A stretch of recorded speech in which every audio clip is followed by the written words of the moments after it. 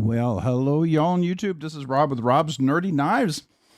Welcome to the Monday night live stream. How is everybody? I almost forgot to eat my coffee beans.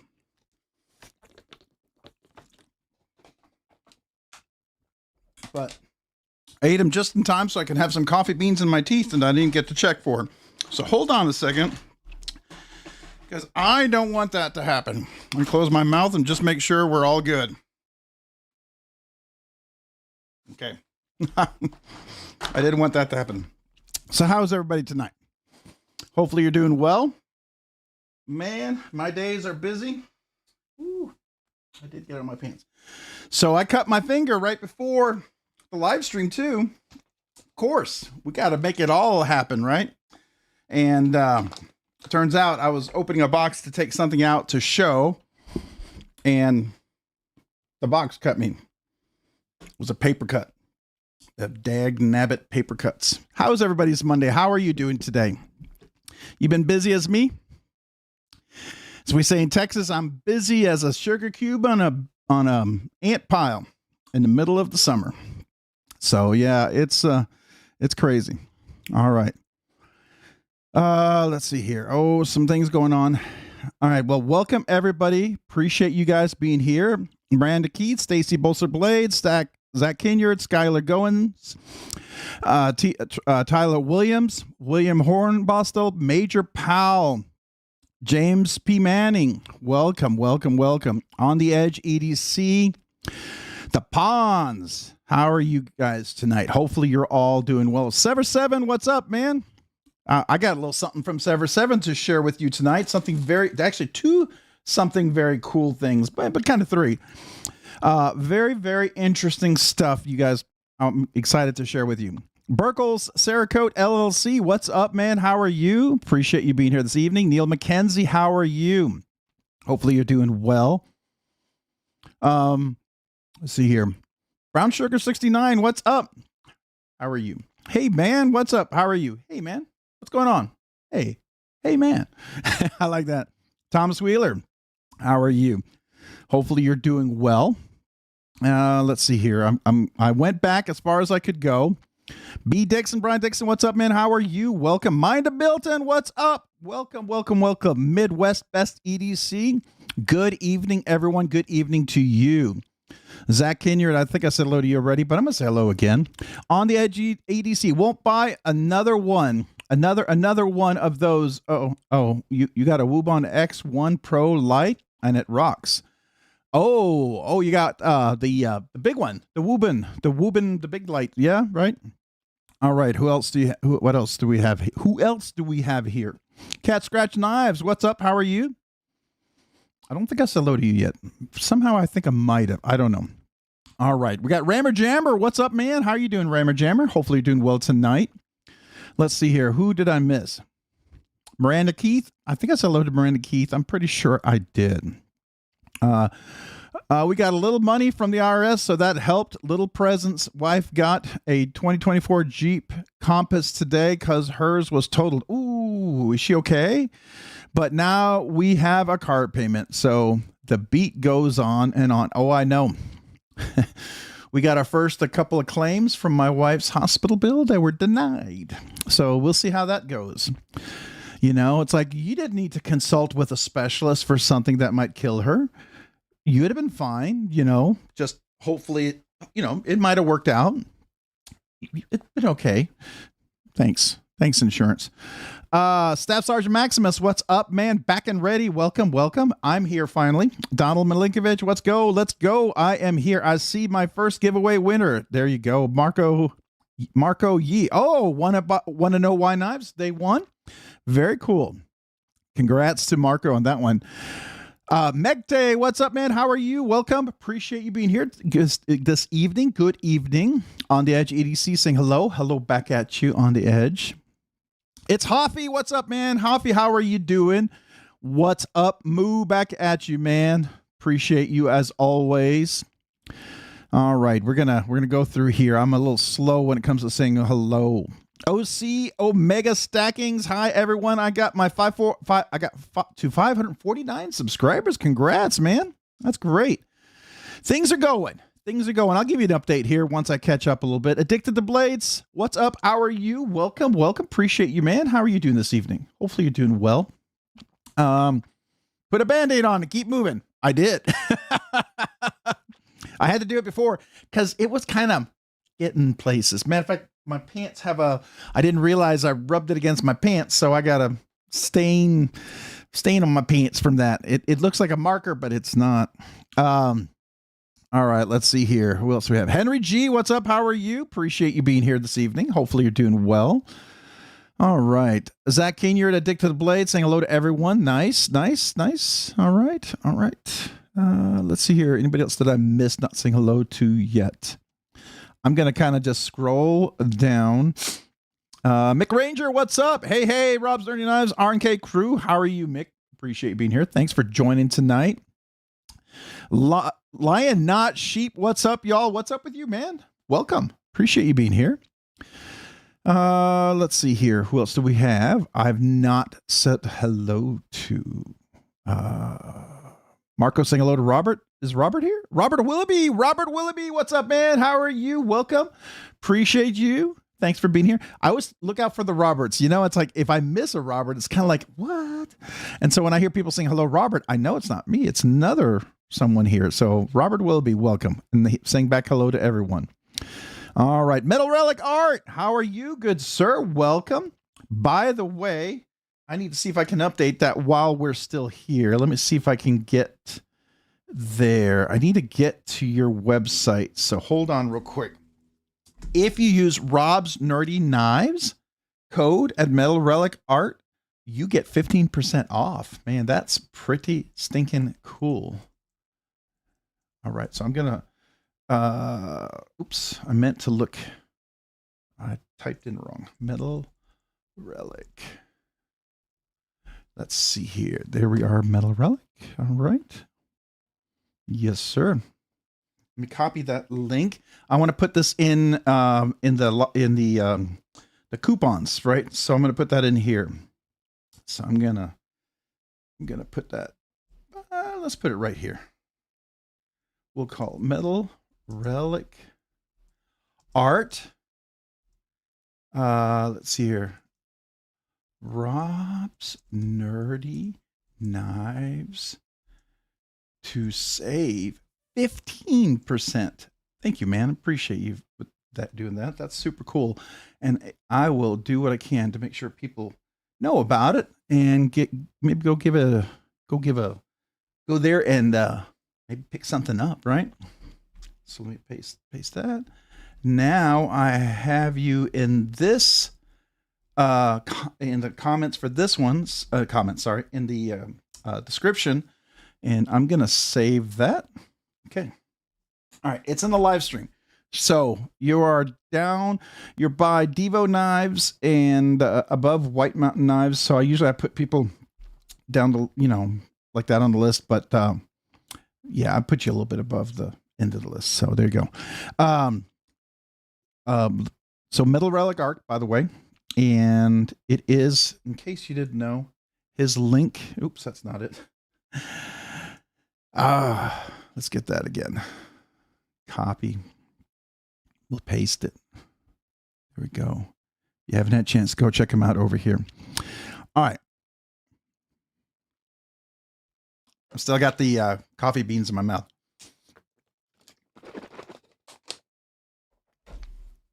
Excuse me. All right.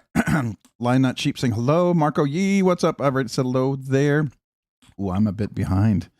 I am a bit behind. Okay. We're going to move on down. Moving on down the list. Slowly but surely. Ralph Robinson, what's up, man? Good evening to you. How are you? Welcome. Thanks for being here. We're going to keep going. I feel like I'm going to miss somebody here. Hey, On the Edge EDC with the super chat, man. Thank you for that. Appreciate you. Let me give a little kazoo salute to that. Let's get this thing rocking and make it a party. I will help you out when I can. Yeah, ain't insurance fun. They wanted $5K in January for my pain meds. Ooh, yeah, that's my son had some prescription because he works in HVAC, and he got this rash from working there, and he was going to get the shots for the treatment.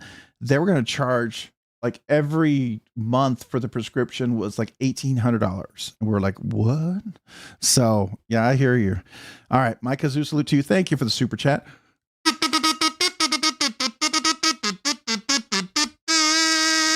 Appreciate you, man. Thank you for that. Let me go ahead and heart that and thumbs up that.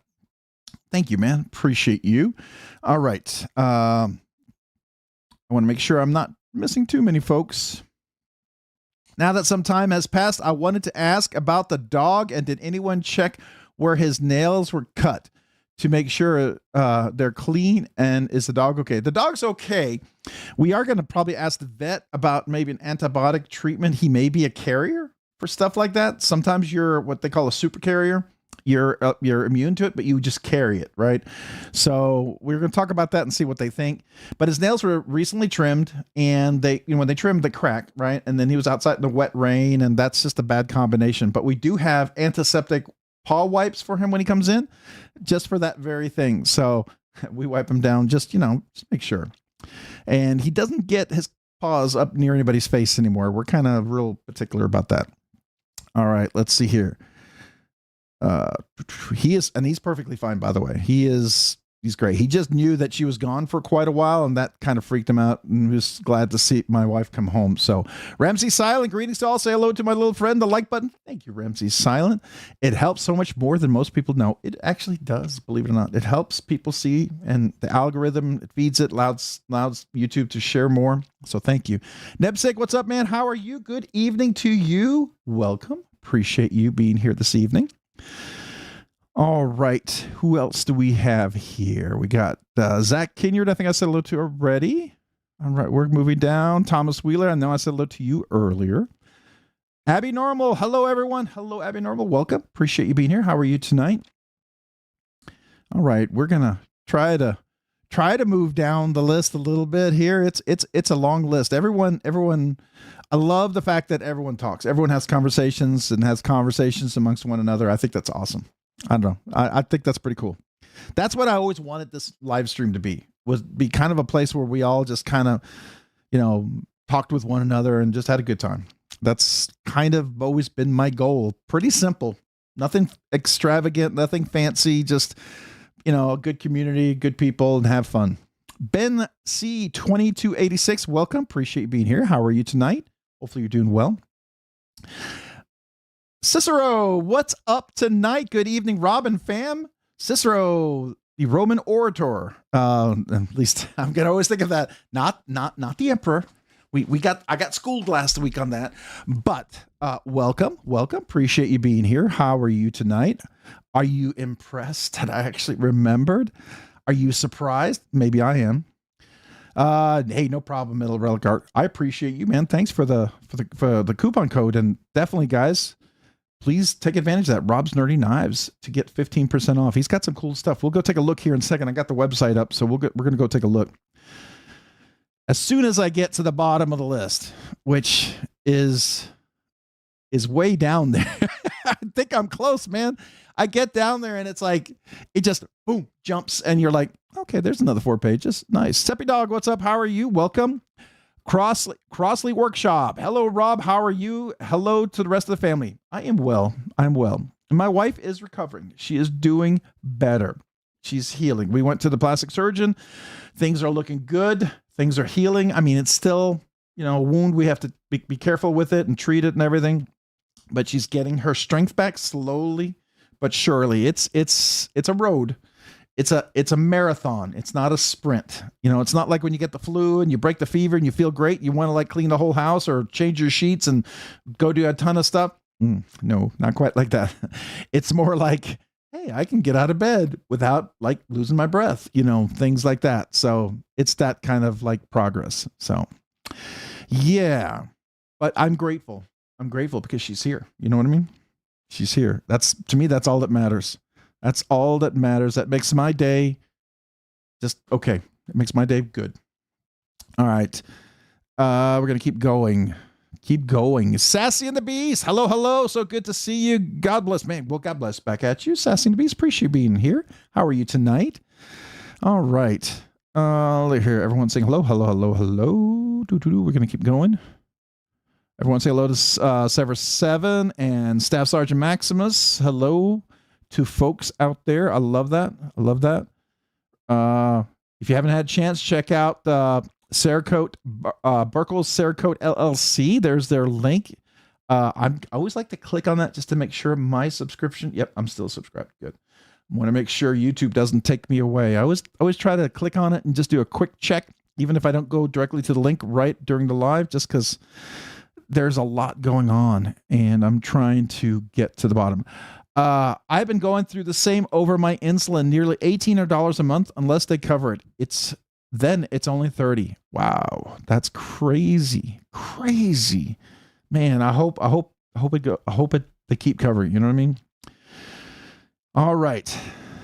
Okay. We got RR22 USA. Got the Hawk Talon. Ooh, we got the Hawk Talon. Nice. What an outstanding knife. I suggest everyone get one. No regrets. I got a chance to check one out. It's well made. It's definitely, Gavin Hawk makes some great stuff and it's well made. The aesthetic is not quite my cup of tea, but I cannot deny it's a well made, well executed, very smooth knife. Yes, I will grant that. If it's your cup of tea, it's a great cup of tea. If it's not quite your cup of tea, it's still a pretty good cup of tea. You know, if you're one who collects because you like collecting just cool, unique stuff, it's definitely something that should be in collection. If you collect things that you love to fidget with and the things that just you gravitate toward, if you gravitate toward it, it's going to be awesome, amazing. If it's not quite your cup of tea, no worries, because there's a lot of people who will gladly take your spot because that thing sells out like crazy because it's a well-made knife. I mean, he does do great stuff. That's just the reality. Paul Mills, member for 29 months, nerdy knives enthusiast. Hey, Rob. Hello, everyone. Man, Paul Mills, thank you for being a member for 29 months. Let's get the proper kazoo out here. And thank you for being a member for almost, three decades of months. I don't know if that's a thing, but we'll say it. Appreciate you, man. Here we go.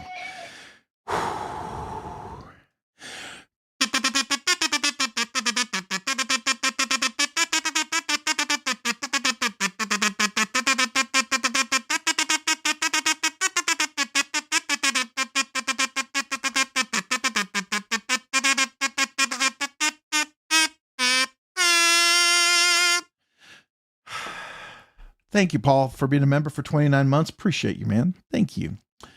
All right. Looks like we got James David up one. Liked. Man, appreciate you. Thanks for being here, by the way. Hopefully you're having a good evening. Let's see here. That seems to be my favorite phrase, doesn't it? Let's see here. I mean, hopefully I'm seeing something, right? That's the goal. Stacy Bolsters Blades. I know I said hello to you earlier, but I feel like I hadn't seen your name for a while, so I wasn't sure if you saw my hello from earlier. And boy, it jumped like 5 pages this time. All right, we're just going to go through really fast, not reading the comments, so I'm sorry. I'm just going to try to read barely the names. Look at Rob, mind blown. I did have to read that. I'm sorry. That was funny. I know, I've surprised myself a little bit. Avatar Chaos, what's up, Rob? You in traditional knives at all?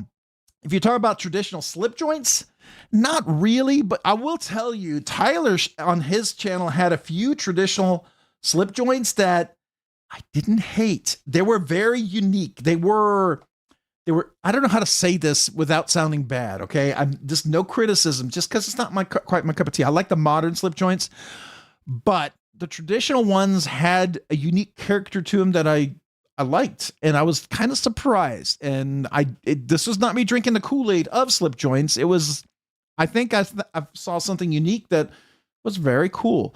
So I'm not into the traditional slip joints. If it's something very unique, maybe, but I like more modern slip joints. That's kind of my cup of tea. So, just to be fair. All right. I'm gonna try not to read every comment Levi Weaver, hi all. Hey, Levi, appreciate you being here. How are you tonight? Welcome. Thanks for joining. We got some things on the table I want to share with everybody. Some really cool stuff I want to get there. Sam Martinez, what's up? 1988. I got a fever, and the only cure is more kazoo. Well, it's a good place. This is the place for the kazoo fever, so we'll definitely can take care of that. Thank you, Seppy Dog. Appreciate that, man. All right. Addicted to Blades, Midwest EDC. That's not me. And watch what you buy from him. I've heard he's a ripoff. His prices are pretty high. I think he has a lot of stuff, and he has stuff that people want.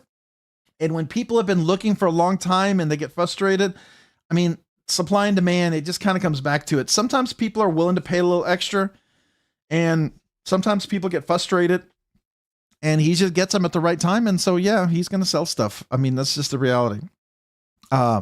Sometimes you can try to make a counter offer. Maybe he'll take it. Maybe he won't. But I always consider a counter offer, right?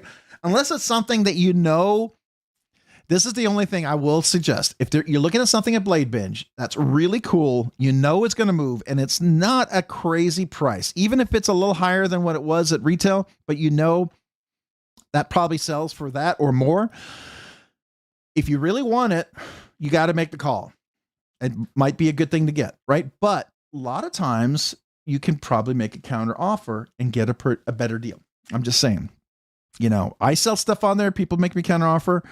I will sell it. Usually if it's, if they're not trying to lowball you, because there is a point where you sell some stuff. Like for me, if I go too low, then to me, it becomes a giveaway knife, right? There's some point when it becomes a giveaway knife in my mind. I look at the price where I'm going and I'm like, it's just not worth selling for that little. Whereas I could make it a milestone giveaway or something special. So to me, it's like, it's worth enough for that, because I know people still buy it full retail and it's in great shape. And I know people are looking for a great deal, and that's fair. I get it. It's a buyer's market. I get that. But for me, it's like, I'd just rather keep it for a giveaway. That's kind of how I try to do it. Not always, especially with the life light and all that good stuff. So we'll see how that goes. KR Knives. Hello, everyone. Hello, KR Knives. Appreciate you being here. Thanks for joining. All right, Brandon Goad, what's up, man? I think I said hello to you. I don't remember if I did. David Young, I'm here finally, and the lawn looks great. Hey, everyone. Oh, man, congrats on the lawn. I do probably need to mow mine. So, Homer Feltus, what's up? How are you this evening? Hopefully you're doing well, Homer. Good to see you, man.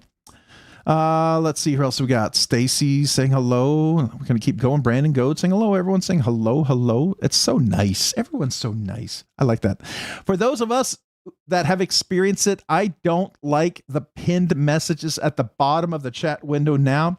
I'd like to know if that can be changed. I would like to know too. I've looked on the Edge EDC and I cannot find a place to change it yet. I'm hoping somebody knows.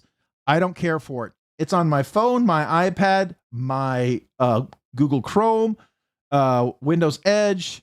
It's everywhere now. I can't change it. I know some people, maybe the Android that's still like that, but I can tell you on the iPhone, iPad, and my PC, it's stuck at the bottom. I don't care for it. It's kind of confusing because it looks like it's one of the other comments, right? Looks like just another comment someone just posted, and that to me is frustrating. So I get it, because they want to be where all the comments are fresh. I get that. I understand that, but maybe in a chat, either where the conversation's super slow or the conversation's super fast, I guess. I don't know. My birthday is coming up. OC Omega Stacking 3 next month on May 16th. I will turn 39 years old. Well, congratulations, man. My birthday's in May too. Usually try to do a little something extra on my birthday, May 27th. Try to do an extra giveaway. But it's May 27th myself. So happy birthday coming up. I'll sing you a kazoo happy birthday song for your birthday when it comes up. Dale Lane, it's either $4 or $25, depending on if you get benefits. There you go. All right. We're going to keep going. Keep going. Come on. Brandon. Let's go. Yep, there it did. It did it. It did it. I thought I could control it, but no. It jumped 4 pages. All right, so I'm just going to go through. If I missed you and you said hello, please do it again because I'm trying. Ronald Dobbins, what's up, man? How are you? Welcome. Appreciate you being here. Sean McDonald, let's see here. Usually means I just busted something. I guess that could be. I could see that. Hopefully not something expensive, or maybe cut my finger on a box of all things, getting something out for the live stream. Of course, you know, Cincinnati EDC. Hola, ¿cómo está? ¿Está bien? Regular, consado? Hopefully regular. Or bueno? Or bien. So Robert on the Kool-Aid. Hey, you know, one of the emojis, did you all see? Did anybody see the emojis? Hold on. Did anybody see that emoji? Did anybody see that emoji? Did you see? Somebody asked for that, and I put him in there. I gave up one of the Kool-Aid emojis because I felt like it wasn't as clear the other one. I never really saw people use it. Most people use that other Kool-Aid emoji, at least what I saw. And then I gave up one of the kazoo emojis because most people usually use the black kazoo. It popped a little more. So if I'm wrong, let me know. Until I have enough members, I really can't add a new emoji. I had to replace one. All right, we're going. Sean McDonald, remember when there was only slip joints and the Magic Buck 110 came along? My first knife when I was 19 was a Gerber Easy Out with the lockback. That was pretty cool. The lockback with 420 stainless steel. Ooh, boy. Made that 7CR look about the same.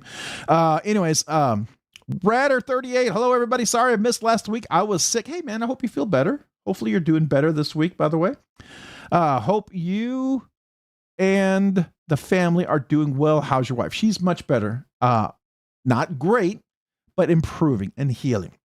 So it's been a good week.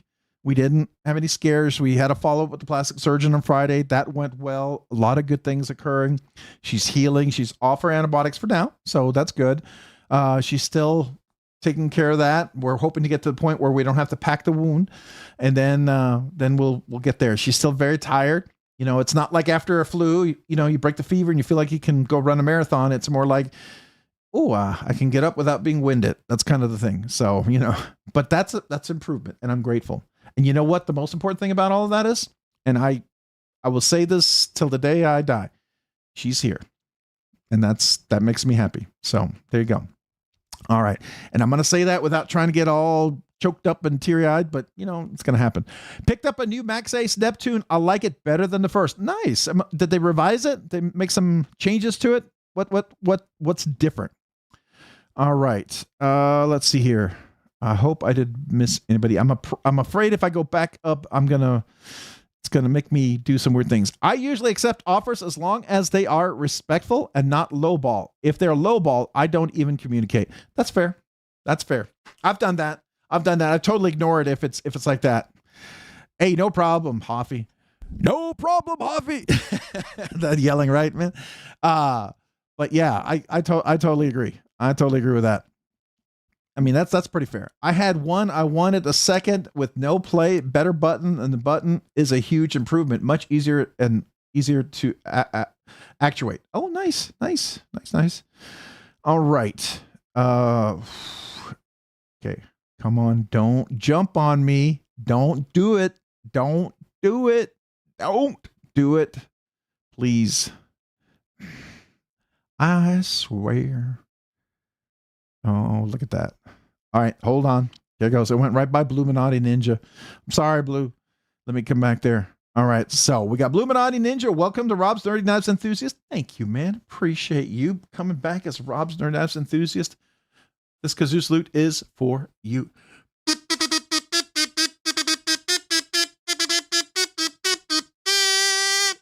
Man, if you didn't know, I got to share. We're going to jump a little bit here real quick. Bluminati Ninja made these amazing coins for my wife. And Twisted Sis came up with this idea with the Bigfoot and the Spyderco. And then buy what you love and love what you buy. And man, I got to tell you, my wife loved the Bigfoot and loved the Spyderco. And thanks to Bluminati Ninja, he let me borrow the little graphic here of Rob's Nerdy Wife, and that's one of our emojis now. But thank you so much for these. When you did this, it was like really perfect timing, and that's all I got to say. And I thank you. And then he also made a couple of these things here for me, and I showed this to my wife. I wanted to share this with you, kind of like some little chains, little tags, you know, kind of like you know, we can put them on your bag and stuff like that. I figured that's what this would be, so I thought these were really cool. So I just wanted to show that off real quick, and then. For our 29th wedding, you know, she got life flighted on our 29th wedding anniversary, which was Easter. He made this Rob's Nerdy Knives, Rob's Nerdy Wife. So I thought that was really sweet. I wanted to show this off. I did give her hers. There's two of them, one for me and I guess one for Robin. So thank you so much. So thank you so much for that. And then if you didn't notice, something is here. This was something that someone shared. I hope that's okay. I did link in the video on this, what they gave. This is the Leatherman Raptor Razor. It is scissors that open up. And I mean, these are heavy duty scissors. These are really, really cool. And then they collapse by pressing this button right here, right? And this button right here, you press these two. And I just, yep, I did. They're really sharp. So hold on a second, guys. I just did something that you don't want to do. Give me a second. I got to grab another Band-Aid. Boy, this is a great evening. Just one second. I just don't want to bleed on everything. Another emergency Band-Aid. Here we go. You know, I was using these scissors. I mean, not using them, but just kind of working them, showing them to my wife. No problem. And then come to live stream. Hey, if nothing else, these are sharp. These are very, very sharp. So you come up here, you press this button. Okay. It closes here. You press this button. It closes here. Okay. Now I'm a little more cautious. I got two Band-Aids. What the heck?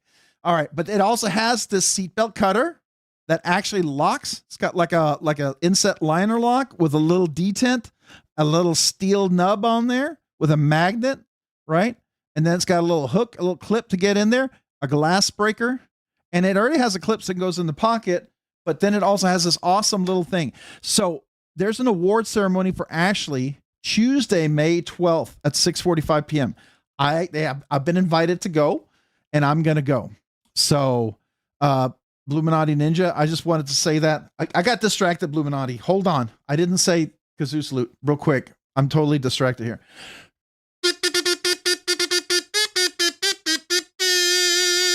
Thank you, Bluminati Ninja, for coming back to Rob's Nerdy Knives.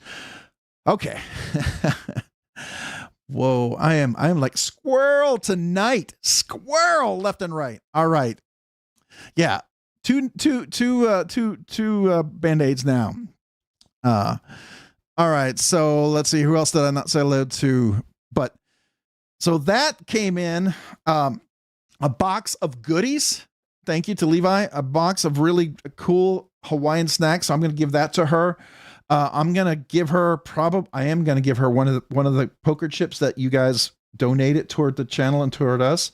I'm going to do that. Levi, I'm going to give her one of the little brass coins. I'm give her kazoo. One of the milestone kazoos, right? One of the aluminum ones. And then I think those are a few things that I wanted to do. I'm still debating on maybe giving her one of my knives out of my collection. I think that's a great idea, and I just didn't want anybody to worry about that. I just wanted to do that. So anyways, that's what's going on there. By the way, sharp scissors, they work really well.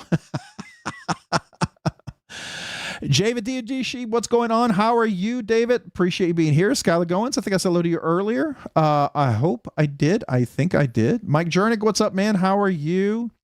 That Sasquatch is very close to the USA made blade logo. You know, it's a free hand. It's just for me. It's not going anywhere else, right? So appreciate it. All right. And to me, I like it. I like it. So let's see here. Who else do we got? Thomas Wheeler, we need a cut counter for the knives. I'm telling you, man. I'm telling you, I had a pair of those Raptors since the day they came out and have held up so well. I use them on the ambulance constantly. Oh, Crossley Workshop. That's cool, man. That's really, really cool. All right. Someone, geez, bad phone. Uh-oh. All right, let's see here. It happens, Rob. We play with sharp things daily. Oh, I know. It's just kind of crazy I did it. The box that held the scissors and the scissors both bit my hand. You know, it's like saying, what are you doing to me, right? Use the Band-Aids from the giveaway. You earned it. There you go. All right. Ramsey Silent, glad to see you're doing well. All right. Everyone's saying, keeping an eye on talking to one another. All right. I'm going to try to move down. Hey, Go Blue 79, don't worry. We don't trust knife creators without cuts. I've got lots of scars, so you can trust me. I've cut myself multiple times. Yeah. Probably a few of the times I probably should have had stitches, but you know, little butterfly Band-Aids and some super glue and you're good to go. Twisted Six, what's up? Oh, you like those. Hey, how are you? Welcome. Appreciate being here. Hopefully you're doing well this evening, Trina. Appreciate you. Who else do we have here? Mr. Mouse. Good evening, Rob. Good evening to you. Welcome. Appreciate you being here. How are you tonight? All right. No. I'm thinking like, am I near the bottom? Otis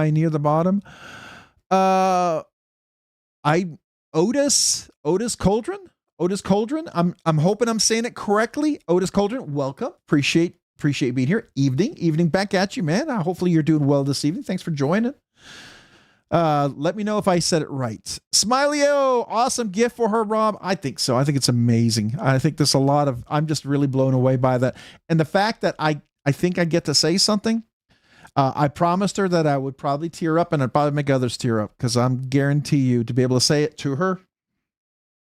Whoa, wasn't expecting that. Yeah. Okay. That was unexpected. Thinking about saying it to her, you know, made it a little more real. So there you go. That happened. Thought that was like a couple of weeks ago emotion that popped back up. Zach Kinyard, she's going to love it. She is. I hope so. Yeah, definitely. All right. Let's see. All right. It jumped me again. All right. I'm just trying to say hello to everyone.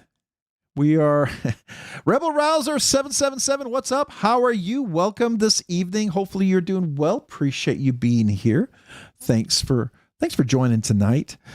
Rebel, I was going to give Ashley one of the coins too. I don't know if she's a veteran. She kind of seems like she might have been. The way she was very efficient in that hospital, I felt like she might have been, you know, like on the field doing some stuff. So, because she ran that show really tightly there. So I was probably going to bring one along and maybe offer her one. So I hope that's okay with you. I don't think you would say no, but I just thought I'd run it by you. Just wanted you to know.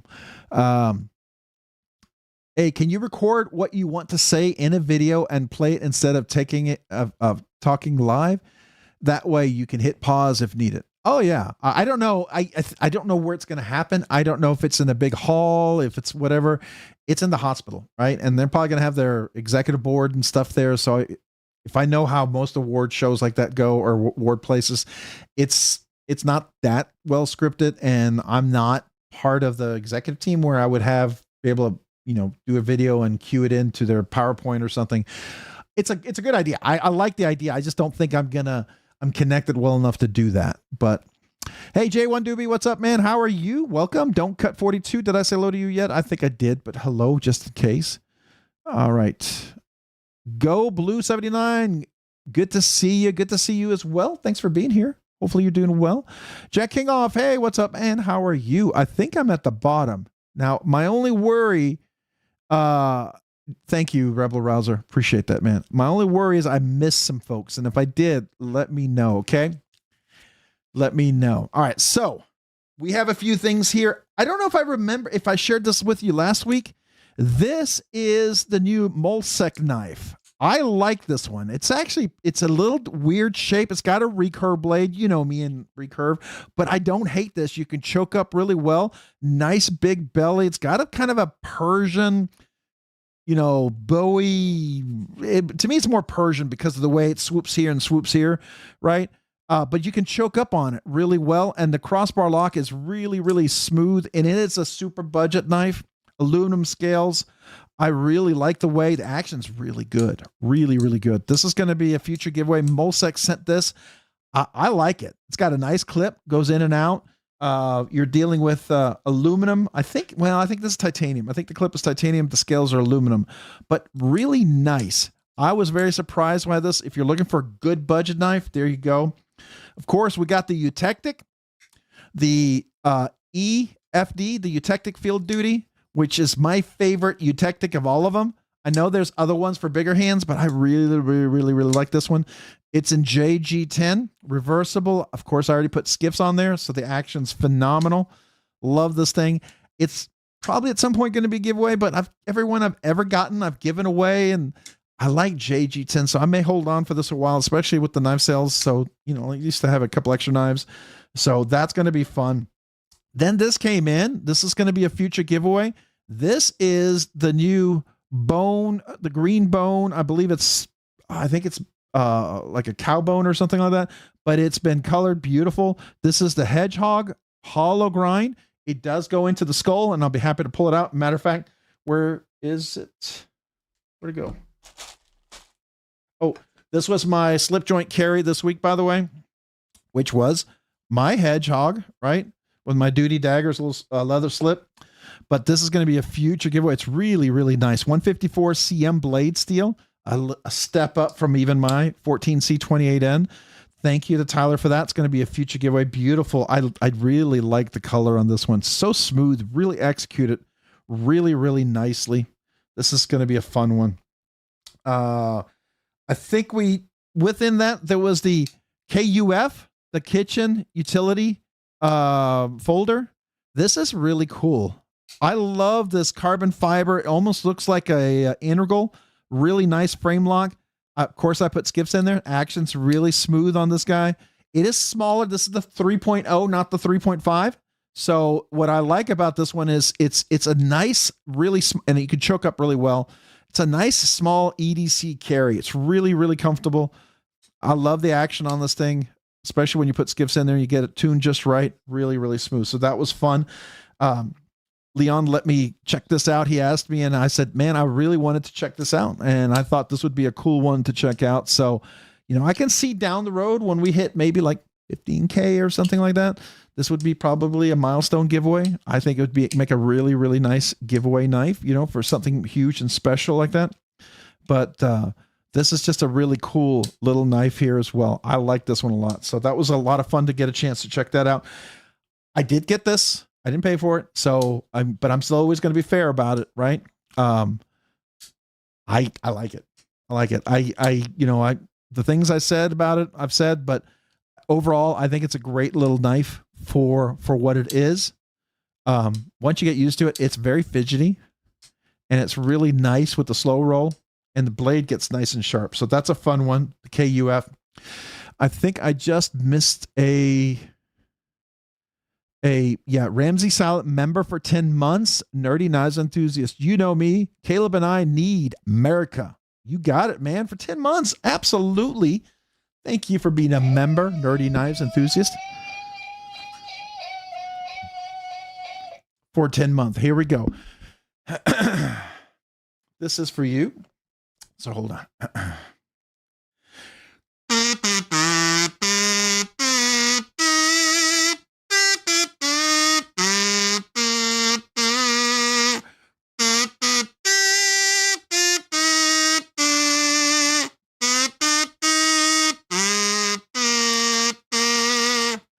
And that's it. Because it's not going to sound so good after that. But man, thank you. Thank you for being a member for 10 months. Appreciate you. America for you and Caleb, both of you, Ramsey, Silent, and Caleb, man. Thank you.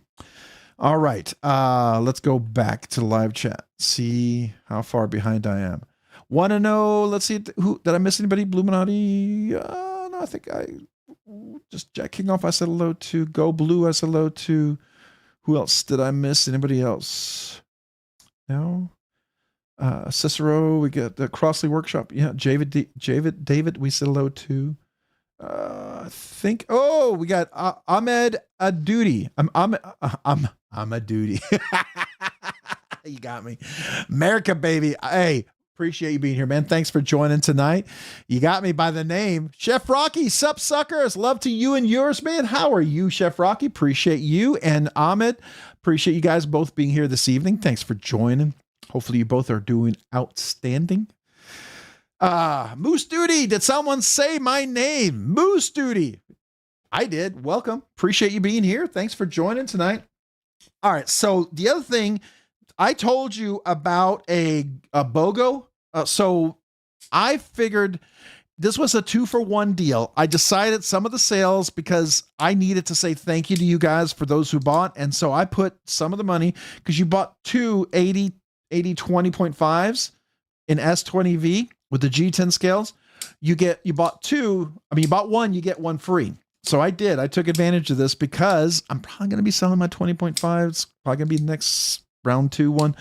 And then I figured, maybe this could be one of the big giveaways. So I reached out and I thought, hey, Rockscale Design, any chance I could maybe get a discount and buy some? And they're like, man, Rob, they're going to give us a set of scales for free for a giveaway. So one of these is going to be probably one of the milestone giveaways with a set of Rockscale scales on there in 20 CV, large pivot. This one actually has the phosphor thick washers on here. I put thick washers on this one just to try it. I don't hate it. I actually don't hate it. It's pretty smooth, actually. And it's breaking in more and more, a lot like a Benchmade or a Spyderco. So pretty cool. So that's going to be a future giveaway with some Rockscale Design scales on that one. So that's what we're doing there. And then of course we got the Pair 3, got that from Blade HQ. We talked about this one already. I really like I now have a silver and a black version. And then of course I put the CME on there. I just enjoy carrying those. They're just really, really smooth. Something that came in this week. Some of you guys have been asking, hey, have you checked out the C-mount? And I reached out to Quiet Carry. I said, hey, Quiet Carry, a lot of people, actually a few of you guys asked, have you checked this out? And I said, no, I haven't. It looked really cool. And I said, any chance you could have one I could borrow, maybe just to check out. But lo and behold, they sent this to me. And I have to tell you, Vanek super clean, super thin. This is, it's made for, like, you can obviously see, you could probably cut salmon. You could do all sorts of stuff with this thing. Vanek super clean, so you could be out there, full tang blade, beautiful. It's got a little place for a lanyard as well. Great grip. It has the same grip you have on my Mark, which I love that knife. But man, this works great in the kitchen. And we've actually been trying in the kitchen. Cuts tomatoes, meat, everything really, really nice. And it holds the edge a little bit nicer than my Wusthof knives. So we are going to be probably putting it through the ringer. I'm pretty impressed with this, I have to tell you. Vanek's is definitely better than that 7 MOV, whatever, like Wusthof uses, the stainless steel. Super thin. This is really cool. I will tell you, my first impressions are thumbs up. I really, really like it. So I had to put some of the other Quiet Carry fixed blades. This is my all-time favorite Quiet Carry fixed blade. I love the Mark. It's absolutely fantastic. This is the one that at Christmas when they had a special, I bought one for my son. So he loves his and uses when he goes hunting. And then of course we have the little guy here that escapes my mind all of a sudden for whatever reason. But this is just a nice little, like if you're needing to cut something small with a little leather sheath. So that's really cool. And then of course we have the Mylan from Vero Engineering. Really, really like this one a lot. This is my favorite Vero fixed blade. I like it more than the Axon. quite a bit. So I really like that with the little titanium clip. This works really well when you want to carry it in your pocket. So those are the few things there. I see we got a few more folks. So let me come back to here. All right. We got Chef Rocky, member for 32 months. Love to you and yours. Hold on. I double clicked it. Sorry about that. This deserves a super kazoo, right? So you're almost 4 months away from the 3 years. I got to work on that 3-year anniversary one. But Chef Rocky, appreciate you, man, being a member for the last 32 months.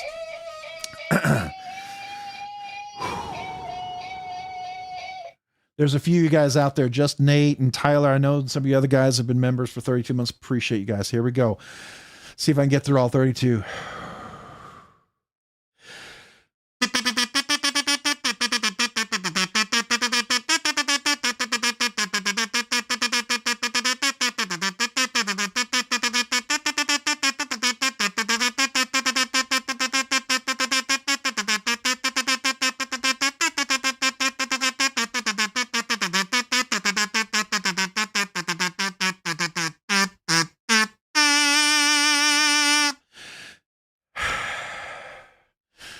Thank you, Chef Rockman. Appreciate you. Love to you and yours as well. And Twisted Sis, welcome back to Rob's Dirty Knives. Appreciate you as always. Thank you. My kazoo salute out to you. And thank you for that Bigfoot. Love that. My wife absolutely loves it. Here, this is for you.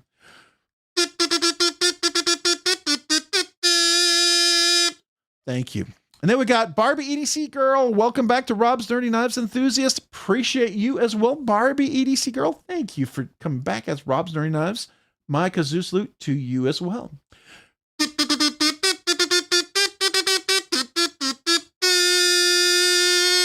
Thank you, Barbie EDC Girl. Appreciate you as well. Thank you, guys. All right. All right, we're going to go back to the live chat. See here. All right. Who else did I miss? I'm sure I missed a few folks. Rebel Rouser, I know I said hello to. Who did I miss? I know I said hello to Boost Duty. Quiet Carry does great super clean. They really do. That Taiwan production really does a nice job, I think. The edges hold up really, really well. They don't get dull. I mean, I have that first ProTech MagnaCut before they worked with Laren Thomas. I will tell you that MagnaCut gets dull way faster than my Vanek Super Clean. Now, the newer MagnaCut does way better. Does really, really way better. But, that's after it got a little help from Laren. But, never hurts to learn. Never hurts to learn. I always think that's a good thing. Someone who's willing to learn, that's good. That shows growth. Miranda Keith. Oh, I look at that. Look at the emojis there. There's the Rob's Dirty Knives. Y'all like that? I like that. I shared it with my wife and she was like, my wife actually, Trina said that at least my hair looks good in that. She feels like because she's been sick for so long when she was doing her hair, she wasn't very happy with it. Now, I don't know if some of you ladies or any of you guys that take care of your hair, that's very frustrating for her. She likes to have her hair look nice, right? So I know that's a big deal for her. And she liked the emoji. She really, it was very positive. So I appreciate that. I do.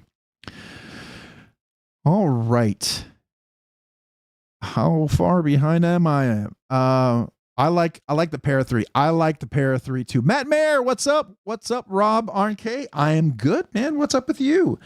Para 3 is really nice, especially with a little CME. This was made by OCD for EDC for lefties.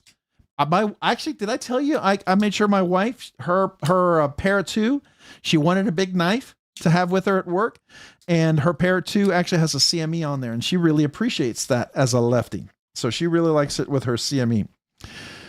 Do recommend those. And I have several good videos on on how to install that and all the little hints and stuff like that if you're ever curious about that. Okay. All right. Another one, it's probably going to be it will be a future giveaway for a big milestone, is going to be this. This is the Aurora knife and tool. This is the Truffles, the Truffles 2.0. And this is with the Collins Crazy Creations anodization on here. Love this thing. This is so, after you put skips in there and you tune it just right, this thing's just been so fantastic.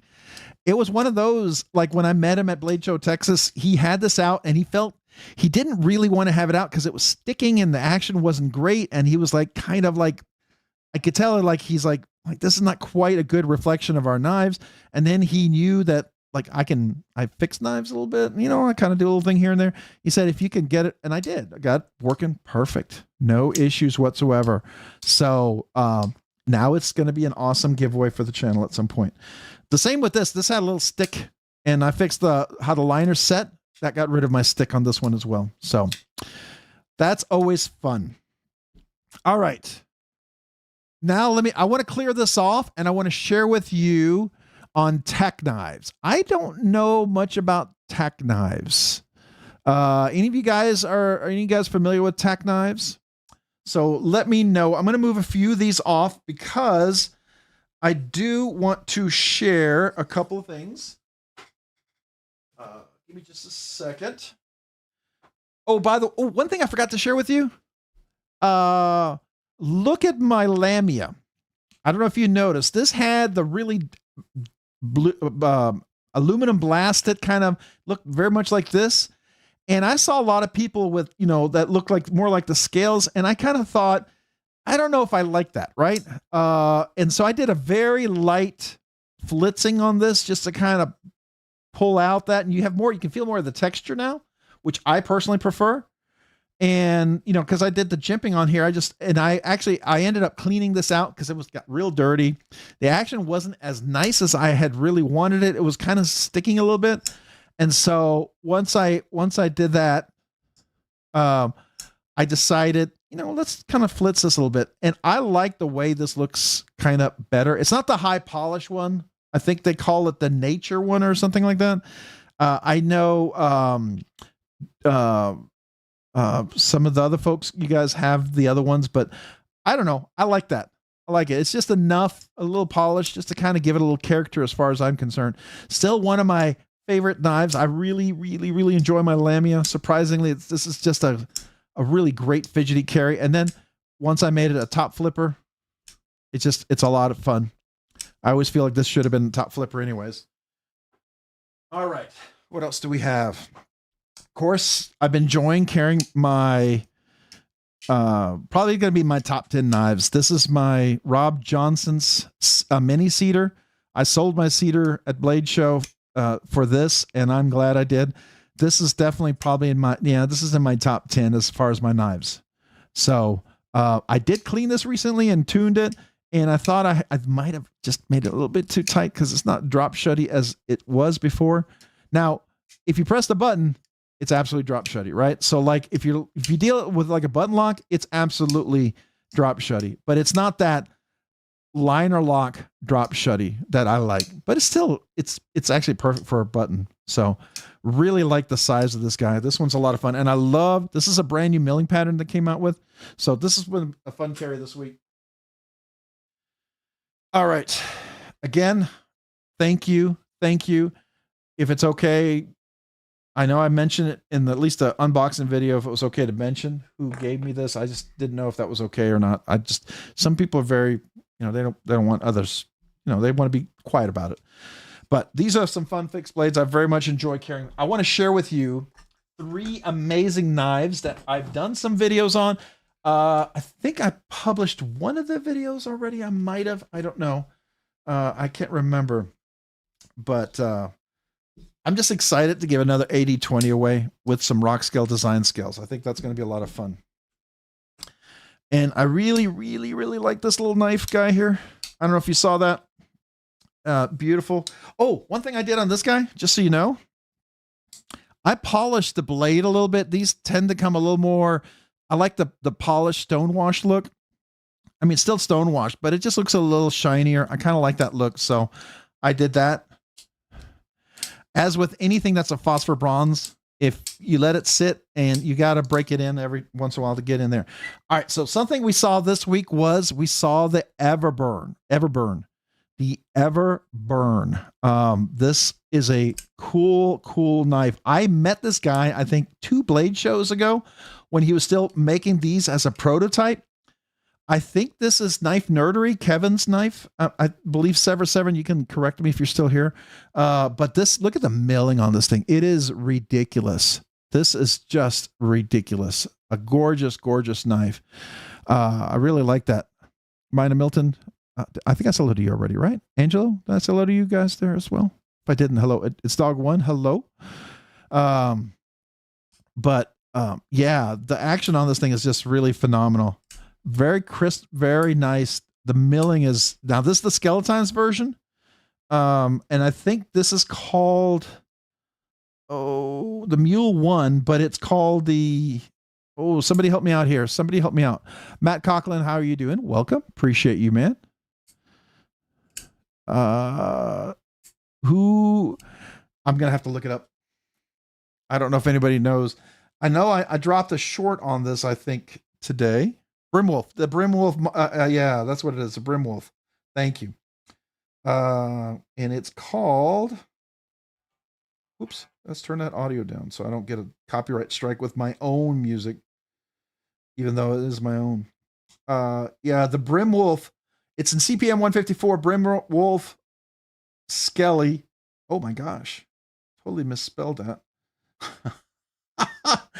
I meant for it to be a Skelly knife and it spelled it Shelly knife. That's interesting. Okay. I don't know. It's been one of those weeks where I got to be honest with you. I'm just excited to get stuff out. The fact that I got stuff out, it's been a good week. So, but this is really cool. I remember when he first had this, I think his prototype was an aluminum. It was a lot lighter. This is really, really nice. Really, really nice. I love, this is like a brass back spacer. And matter of fact, I think this was the very knife, because I was sitting with Kevin from Knife Nerdery and the gentleman from Brimwolf, and we were looking at this and talking about the knife. I remember it was a late night in the pit, but really, really cool. You got to get a little low down here because that detent's right on there. But very, very interesting. So that's the fun one. Then I got Sever Severin allowed me to check out his absolute favorite knife of all time. I got a chance to check out the first, I think it was the first or second Unkovsky that Unkovsky made. And then this is something that Sever has been really wanting for a very long time. I love the Zerkitai. I believe that's Zerkitai. That looks like Zerkitai. It could be Timascus, but it looks like there's enough dark to be Zerkitai. And I love that kind of really rough finish there. All handmade, right? And then look at that milling on the inside and the anodization that they did. I don't know if you can see that here. Can you see the little anodization with the kind of cross milling there? And then this is also a Zerkitai thumb stud. This thing is beautiful. And look at that hand satin finish, full flat grind. Absolutely gorgeous. And the action, I believe this is on phosphor bronze washers. It's ridiculous. Just a really outstanding knife. Action is great.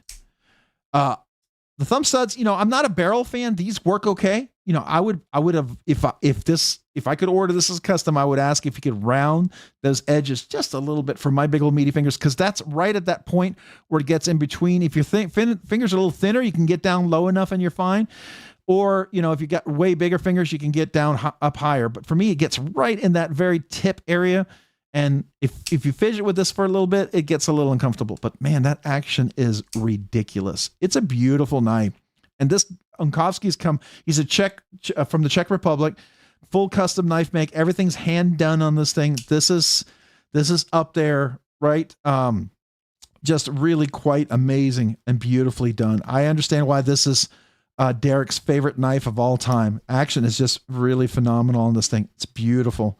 And you can even do the little, if I can get right, you can do a little reach around to everything. Gorgeous, gorgeous knife. You can get the full dress and all sorts of stuff. I think it's just stunning. Then I got a chance. We can talk about it here. I will have a review when I can publish it. He'll let me know when it gets closer to Blade Show. But I did get a chance to look at his prototype. This is Sever 7's prototype. This thing is really, really cool. I like this. I like the look of it. When he first got it, he was a little worried about what some things I would say about it. Everything he pointed out to me are things that I would have noticed too. He did say he would like to see a little extra line of jimping. I think it's too close to production run that they're not going to do that at this point. That's fair. I get that. It still works. It still works. Now, the good thing is about a knife like this, I can put my own line of jimping on there because I want to get one of these. I like it enough that I really want to get one. You have the front flipping. You have the bonus middle finger reverse flick because it's beautiful hollow grind. It's a robust, nice, thick blade with a beautiful hollow grind. Comes to a nice pokey tip. This is almost, I don't know if you could call it a tanto, sort of a Japanese traditional tanto. I love the contoured scales. Really nice. I love the clip in there. Get some nice roundedness all the way around. I think it's got some nice jimping. It's kind of like a hard tanto. We call it a harpoon tanto, but just really nice. Good access for the liner lock. You can see that with some nice milling and texture on there. This is a stiff one though. This is a stiff. So it's those of you guys who like really, really crunchy, crispy, extra frozen, super tough detents. This one is a tough detent. Now, for some people, they're going to be like, it's just right. For a front flipper, I always like it to be a little bit softer for a front flipper. I mean, I can still, see, we can still do it. Yeah, I can still do the reach around on this. It's not as easy. It's not bad, but I would probably lighten the detent. I think it's a smart detent. For people who love to use the fuller, it's nice. You're going to enjoy that. If you're not a front flipper, I get it. But the front flipper works. But if you like to fidget a lot with this, I will tune mine. I will tune mine. And that's okay. That's okay. I always like to tune. If you have a good front flipper, I like to tune for that predominantly. This is my personal preference. Not everybody's, but it is my personal preference. And of course, you can do the slow roll. Really nice design. I love this design of the milling here. That is just really unique. And I think Derek came up with that design himself. Very impressed with that. Beautifully chamfered all the way around. A lot of little details that I, kept an eye out for, and that he's done really well, worked with Couture to get this really nailed down. I feel like it's going to be a solid knife. It's very comfortable. It reminds me a little bit of the Brian Brown Raptor, but there's more width here. So there's more presentation. You get a more solid grip as far as I'm concerned. And it's not as thin all the way back. So you've got a nice place, and you can choke up too, but with this little jimping here, you can really lock in for a nice tight grip or whatever. So yeah, this is cool. Couture. It's a collab, not an OEM. Okay. It's a collab, not an OEM. Yep. Thank you. Yeah. So, they're OEM, but, sorry, the OEM is Couture, but it's a collab between Severin and him, right? So he's not getting Couture to do it. He's selling himself. Couture is making a knife and they're selling it, and he's collabing with them as a designer. So yeah, that's different than like if you like One Track Mind and some of the other folks who, Knoll Knives, they'll get someone to EMP EDC, they'll make it and they'll invest, and then they'll sell the knife directly. This is where, kind of like where a knife maker will work with a OEM and they'll design it and what have you. And there's benefits to that, right? You don't have to absorb as much of the risk of the costs, but also you don't always get as much say in certain things. Sometimes they kind of can override some things. So, it's give or take. Yeah. So, Wyvern. Yeah. So Wyvern's doing an OEM, just like, it's kind of like Leon Ma. He does the Eutectic. He OEMs with Riot OEMs for him, but he sells them through himself. Right. And then he'll sell to other places. Right. So you'll see folks like that. So I like it. I'm very impressed with it. I don't know what you guys think about it.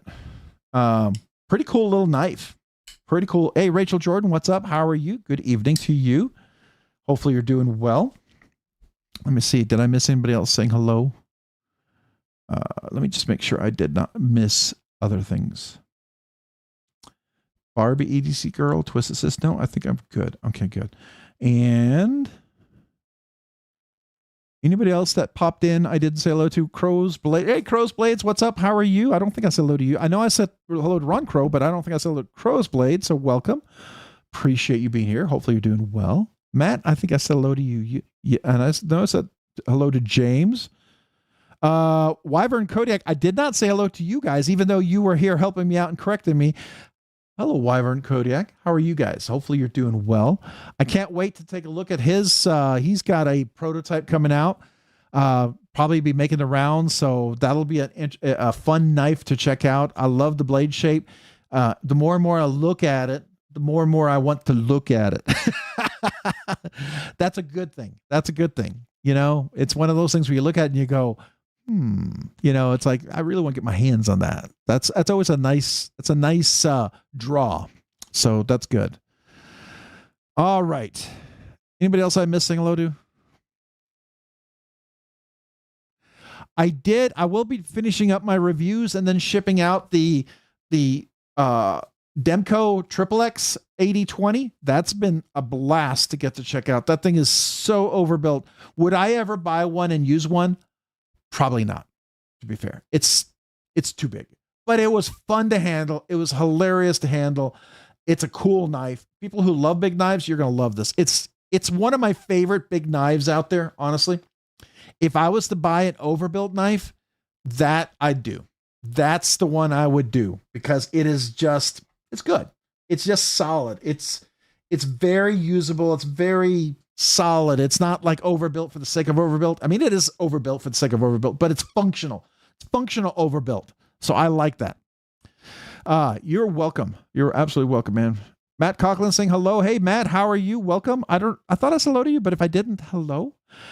Dragoon LSK, member for 15 months, nerdy knives enthusiast. Hold on. Let's go here. 15 hours and 15 months in familia. Oh, 15 hours, days, and 15 months. Wow. You got it down to the hours and days? That's cool, man. That's cool. All right, so we're 15 months. So let me get the right kazoo. I have to think this through, remember myself here. All right, but Dragoon LSK, thank you for being a nerdy knife enthusiast for 15 months. This kazoo salute is for you.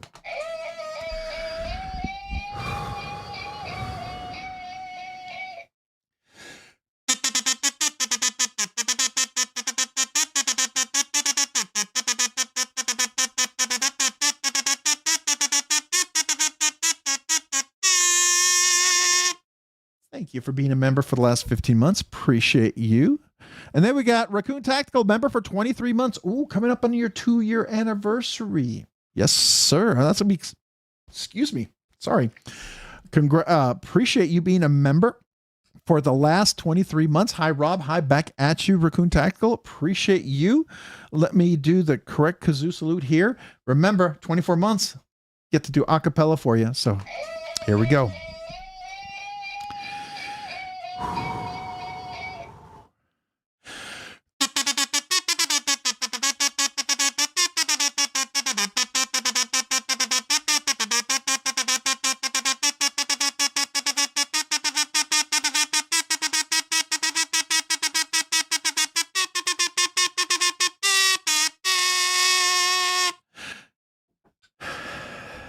Thank you for being a member for the last 23 months. Appreciate you.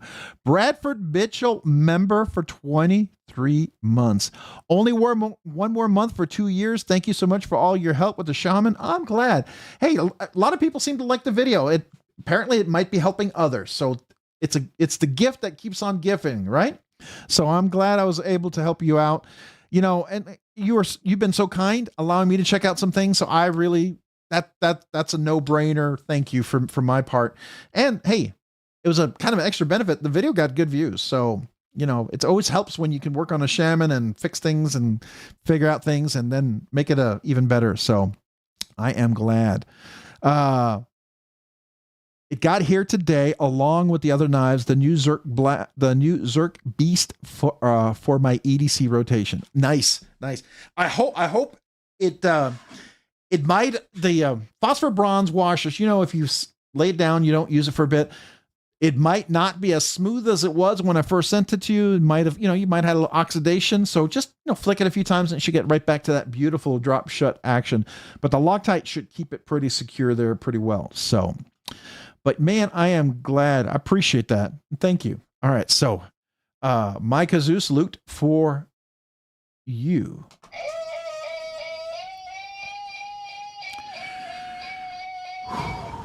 Here we go.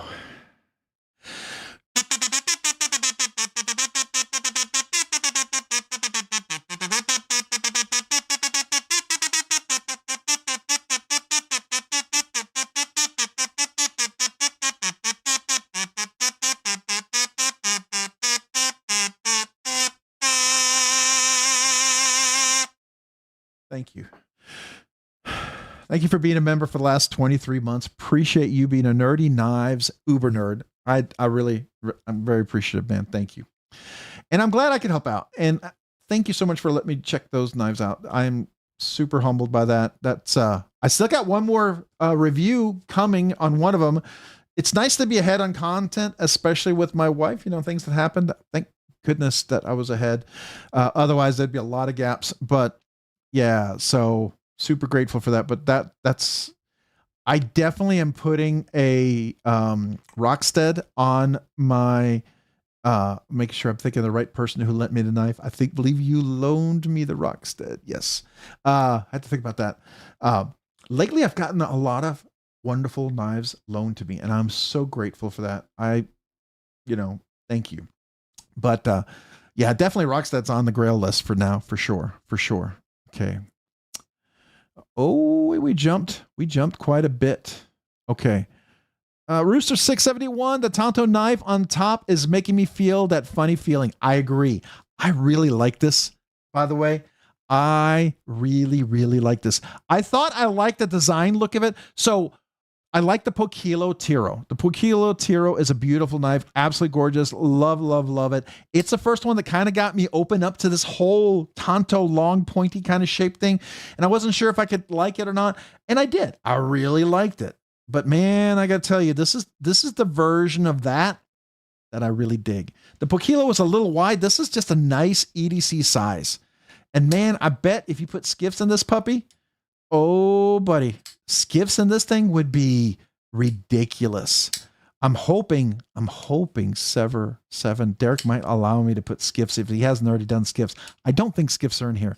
I can pretty much tell if they are. I need to take it apart and clean it if you allow me to do it. But man, skiffs in this thing is going to make this thing feel like a custom. I'm telling you, this is going to be a fun one. So yeah, I'm a big fan. You be on a roll. Thanks, man. I appreciate you. Ralph Robinson. There we go. Love you guys and gals. So much love. You all have a good and safe evening. Luck on the giveaways. Good night. Twisted Sis, appreciate you. Thank you so much. And thank you again for Trina, for you and Johnny for the coins. Really, really appreciate that. Thank you. If you guys are interested in those coins, just because you think they're cool, some people who win giveaways might get one or two of these, right? But they might still be selling them if you're interested. So just reach out to them if that's of interest to any of you guys. All right. Yeah. Good night, Twisted Sis. Laughing my butt off. I'm working a 15. Oh, you're working a 15-hour days. Oh, dude, I've had those. Man, I remember when I was putting in 70, 80 hours a week. It was just not fun. It was exhausting. Absolutely exhausting. I always said I was sowing seed for the future. I'd like to say I was, but I don't know if I was. But there you go. All right. See here, Ralph. How do you get those tiny circle above the letter A? Oh, Ralph Robinson. Let's see here. What did he do with his name? Oh, the above the A. That's actually in Danish. It's called an or in German it's like it's not an umlaut A, but in Swedish, it's the way you pronounce that in Danish, it's like an A, not like a or a. It's an A, like father, like that's how you pronounce it. So it's a different different than an A. So it's kind of a foreign one. If that's the one you're talking about, A with a circle on top. I don't know.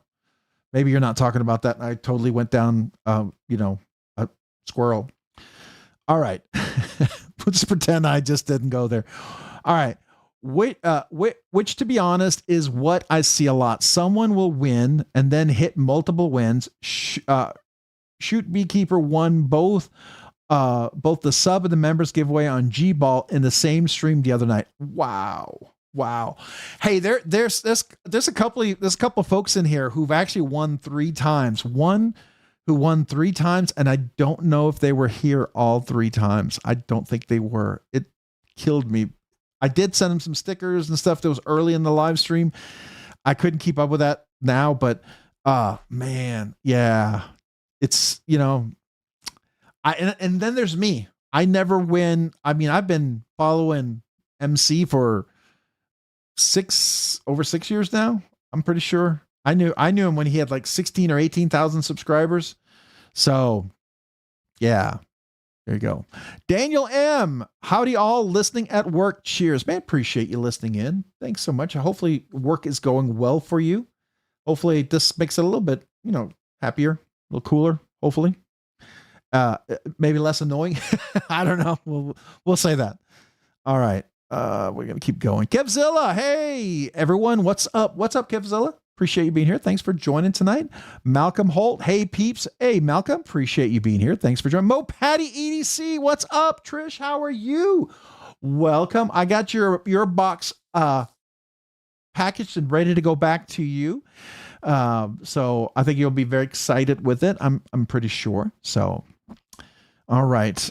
Let's see here. We got DC Us 55 had an auto A10 with carbon fiber. It disappeared off the work bench at camp. Oh man, that's a bummer. That's a real bummer. Did y'all hear? I think there is the AD15 or AD10. They're going to make a mini version of that. I heard somebody talk about that. I don't know. I haven't heard more about it, but if you guys know more, let me know. That sounded interesting. All right, so we're going to keep going. Keep going down the list here. I know I'm missing a few. Mick Ranger, thank you all for all your scale replacement and knife mod videos. Love them all. Man, thank you, Mick. Appreciate that. Hopefully they're helpful.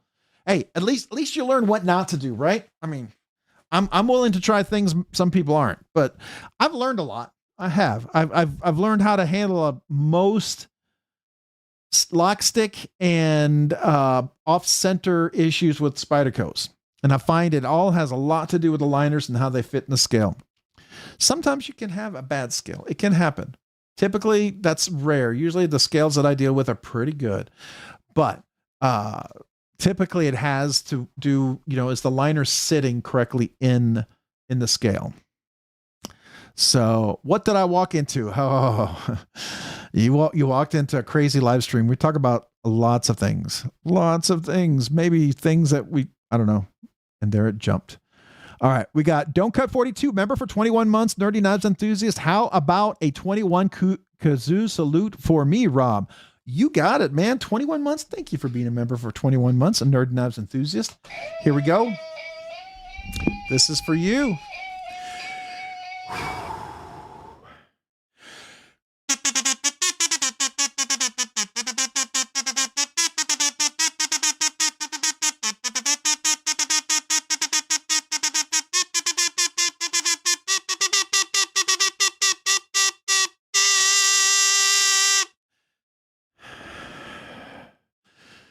I forget trying to hit those high notes takes more oxygen for some reason, but man, appreciate you being a member for the last 21 months. Thank you. 21 kazoo salute just for you. Let's see here. What else do we have? We got John Chef. Woles? John Chef Woles. Hey, J1 Doobie, good to see you. John, welcome. Appreciate you. I don't think I said hello to you yet. I kazoo salute you. Let me try that again. I kazoo saluted you. Don't Cut 42, but did I say hello? I don't know if I did, but if I didn't, I'll say hello again. So nice. I'll say it twice. How about that? All right. Share some of that good luck this way. Yeah, right. I would take some too. Not this kind of luck, double hand cut. That's bad luck. That's dumb luck. That's dumb luck. That's also dumb. That's me being dumb. I didn't get notification for Midwest Best live till it was over. That's a bummer, man. I'm sorry. I miss a few of these giveaways. I hit the notification. I still don't get all the notifications sometimes, which is a bummer. It is a bummer when that happens, right? All right. So we're going to go to the giveaway. Hey, Major Pal, Rob's Nerdy Knife, you missed my member milestone when it jumped. No, hold on. I did. Wait. Ahmed Adoodle. I missed another one. Hold on. I missed two. I missed Major Pal and Ahmed Adoudi. I'm a duty. You got me. Got him. All right. Man, appreciate you being a member for 25 months. That gets you to the other kazoo. So thank you for 25 months as a nerdy knife enthusiast, a truly cultural gentleman, and a scholar. Okay, well, I'll pay you later. But I appreciate you, man. This kazoo salute is for you.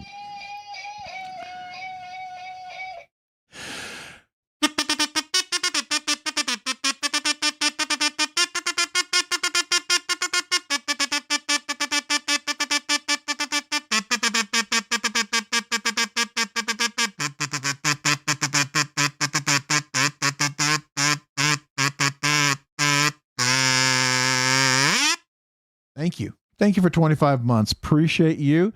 Was that a cultured song? I don't know. It was something. It was something. All right. Major Pal, member for 24 months. You get the acapella. And make sure you email me. Send me your name and address and tell me 2 years. Make sure you tell me, and then email, say, hey, my name and address, 2 years. Don't assume I have your address because, man, I have lots of emails and trying to find them sometimes is difficult. So if you put it all in one place, but make sure you tell me 2 years so I know that you get the holographic magnet. All right. But first of all, before we do the new kazoo salute, you get the acapella. So you guys, if you didn't know, some of you guys may not be new here. If you didn't know this right here, first night we went live, I did the Scottish throat pipes because I had no way to celebrate. And I remember in college, it was fun after a few beers. So I started off doing it. Didn't think, then people started becoming members and doing, like super chats. By the end of the evening, I could barely talk. So I had to record it. I said I would keep it because it was kind of a thing, right? But I always said on the 1 year, 2 year, 3 year anniversary, I will do an acapella for you. Any 1 year anniversary, I will do an acapella. So here we go. Major Pal, 2 years acapella just for you. Now, if it doesn't sound so good, go have a couple beers, rewind it, and listen to it again. Okay. All right. Here we go.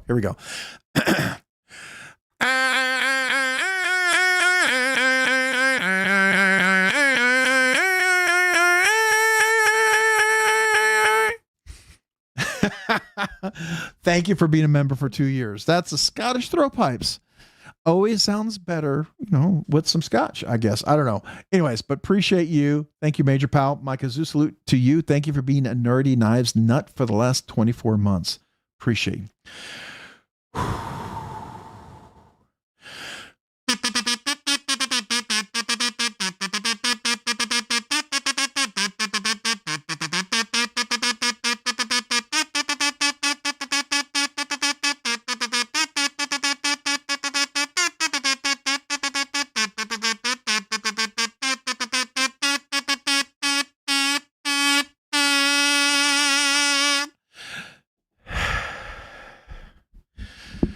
Thank you. Don't cut. Sorry. Major Pal for the last 24 months. Appreciate you.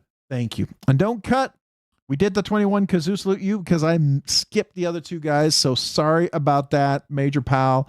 And I'm a duty. I'm a duty. I love it. It's just hilarious. Sorry, man. Appreciate you. All right.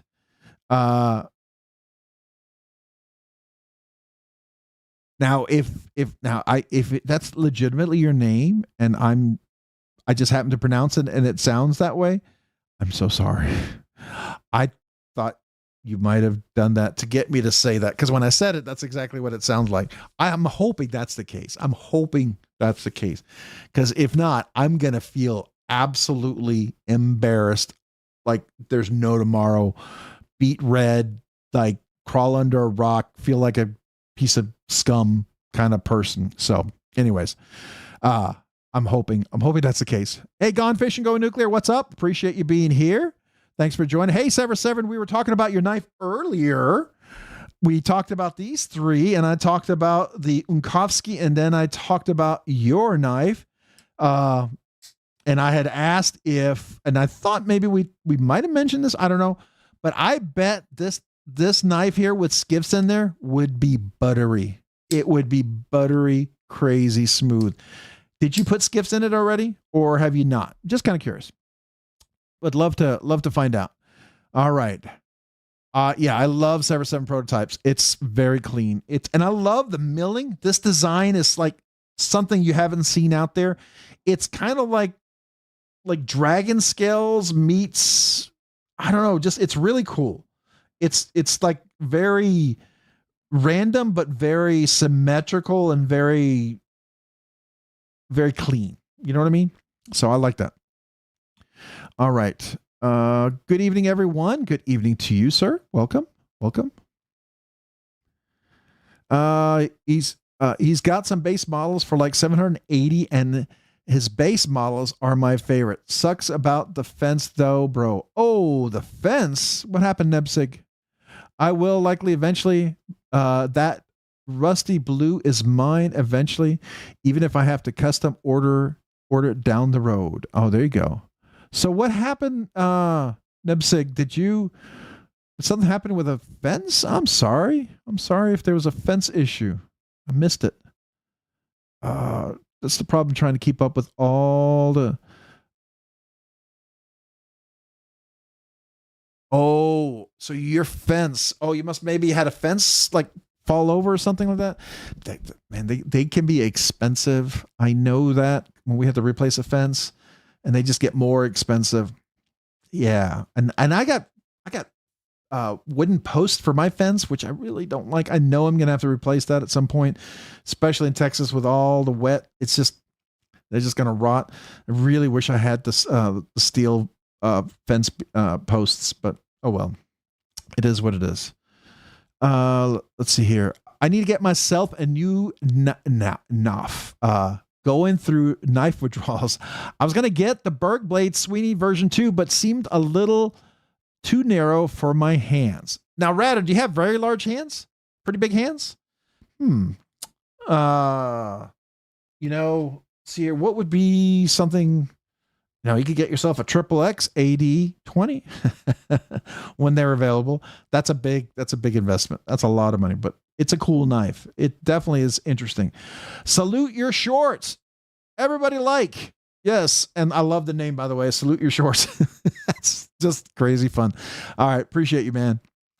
All right, hello again to Matt. Thanks for coming back, man. Brown Sugar saying, go Rob. That's the one, the more shrill, maybe not shrill, discordant, maybe off, be the putt. There you go. All right. Oh, don't jump that fast. Come on, man. Let me try to catch up.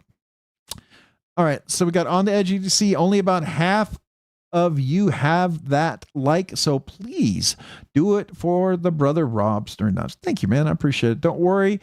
Didn't forget about the homie Kevzilla. What's up? All right, so everyone's saying hello. I'm gonna probably miss a few. Rob Stern, I'd love if you would skiff that for me. Ooh.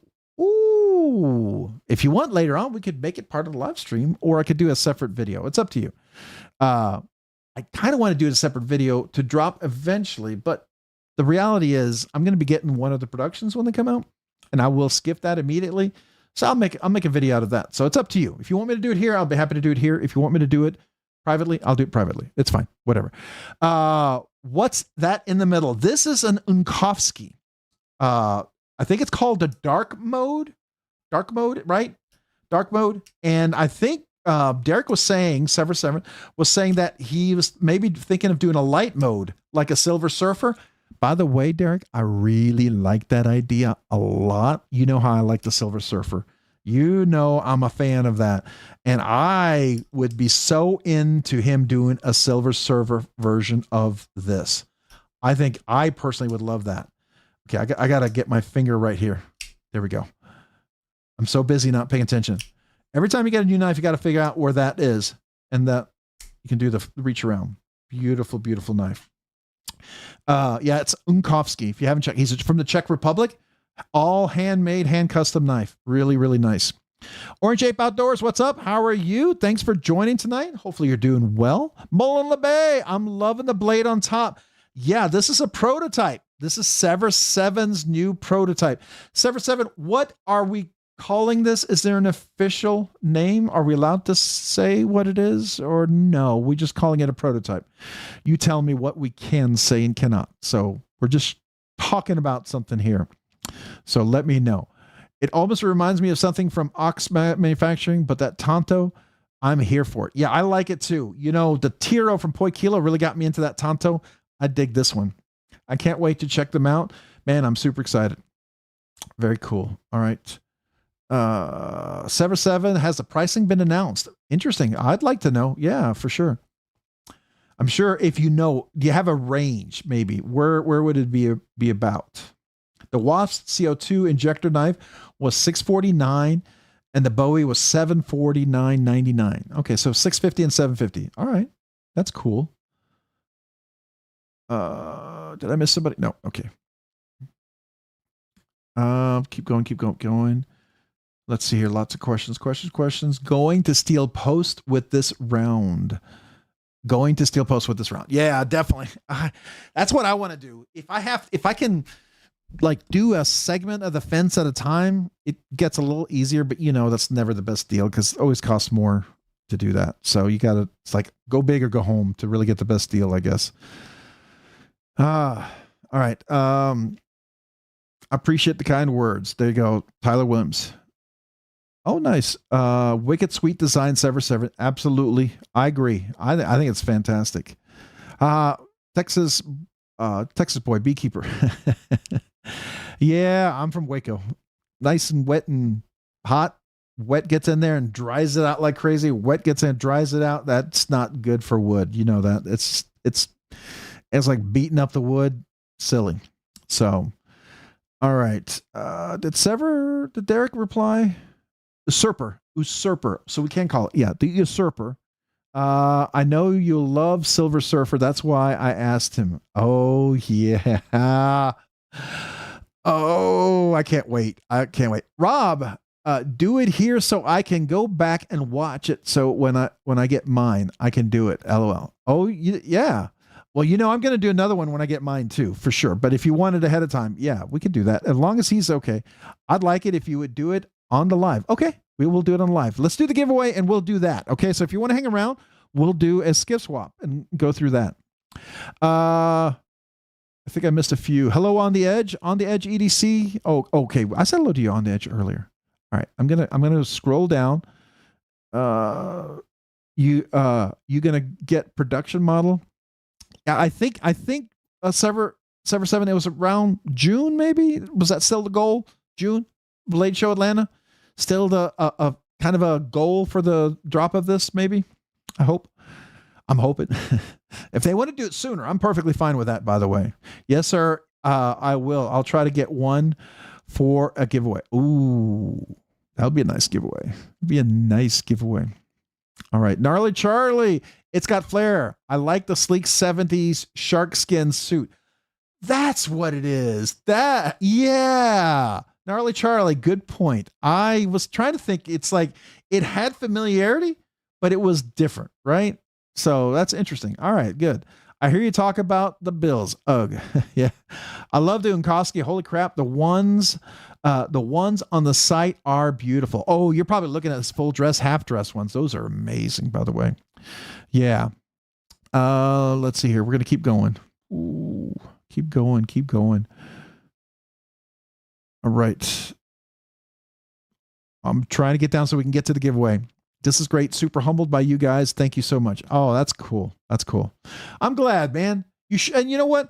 That's a good attitude to have because, you know, you can have one or two attitudes. You can be like, this is the greatest design. I'm not going to change a thing. I know exactly what I love, which if you're right on the money, it's great.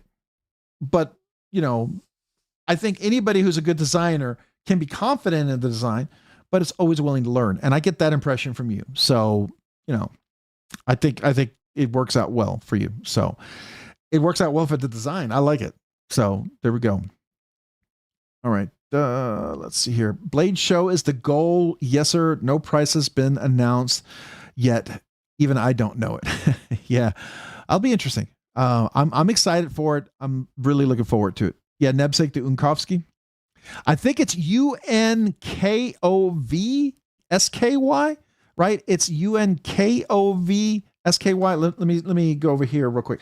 I was going to look at something before we jumped out here, but Unkovsky knives. Let me see. Do I have it right? No, I'm wrong. It's UNCOVSKY. Skey. I've been misspelling it wrong the whole time.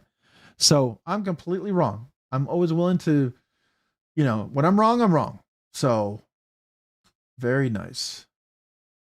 Yeah, all handmade out there. That's really cool. Let's see here. Available knives for sale. Click on that. That's it. Ooh, okay. We got let's see what we have. We have, look at the designs on that. That's some serious laser etching or hand. Oh, that's nice. That's nice. If he made that a Silver Surfer, wait, it's almost close to yours, but a Silver Surfer would be wicked cool on that one. I like the cutaway and the underlay there. That's really nice. That's really cool. I like this fuller though, by the way. That's kind of cool too. I didn't know he did that. Sorry. Got a little squirrel. Let's get back over here. We got to do the giveaway. All right. Sever 7's knife, that handle looks like it's gonna be forgot you're holding it comfy. You're holding it comfy. Yeah, I mean, I find the clip right here fits really well in here, and then this jimping up here really locks you in. So like, sometimes you want maybe a finger guard, but with my lock up here, with the grip in here, I feel like this knife's not going to slip out of my hand. It feels really solid in the hand. But what I like about that is it's also very kind of it's not super thin, but it's not super thick, but it's kind of like a great EDC carry at the same time. I don't know. That's what I'm digging about it. All right, let's get to the giveaway. We got to do the giveaway. All right, we're going to move these over here gently out of the way. And look at that action. Sever 7, this is on phosphor bronze washers, right? It's not caged bearings. Am I right?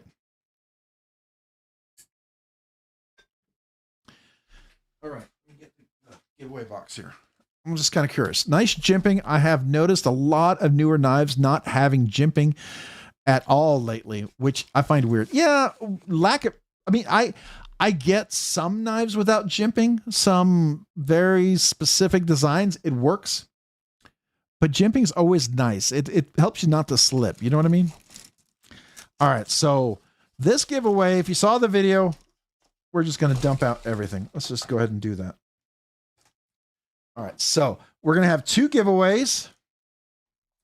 We have two knives, CRKT and a Reich knife. You're going to have, Pinkazoo. You can choose any color if you want it signed. We're going to have we have the Eagle. For America, we've got this. Thank you for your service. This, if you're a veteran and you win, this is for you, right? This is a veteran challenge coin. This is for you, a way of us saying thank you. If you're not a veteran, the challenge is for you. Find a veteran, maybe give him a coin and say thank you for the service. Rebel Rouser, you get one of his hand bracelets with that as well. I'm going to put this one over here because this giveaway, I'm actually going to be giving one of the Rob's Nerdy Knives poker chips away. You're going to get that also. Buy what you love and love what you buy. So we're going to get that.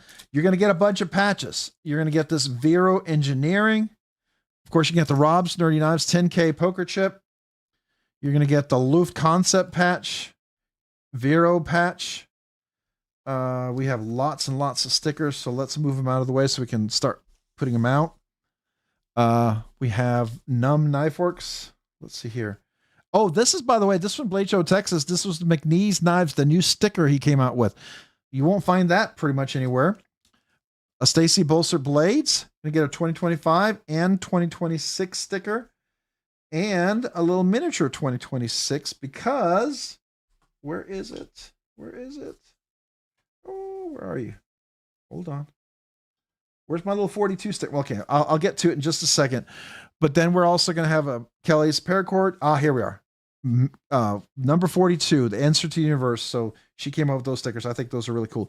Nathan Knives, which I hope to get to check one of his knives out really soon because I got a chance to check out Trish's at Blade Show, Texas. Man, this dude's making some really, really cool stuff. I'm super excited about what he's coming up with. TRM Knives. Of course, we're going to get a little T-Kel. Be less dumb. Apparently, I'm not less dumb today. I was more dumb, so I cut myself. So there's the TCAL sticker. Get a big old quiet carry, a big, beautiful Q for quiet carry. And here's Metal Relic. If you use Rob's Nerdy Knives on Metal Relic, by the way, real quick, I said I was going to go there and I didn't do it. Hold on. Metal Relic. So if you come over here to Metal Relic Studios and you put in the code Rob's Nerdy Knives, you get 15% off. So just keep that in mind. It's a little discount. That spider is crazy great. I actually got the rose. Oh, you did the rose on a stand. I like that. That's really nice. This must be pretty big. This looks pretty big, pretty elegant too. Wow. This looked like it took a lot of work. Holy cow. That looks amazing. What? Is that like a ship? That's crazy. Sorry, I'm just a little distracted by it. So anyways, if you can't tell, the dude's got some serious stuff here. Really cool. So go check him out. Definitely worth checking out. So there we go. All right. So Metal Relic art. All right. Oh, by the way, this bonus giveaway tonight from Reich is thanks to On the Edge EDC. Let's see. On the Edge EDC. Oh, I gotta get the link. I just dropped a sticker. Hold on. Let me get it real quick. On the Edge EDC. I know you're selling some stuff on BladeBinge, and I don't think I put the link in there. Let me do that. I gotta find it in my. Where's the link? Where's the link?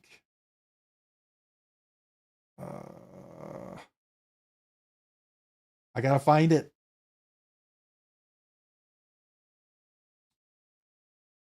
So, On the Edge. Here we are. I got it. Copy. Hold on. I'm sharing this real quick for you guys. So On the Edge EDC has donated a bunch of knives to add it to the giveaways. And I really appreciate that. And it's great for everyone here. You guys get some extra stuff. I think it's super cool. But that being said, this is, if you get a chance, go check out he's got a little sale going over there on BladeBinge. Please go give a look. Maybe you find something you would like. You're helping someone in the community, and you can always reach out and talk to him, which is always nice. You're buying from someone, Skiff Workshop. Let's see. We've got Saturday Knife Live with JD, right? So then we got Kevin from Knife Nerdery. By the way, I believe, tell me if I'm wrong, Derek, this is Kevin's Everburn, right? Because this looks like the Everburn that I actually saw 2 years ago. It's probably one of the very first ones. Pocket Theory. We've got that. We got Kenman Dan Kenman here. Some stickers there. Traditional pocket knives. Right? We've got that. I love the sticker. The Cave. I don't know this gentleman, but I thought this was hilarious on the back. When I saw this, I think I spit out my drink. It's hilarious. I mean, you can't take yourself too seriously. I love that. Way of the Knife, EDC gear. And here we got some of Rebel Rouser stickers. We got Rebel Rouser 777, one of his traditional stickers. And you get one of those beautiful big ones with the eagle, America, wolf. I love that. Just very, very makes you feel like you got to go out, go camping, get into the woods, right?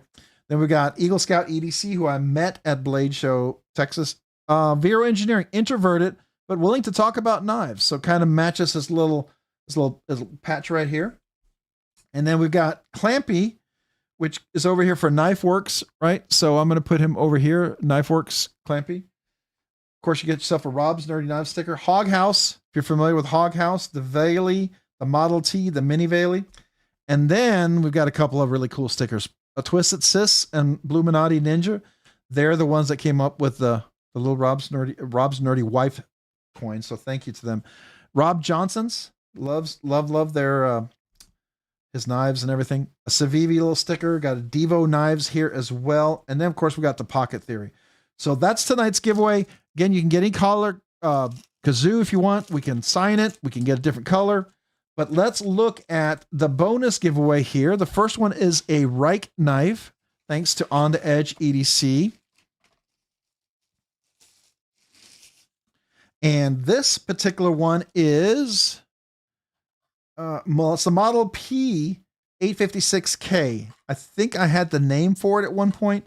I don't know what it is now. Somebody help me out if you know. A crossbar lock. This is a super budget knife. Really, really great little deal here. Just a solid little knife. G10 scale, steel liners, crossbar lock. I believe this is on Caged Bearings. Yeah, it was Caged Bearings. So action super smooth. Really nice lockup. Really great gray G10 scales. I think that's a nice little cool knife here on that one. So that's the first of the 2 giveaways. So if you guys, am I missing something? That Everburn belongs to Nathan M. Knives. Oh, so it's Nathan Knives. So it's his knife. Gotcha. You had the proto number 4 of the Everburn, which I sold to Nathan. Got you. All right. So it's a prototype. All right. Now it might have been the one I handled at Blade Show Atlanta in 2024, because when he first came there, I had no idea about Everburn. I was like totally ignorant. That's the problem. You go there, you run into things, you see things, and you have no idea. And then you're like, oh, it's like I ran into Machine Wise when they first came out with the Sonora. No one heard of them. Hey, you want to check out this? It's a Sonora. It's a butt lock. Now years later, you're like, man, that was something special, right? So, and then the second one is the CRKT. This is the Pilar Large. This is the large Pilar. So it's a liner lock. Frame lock, right? You've got a flipper. You have a fuller. And you can do middle finger reverse flick. It is a steel frame. It's got some weight relief on the inside of there. You don't have to do a steel bar insert because it is a steel frame. This is one of these that can be tip up or tip down, pocket carry, right hand, right? You've got a little relief over there. Really nicely chamfered. It is a Voxness design. I can't talk. And this particular one is in, what is it? What's the steel on this one? Do we know? I don't know if it's D2 or what. Does it say? I don't remember. Does it say on here? I don't remember what the steel is. But just a nice little one. Really solid. You can really choke up on that. Works really nicely in the hand. So a couple of really cool budget banger knives. I think they're really nice. So that's tonight's giveaway. A classic CRKT design. Absolutely. Yes, that's the one. Okay. Let's see here. I missed any other comments? I know I probably missed a few. And you can definitely I have 8 colors for the kazoo. So if you're a winner, you can pick any other color, or you can keep the pink one and you can have me sign it or not sign it. It's up to you. Never offended if someone doesn't want it signed. Really.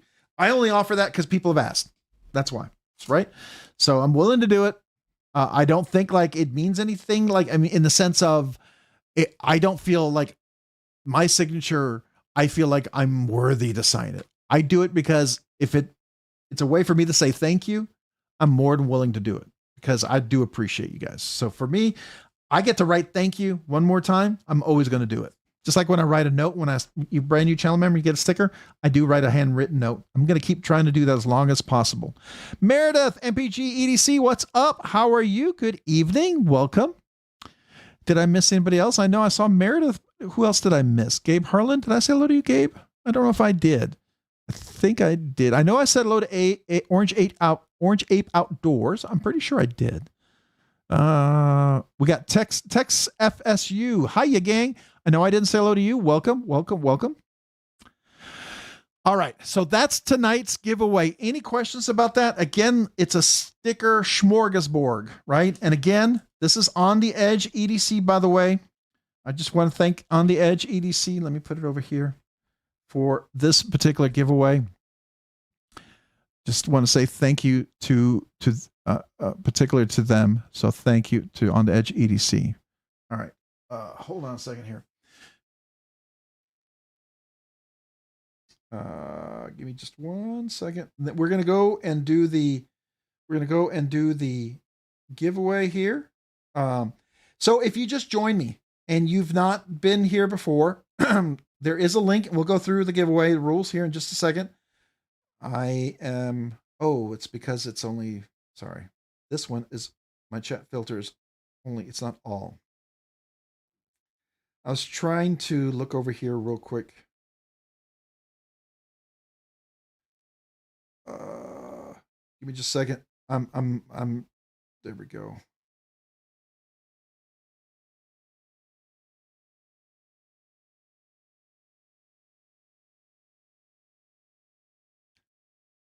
All right. So, we're going to go through the giveaway here in just a second. If anybody has any questions about this, let me know what the way you enter the giveaway. Hey, 88 Silver Rose, what's up? Sup, everyone? Sup, Silver Rose. Thank you for joining. How are you tonight? Hopefully you're doing well. Welcome to the live stream. Hopefully you're having a great evening. William Hornbostel, hopefully you're doing well as well. Did I said hello to you, right? I did. I'm pretty sure I did. I don't know why I thought I had. I think I said hello to Jack Kingoff way earlier, but I don't know if you heard me. But hello again. Midwest Best EDC. I know I said hello to you earlier as well. Yeah, I think I got everybody. All right, so here we go. All right, what we're going to do next is we're going to go to Unkovsky, Metal Relic Art, 2 awesome sites to go check out. And then we're going to go here. So I'm going to refresh this. We're going to go to... All right, that was interesting. No, why are we doing that? Home? Oh, there it is. Okay, this is what I was looking for. I don't know why it wasn't there. That was weird. All right, so here we are in the live stream. If you just joined me for the first time, you've not been here before, please type in the number 11.9 if you need 30 seconds to enter. So if you just joined, I'm going to say that for everybody, but type in the number 11.9 if you need 30 seconds to enter. Okay, so what we're going to do here is, we're going to get into this infinite loop here in just a second. It's going to keep going and going. But what we have is tonight's giveaway. There's a link at the bottom of the chat now. At least for me, it's at the bottom. Let me move myself out of the way. So over here at the bottom of the chat, this is where the giveaway entry video is now in the chat. You click on this and then you can click this to enter. But before you go there, please consider hitting the like button here. If you wouldn't mind, please consider hitting that like button. It does help the channel. I know people ask that, but it really does help a lot. So I would appreciate it if you consider it. And then over here in the description, we have the link for the giveaway as well. This is where you can go and leave a comment and enter the giveaway. Also, I did want to let everybody know they are going to give my wife's nurse an award Tuesday, May 12th. I believe at 6:45 p.m. It's either 6:45 p.m. or 6:45 a.m. If it's 6:45 a.m., I'm going to be there. I'll get up. But they're going to give her an award, and I'm going to bring the stuff that I have to give to her. So I'm super, I've been invited to be there. And even if I just hand it to her myself, that'll be fine. But if I get to say a few words, I hope I do, because I really want to share what that meant, what she did means to me. But down here, we have this. If you want to be a member, this is how you become a member. I have 3 different tiers. Would love to have you. Don't ever feel pressure. Do it because you want to. But if you do, thank you. I'm always going to say that. These are cool. Right here, you'll see the giveaway. Oh, I didn't update the giveaway video. Oh, no, I did. I did right here. Melon Relic Art. You see this right here? So that's a new one. But original Goat, use RNK to save 15% on original Goat scales and parts and stuff. Skiff Caged Bearings-RNK10 saves you 10% on their cage bearings and their thick washers. Rockscale Design-RNKRSD saves you 10%. Matter of fact, I'm going to be getting some scales for that 20.5 that we're going to be building for a giveaway. 50 Ways EDC, Hanks and shark fins and all sorts of other cool stuff. You can use Rob's Nerdy Knives to save 10%. BladeBinge Shop, use RNK10, save 10%. Lone Star Knives. I don't know if you save 10%. I might have to remove that. I don't think that is still in effect. effect.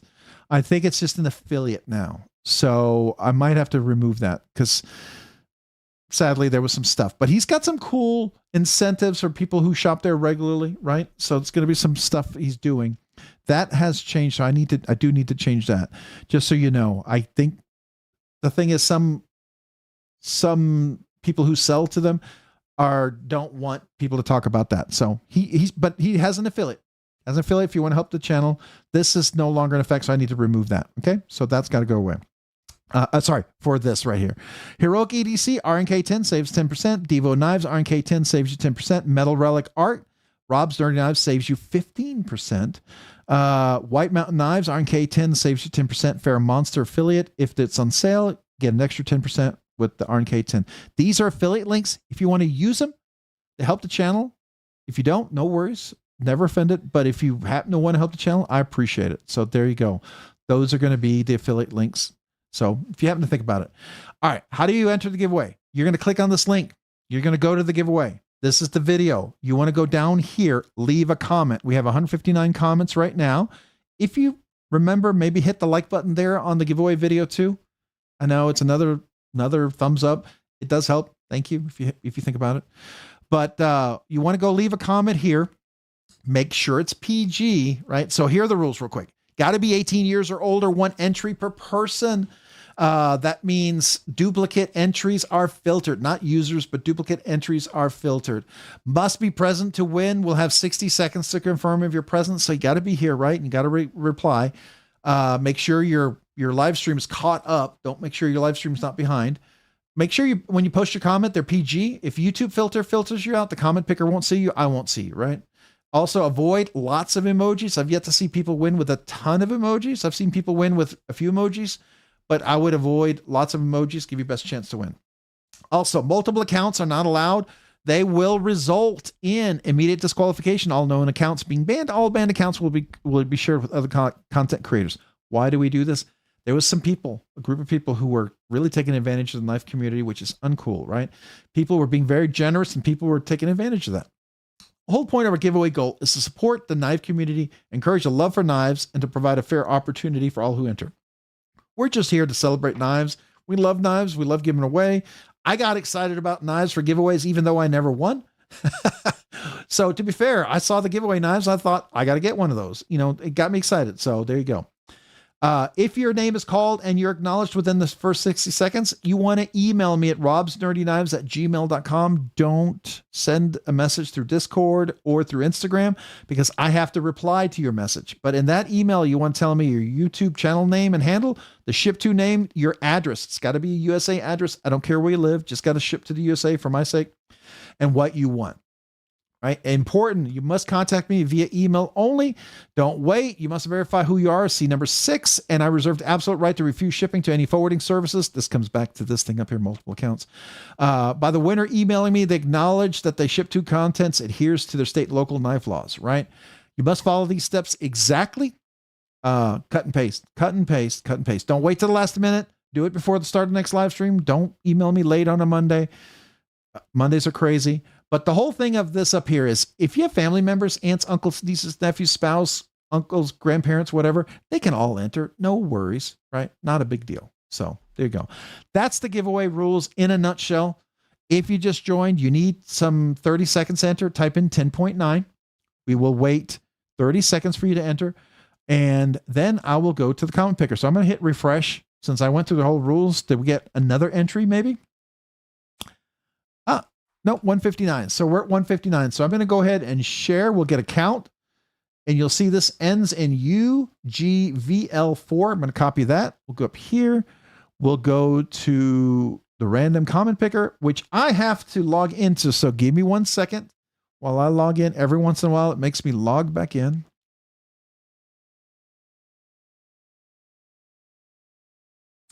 All right. Here we go. But wait, before we do that, we've got somebody who's had a 15-month.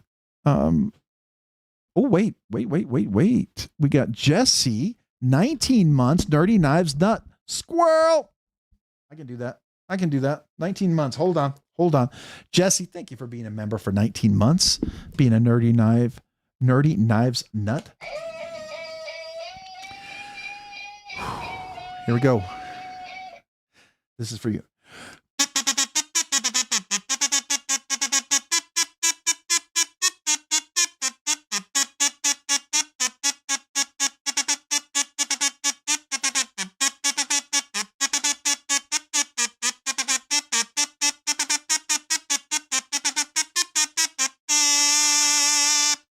Thank you.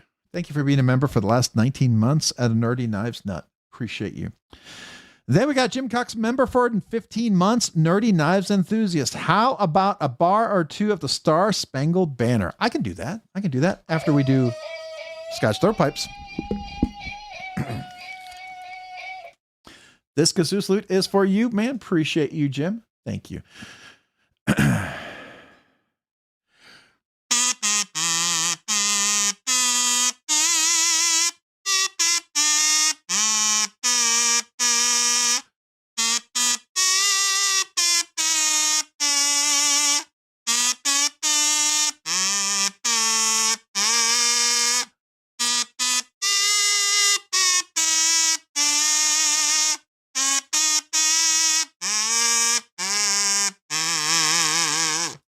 We'll stop there because it's going to not get good.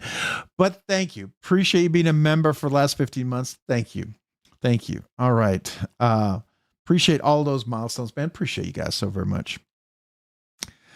All right. Did I miss any comments? Hey, Jim. Yes. So I missed the two. I missed two, folks. I'm sorry. I'll get there. I know. I'm squirrel. All right. Here we go. What else do we have going on here? Let's see. Is it me or are you more in tune tonight? Good job. I don't know. Let's not jinx it. Shh. Now you've guaranteed I'm going to be flat for the rest of the evening. All right, man. Appreciate you guys. All right, so let's get back. Hey, Beekeeper, what's up? How are you? Welcome. Appreciate you being here this evening. Thanks for joining. Hopefully you're doing well, and hopefully your bees are doing well. If you're truly a beekeeper, I think that's super cool. I have a friend who does bees, and I think it's cool. Southern Cali EDC, what's up? How are you? Appreciate you being here as well. I don't think I said hello to you yet. I missed saying hey, and that's always a bummer. Want to know wives? Hi, beekeepers. Just did my second giveaway. More to come. You must subscribe and fill in the bell. All right, there we go. 42. I've gotten the best news anyone could get, so I'm already one. Happy to find a new channel. What's the best news that you have? What's the best news? It sounds like something really cool. I would it can't be possible you found my channel. I mean, it's got to be better than that. I love you being here, and I think it's awesome, and I'm very excited about that. But what's the good? Is it something you can share? If it's something you can share, I would love to hear it. I think that would be super, super cool, and I'm missing it. If you said it, I don't see it. Nebsic, member for 16 months, Nerdy Knives Enthusiast. Fade to black.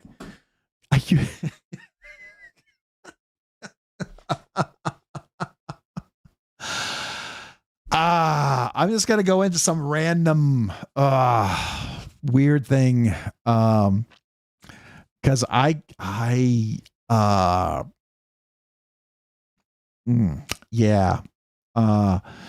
JW Outdoors, how are you doing? Appreciate you. Thanks for being here. Fade to black. We'll try. It's not gonna sound like Fade to Black. What's up here? It's not gonna come down here, but we'll try. We'll try.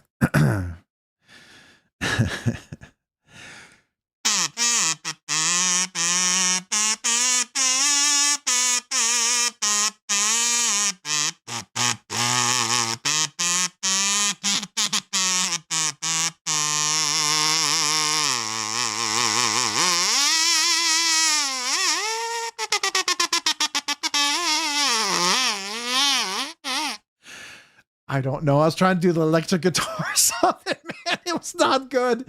But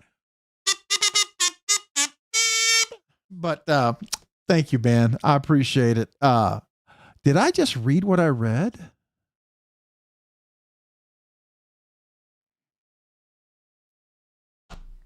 That's freaking awesome. For your wife. I'm going to give a special kazoo salute to her. I hope you don't mind. But if she happens to be near, this is just for her. If I can do it without choking up.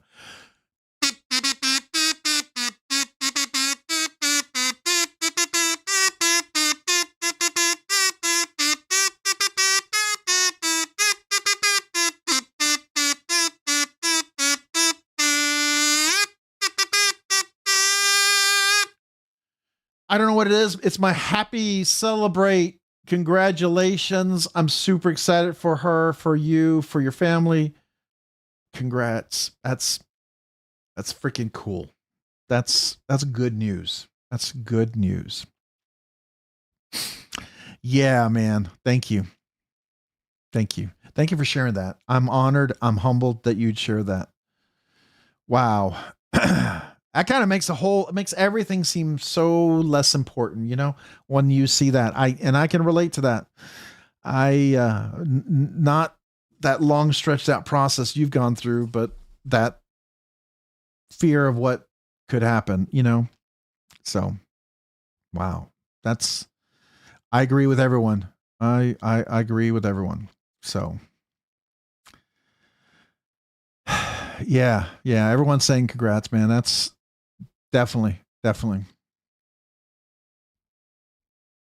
I love all the salutes. Everyone here. Yeah. Your eyes are sweating. My eyes teared up, man.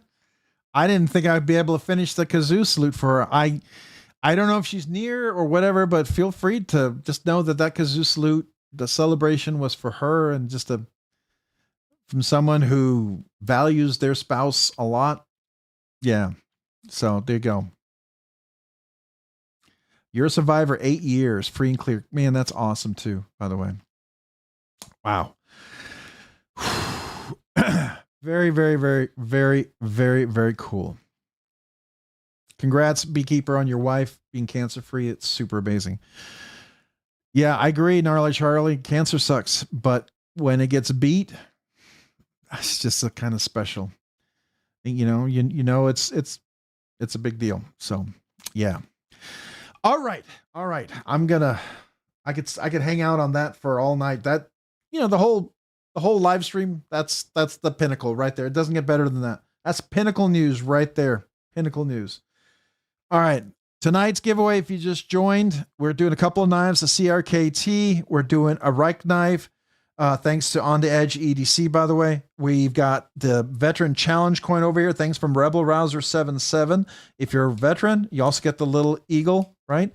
Super cool. So if you're a veteran, the challenge coin is for you. If you're not, challenge is to find a veteran to give it to. You're also going to get one of these Rob's Nerdy Knives or Rob's Nerdy Wife coins, or buy what you love and love what you buy. These were done by Bluminati Ninja and Twisted Sis in honor of my wife, who recently came out of ICU and surgery and is alive at home. And I'm just grateful. So, don't know where that's coming from. Maybe it's the news of your wife made me just really kind of overwhelmed. So that's awesome. Mom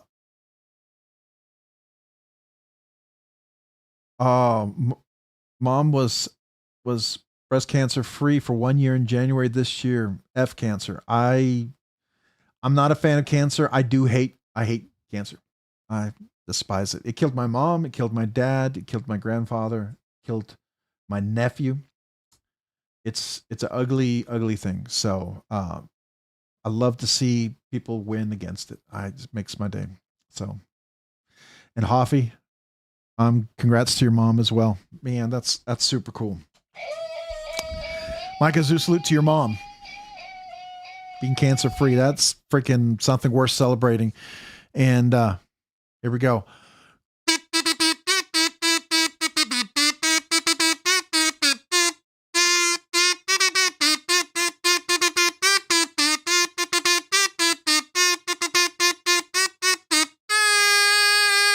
And I feel like I wanted to have a little shade of pink in there because of breast cancer. You know what I mean? Makes me almost feel like this is a real appropriate kazoo for tonight's giveaway. Picked a good color. So there we go. All right. Yeah. Yeah. Very cool. Wow. All right, man. You guys got me kind of choked up here, which is good. This is good choked up. This is a good happy. This is a good emotions when we can be grateful. You know what I mean?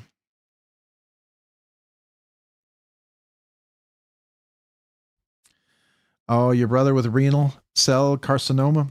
Well, we'll be praying for him. Keep on the edge EDC. We'll be keeping your brother in prayer. That's yeah, for sure. Whew. All right. All right. So back to the giveaway. Not because I don't want to talk about this, but we've had some awesome celebrations, some cool news, and then we have somebody we'll be praying for on the edge EDC's brother. So for sure. But this is tonight's giveaway. This is where you enter. I'm gonna hit refresh. There's a link for this. If you just joined, you've never been in one of these giveaways. If you don't know how they enter, this is the live stream right here. There is a link over here for the giveaway. You can click on this to get to the giveaway video, or you can go to this description and click on this link. It'll take you to the giveaway. Once you get there, you want to go leave a comment. Make sure it's PG. One comment per person. Don't, duplicates will be filtered. Excuse me. But wait, before we do that, we're going to come back over here. Excuse me, I got the hiccups. We got Angelo, H18, H1N, member for 9 months, Nerdy Knives Nut, Beekeeper, Hoffy, prayers, and yeah, that was a heart prick. That was definitely, it was a little nick the heart there. That was deep. That was a heart. That's very touching, deep in the heart, man. I think that's what you're trying to say. I'm assuming. That's what I'm getting out of that. So, but a knife salute, maybe, I don't know, but I'm hoping I'm doing it right. But appreciate you, Angelo. Thank you for being a Nerdy Knives Nut for the last 9 months. This kazoo salute is to you and to Beekeeper and Hoffy's mom, Beekeeper's wife. Here we go.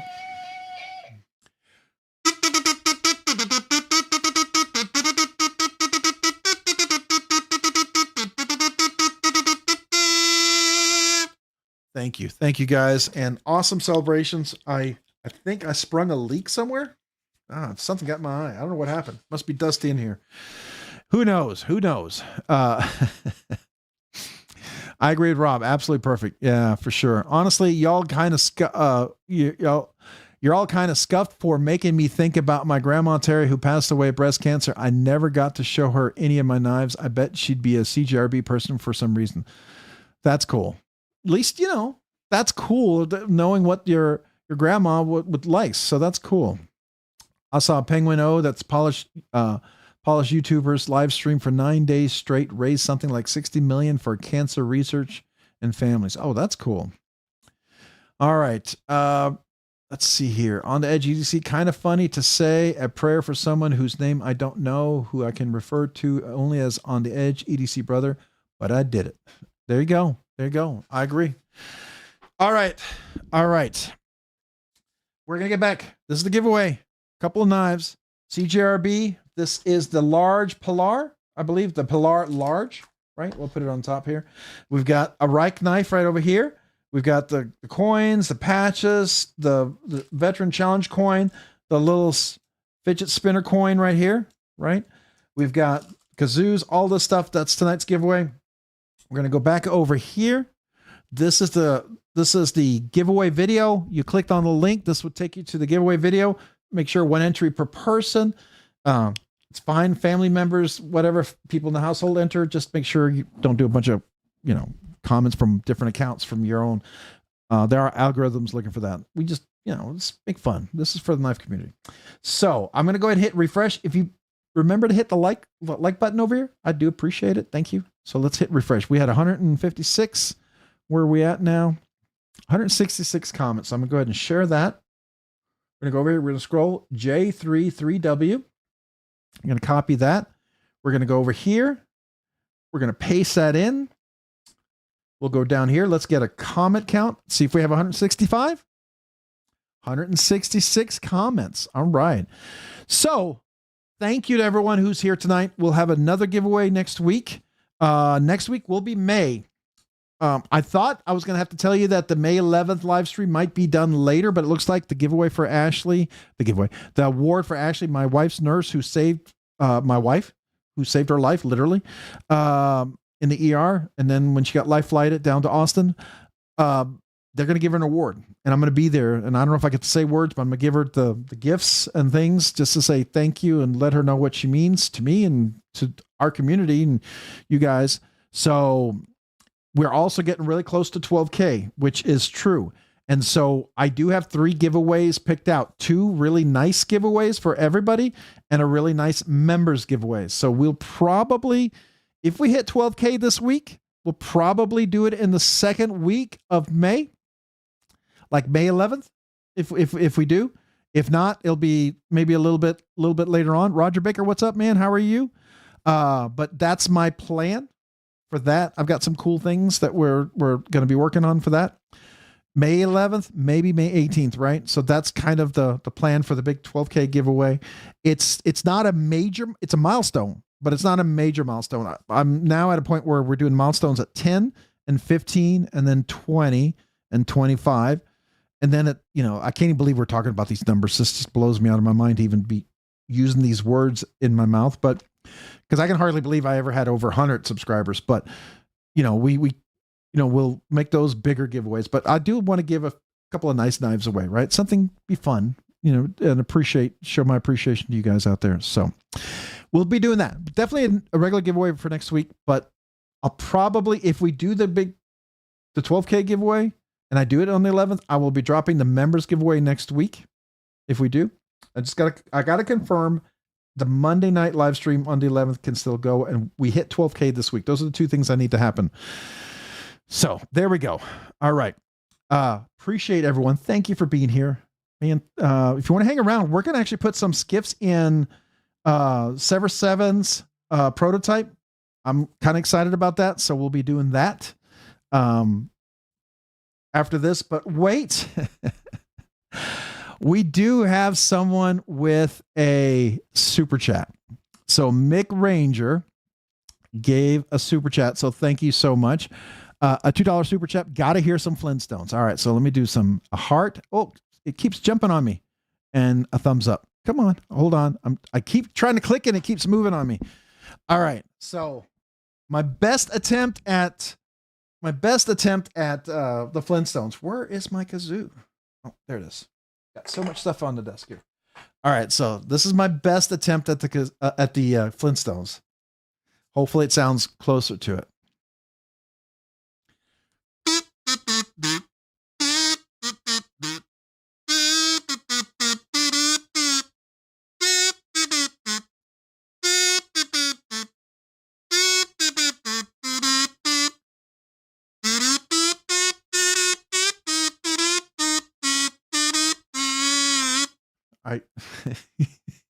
Trying to not make it sound like Meet the Jetsons. That's my goal ultimately, but that's my goal. As long as it doesn't sound like the Jetsons, I feel like I've accomplished something, but I don't think I accomplished anything tonight.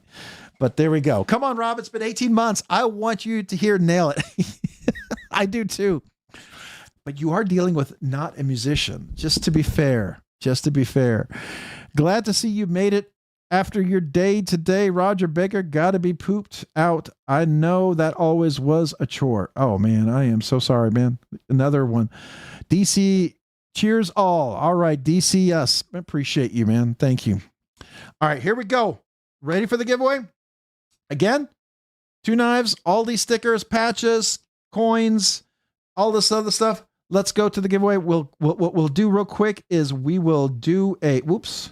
Come back up here. What are you doing? We'll do a quick refresh. We had 166 comments. See if we had enough time for a few more folks to enter. If you just joined, you haven't entered the giveaway. Type in 11.9. I'll wait 30 seconds for you to enter the giveaway. Otherwise, we're going to draw. We got 169 comments. I'm going to go ahead and share. This ends in LG2UQ. So we'll copy that. We'll go over here. We'll refresh this. We'll go ahead and paste it. And paste it over there. We'll come down here. Let's get a count. See if we have 169, 170. So someone snuck in right as I was getting the link. Very cool. All right. So we'll do a countdown to 10. So good luck to everybody. If you want to hang around, we'll put some skiffs in a prototype and talk knives, get nerdy. But thank you to everyone who's here. Have a great week. Come back next week. Maybe we'll hit the 12K milestone. We'll be talking about the 12K giveaway. Appreciate you. Love you guys. And again, congrats to Beekeeper for his wife and to Hoffy for his mom. That's so cool to hear that news. So, I don't think I can. Actually, I thought the Yankovsky looked like it was phosphor bronze. Do you want me to look at it? I can look at it to see if it has skiffs, or it has cage bearings, but we could, it's moving really fast. Let's do this again. Oh, come on. It keeps moving on me. We can definitely look at it. If you want me to take it apart, I will absolutely look at it. We can do that for sure. Unless you're joking, but I'm more than happy to look at it, see if it can take cage bearings. That would be insane on cage bearings if it doesn't have them, or skiffs. So definitely be willing to do that. All right. Where's my kazoo? Come on now. I just put it down. Oh, here we go. All right. So, server 7, Derek, this kazoo salute is for you.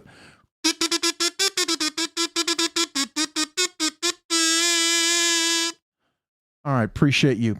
Oops. But wait. Butt dialed. Carry on, Rob. Barbie EDC girl. All right. Well, absolutely a little butt dial here and a little butt kazoo salute to you, I guess. Is there such a thing? So,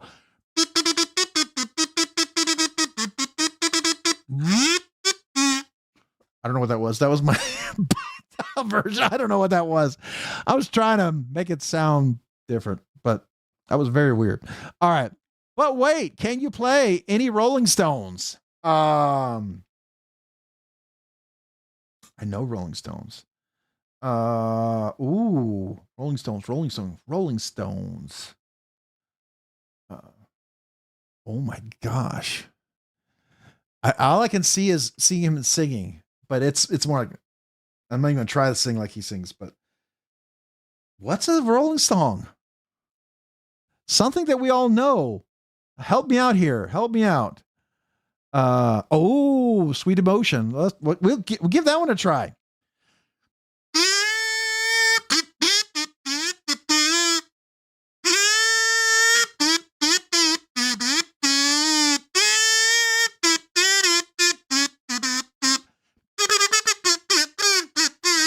That's the guitar version. I don't know.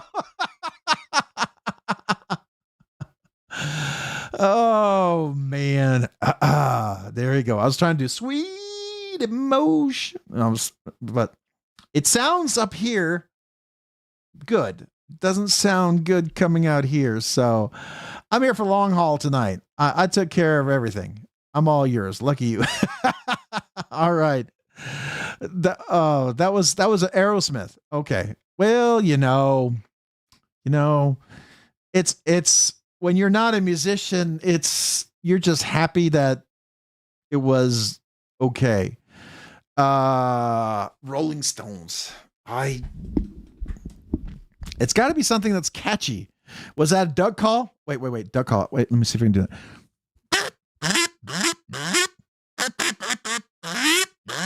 I don't know. That's not even a duck call.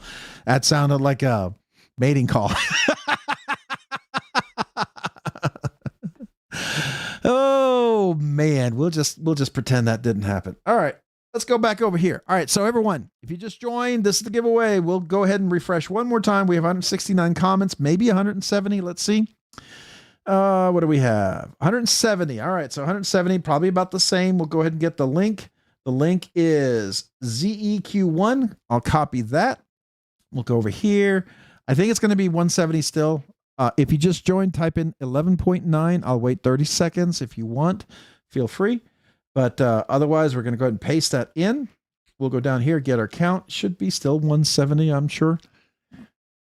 170. We'll go ahead and do a countdown to 10. Thank you for being here. Have a great night. If you got to go, appreciate you. You want to hang around? We'll do some skiff swapping and talk knives. And love you guys. Appreciate you guys' support. Appreciate you being here all this time. Thank you for all the new channel members. Anybody hitting the 1 year, 2 year anniversary, email me. Tell me your name and address in the 1 year, 2 year anniversary. Those of you who brand new channel members, email me. Tell me you're a brand new channel member. Okay.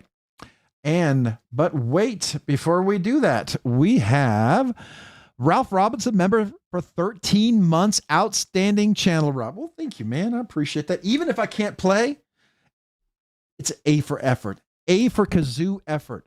Not necessarily great kazoo, but A for effort and A for fun. So appreciate you, man. Ralph Robinson, Nerdy Knives enthusiast. Appreciate you, man.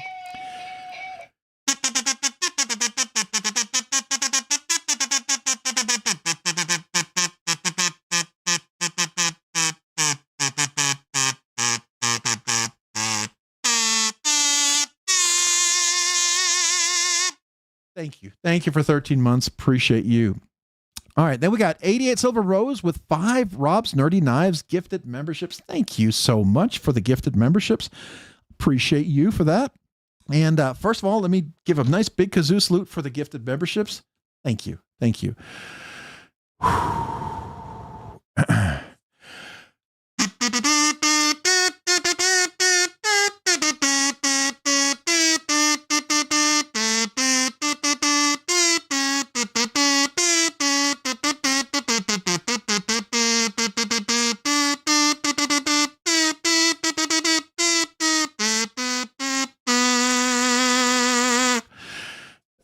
I don't know what that was. That was freestyling Rob's Nerdy Knives style, which is pretty much like whatever. But appreciate you, 88 Silver Rose. Thank you for the gifted memberships. All right. So it looks like JW Outdoors was gifted a membership from 88 Silver Rose. JW Outdoors, make sure you thank 88 Silver. Try it again. 88 Silver Rose for the gifted membership, and welcome to Rob's Nerdy Knives. Ill Knives was gifted a membership from 88 Silver Rose. Ill Knives, make sure you thank 88 Silver Rose for the gifted membership, and welcome to Rob's Nerdy Knives. Stephen Parks was gifted a membership from 88 Silver Rose. Stephen Parks, make sure you thank 88 Silver Rose, and welcome to Rob's Nerdy Knives. Crazy Rocks, I like that, Crazy Rocks, that's cool, was gifted a membership from 88 Silver Rose. Crazy Rocks, make sure you thank 88 Silver Rose for the gifted membership, and welcome to Rob's Nerdy Knives. James McCann, make sure I'm saying that correct. James McCann was gifted a membership from 88 Silver Rose. James McCann, make sure you thank 88 Silver Rose for the gifted membership, and welcome to Rob's Nerdy Knives. My kazoo salute, welcome to you guys.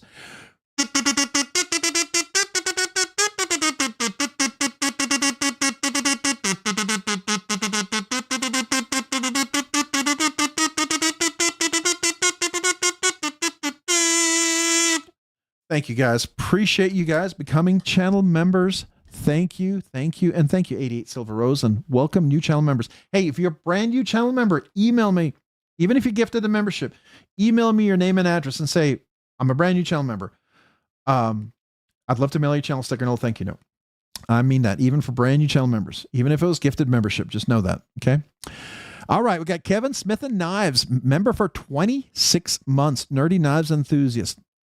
One Mo Jin. One Mo. You got it. You got it. One more. 26, which is, where's my right kazoo? There we go. 26 months. Man, thank you for being a member for 26 months. Here we go.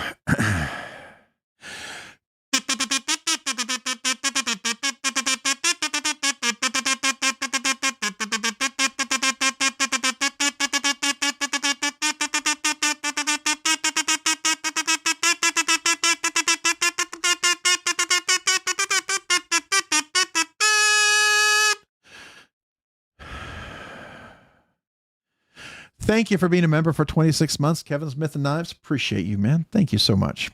All right. Make sure I didn't miss anybody. I think I'm just going to double check just to make sure. Sometimes that happens. It skips.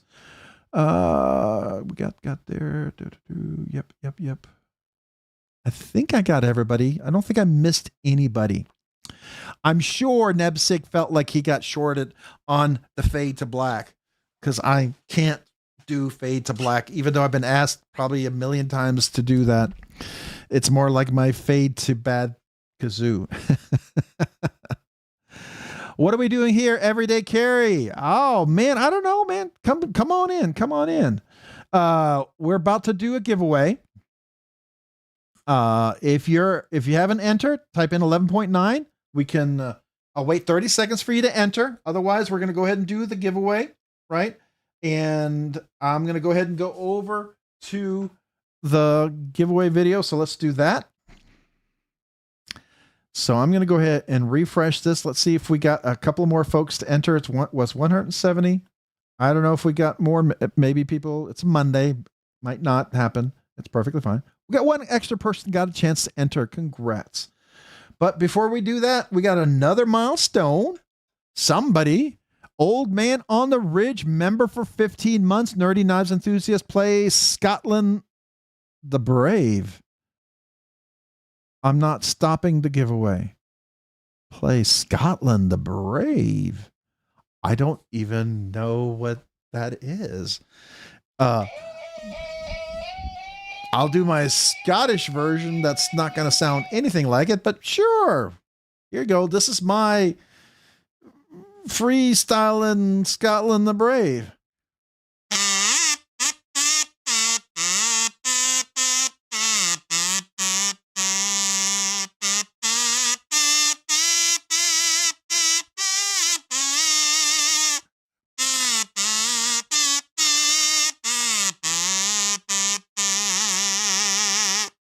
I don't know if that's even close.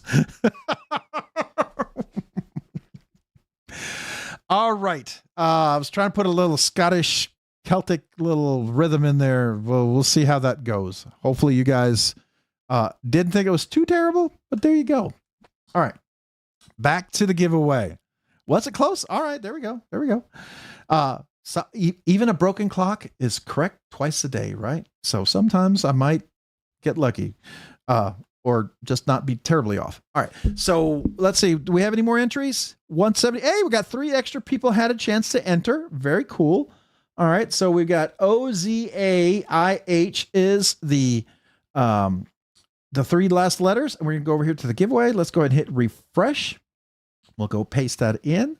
Let's see if we have 174 entries. Do we? 174 entries. All right. So we'll go ahead and do a countdown from 10. Again, thank you guys, brand new channel members, people who signed up, the super chats. Thank you guys. Appreciate you guys. The gifted memberships. Again, thank you. All those awesome milestones. We'll be back next week with another giveaway. Looks like we might hit 12K this week. Maybe we're about 12 away. We'll see if we can do it.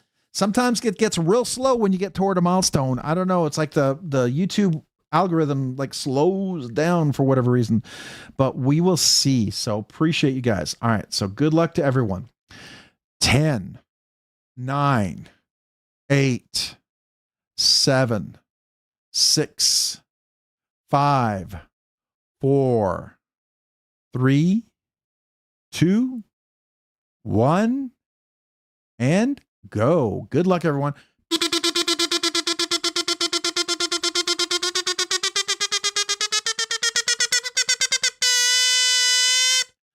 All right, Bradford Mitchell is the winner. Good luck, everyone. Everyone for Brown Sugar. So Brown Sugar is the winner tonight. All right. So either Bradford Mitchell or Brown Sugar need to be here. I know both of them. So just one of you guys just say, hey, I'm here. And we're good to go. And then that's it. That's all I need. Just someone to acknowledge that they're here. One of those two have to be here. And then we're good to go. And there's Bradford. He's right there. All right. And I'll confirm, Bradford Mitchell, you're good to go. And that's it. Brown Sugar is the winner. Yes, Bradford Mitchell entered for you. So Brown Sugar, I'm gonna need either you or Bradford or whatever, one of you guys to email me. But I will need Brown Sugar's name and address to mail it to. Right. But one of you guys has to, Bradford, you'll just confirm it real quick. Right. I'll send you the email super quick, but I just need Brown Sugar's name and address. So let me grab my plaque. It's over here. Hey, Stacy Bolster Blades. I actually remembered to have this over here today. So This is my email address, robsnerdyknives@gmail.com. If you're the Bradford, obviously email me, say, hey, the CRKT, Cricket CRKT, and the Rook knife with the Veteran Challenge coin and maybe the Rob's Nerdy Wife, whatever. You just say that for Brown Sugar 69, and then Brown Sugar 69. Please email me if you and Bradford don't talk to one another, but email me as well, and then we will confirm that as well. Okay. Now I could just have Brown Sugar update her comment. So that's fine with me too, by the way. So it's up to either of you. If it's easier, Brown Sugar, if you want to just email me and then I'll reply to you and you could update your comments. But I do have 2 questions for you before we do this. What color kazoo would you like? And do you want it signed? What color kazoo? I have 8 different colors: red, purple, green, orange, blue, white. What am I missing here? Yellow, pink, whatever. And do you want it signed? Just let me know. Hey, Lion Not Sheep, have a great evening. Appreciate you being here. Thanks so much.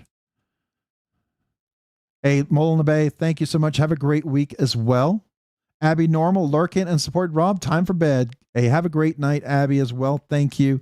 Appreciate you as well. So Brown Sugar purple and sign it. Thank you. You got it. Let me grab the purple one real quick. I like to get the color so I know I have it. So give me just 1 second. Just gonna go grab it real quick.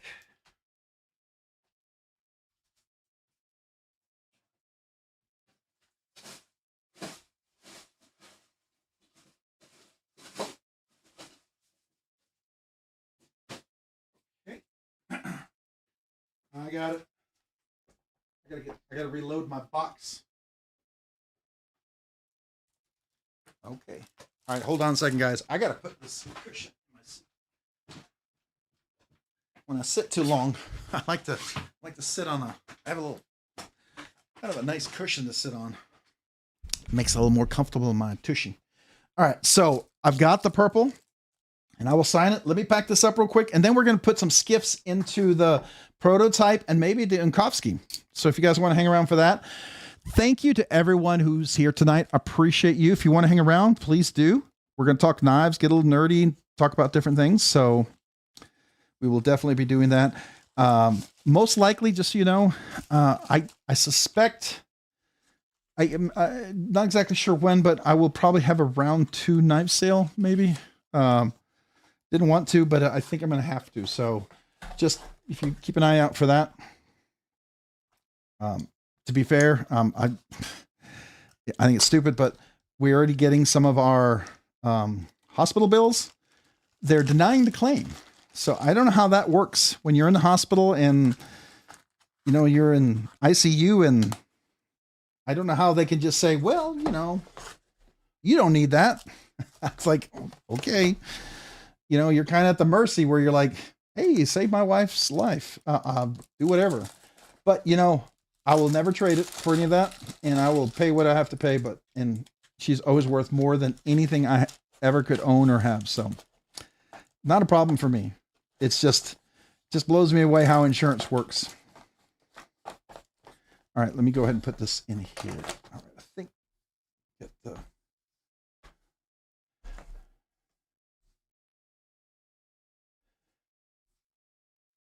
all right, we got lots and lots of stuff in here. Then we're gonna do the knives.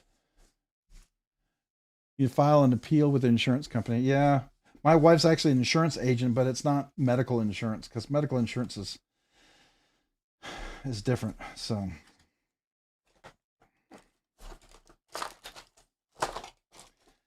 when you hear like a consultation is denied, it makes you think, well, if they're gonna deny that, then what else will they deny? I was thinking like I would have to, it would be out of network to cover my wife's life flight. Maybe it won't even be in network. Maybe it will be not even covered. So we'll see. Hopefully not that. All right, so Sever 7, we wanted to talk about yes, I mean, I gotta tell you, that, and then the litigation that occurs, you know, I would love, I think, here's the thing. I have family who are doctors, right? And my brother is a doctor and retired. I'm all for suing a doctor if they're malpractice, 100%. But I think, you know, the reality is some people sue the doctors. It'll cost the insurance companies $80,000 to $100,000 to fight it, and they'll probably win. But they'll settle out of court for 40, and they'll never go to court. And there's a lot of people who make a living just doing those small claims. And that's what drives up our costs. You know, that, the red tape, all sorts of stuff.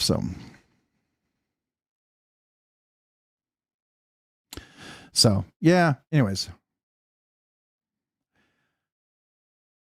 All right, so let's do the skiff swap. So if you've never done a skiff swap, let me put a couple of these knives get them out of the way here.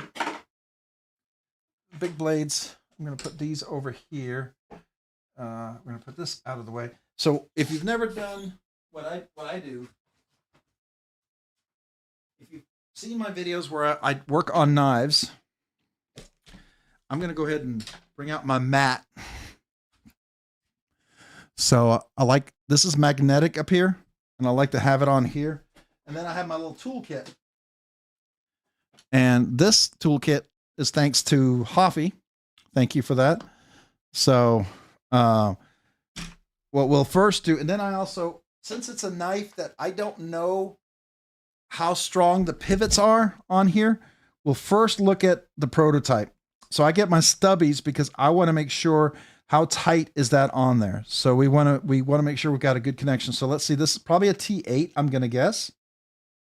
Yeah, it's a T8.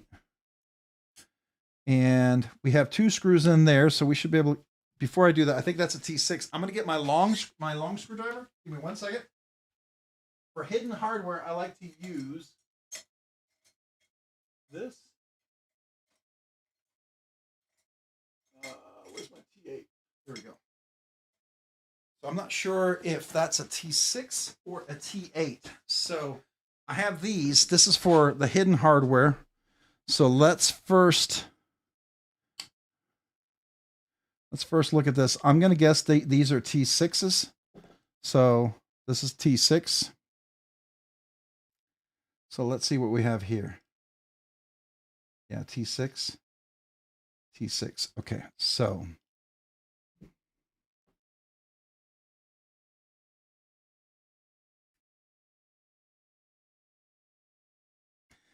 it's always important, be at 90 degrees angle. And so this is magnetic over here.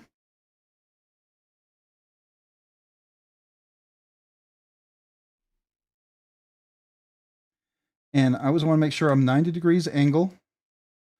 And the other thing is this thing here, it rotates up on top. So that allows me to have good pressure going in there. Now we're going to do the pivot here.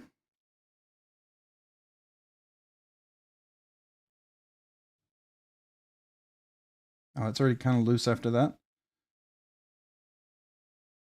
So we'll put that over here.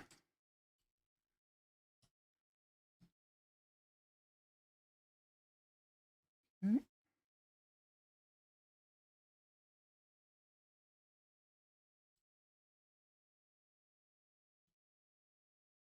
All right, so how is that attached over here? All right, so it slides in. I see. Okay. Oh, that's interesting. That's really neat. I like that, Derek. That's really cool. That's a twist on what I've seen done before.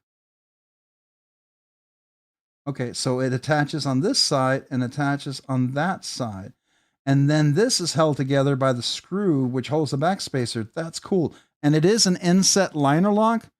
So if you wanted to, like, let's say this was like, if this was mine and I bought one, I would probably tune the detent on here. So I would likely, what I would likely do is I would unscrew this, unscrew these two, and then you can use a vise or whatever, but bend this ever so slightly. And you want to make sure you measure it because this is a pretty aggressive detent right now. Now, some people, that's really what they love to have. So that, and that's fair.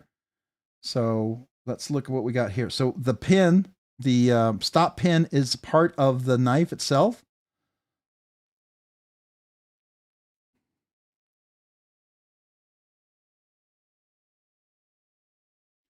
All right, so we're going to clean this up because it is a little dirty. That'll make a big difference.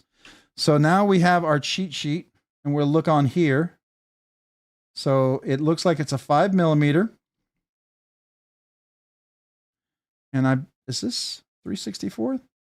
5mm 3/64. Okay. So let me get my cloth over here.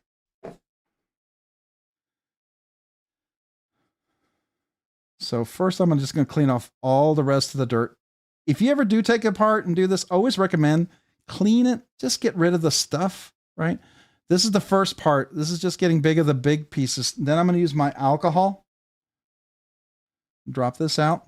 Now, one of the things that I'll do, Derek, I assume you want me to clean it like I would a normal knife, which means that typically I will, where you go? There you are. I'll polish these steel washers. It'll give it a little smoother. And sometimes you can see there's a track in there, but you can polish the washers. And then I'll also maybe put just a small bit of Loctite on there in case the pivot travels. I did tighten this up a little bit because when I first got it, the pivot was a little loose and I did not want to have the knife, the blade get scratched on the scales because it was loose. So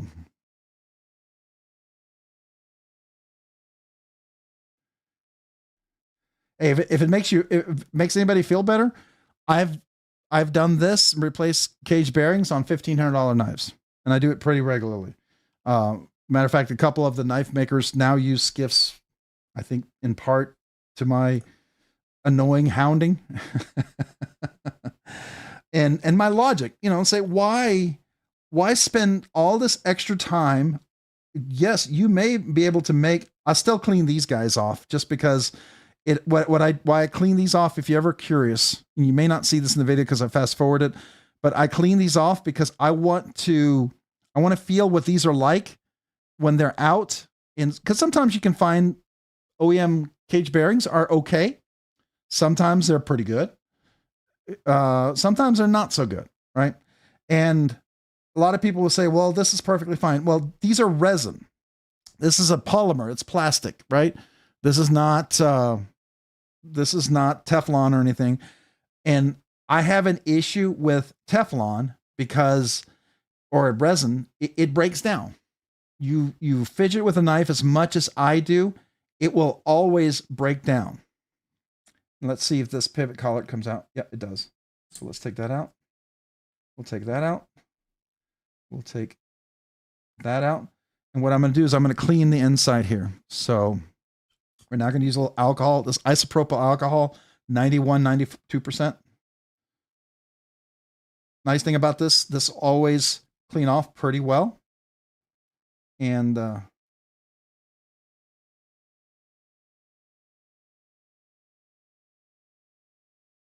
so we're just going to kind of get rid of any dirt in there. And we're going to go over here. And this is the captive pivot. Do y'all see that right there? That's a D shape. You can probably see it a little better here. You see that here? That's a flat part on the bottom.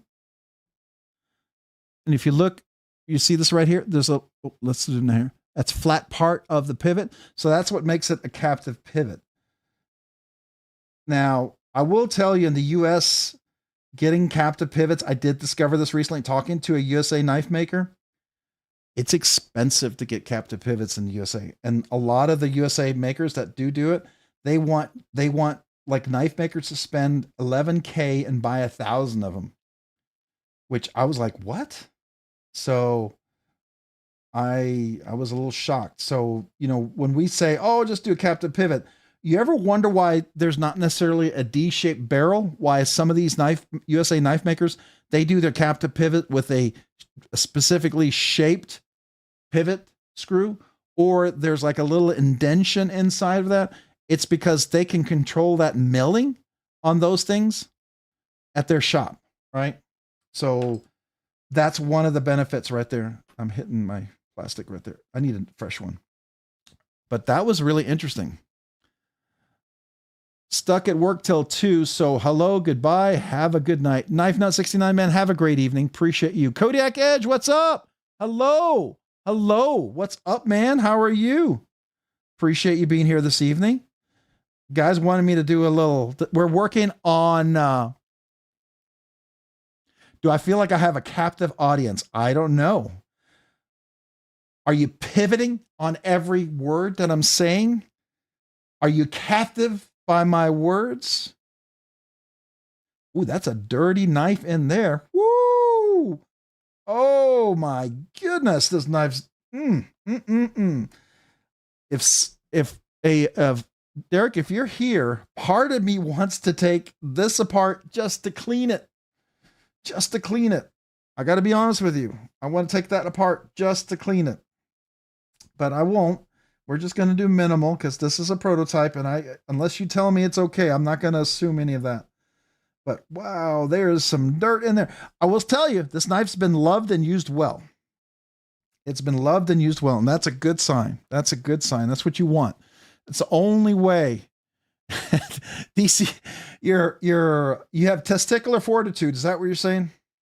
I always like to say that with people. It's like, well, they have particularly strong testicular fortitude. That's my nice way of saying that. Right. All right. So let's, and this stuff right here, some people will find of value or not. The reason why I do this, if you're curious, oil like this, if it gets into your pivot barrel and on your threads and you're trying to use Loctite, anytime you got oil on those threads or the pivot barrel, that Loctite's never going to set. It's just not.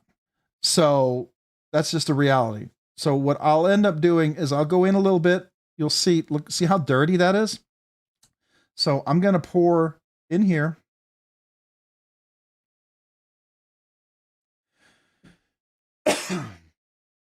And yeah, it's locked on the other side, but I'm going to let it sit and then I'm going to let it come out. You can already see, usually stuff comes out, gunk, Loctite that's in there. And if you can't get to it, one of the things that I use for something like that, do I have an extra toothpick? Yeah. I always try to keep a few extra toothpicks here because I don't really have a toothpick holder for this, but like a little toothpick, you can kind of go in here, kind of to clean up the threads. It's wood. It's very gentle. It's not going to mess with the steel. The steel's way, way harder, but this kind of clears up the gunk that's in there. And then what you can do, if you can't get in there, you can then blow some air in there. That's another thing. Once you have it nice and cleaned up.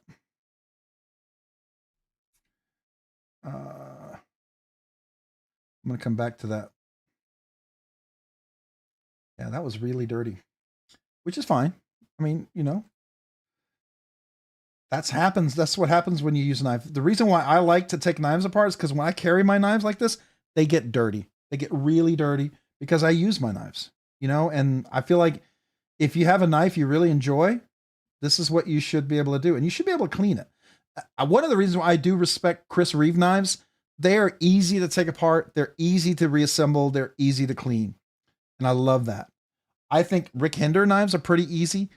Just don't put Loctite on the standoffs on a XM18 or XM24. Don't do Loctite on the standoffs. Just no, don't do it because they're free spinning. They'll get stuck. I use isopropyl alcohol. Some people use denatured alcohol. Some people will use Windex. I find isopropyl alcohol to be pretty fair. I mean, is there a chance it could leave a slight film? Sure. But, you know, I mean, ideally ethanol, let's like, you know, before it before it absorbs anything would probably be better, something like that. But isopropyl alcohol is pretty good. Denatured alcohol, I don't know, that gets a little aggressive with some things because denatured alcohol can chemically react with certain things. So for me, I find it to be fine. Some people use toluene. I mean, that's certainly another thing you could use as well, but that's pretty aggressive. Like if you got any paints, you got any G10, any micarta, it's going to dissolve that stuff. I use the 90%. I'll show you if you're curious. This is the one I always, I refill that little bottle. So you don't need super fancy. This is the one I have here is isopropyl alcohol, 91%. Equate, I mean, generic, it's fine. You can get a fancier one. I mean, you certainly can if you want. All right, so I know I said this earlier. Hold on. This was the 5mm, right?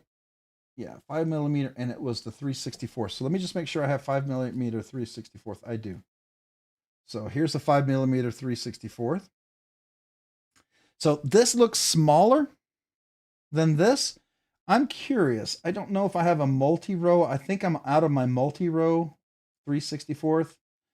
I don't know if Steve, I think Steve only has one that's a multi-row. I don't even know if, and I may be thinking of a different one, but it would be cool because there's a few that I know that I think a multi-row would work on this. Well, oh, while we have this one, I can still use this to clean in here. Yeah. This one's just really dirty on the inside.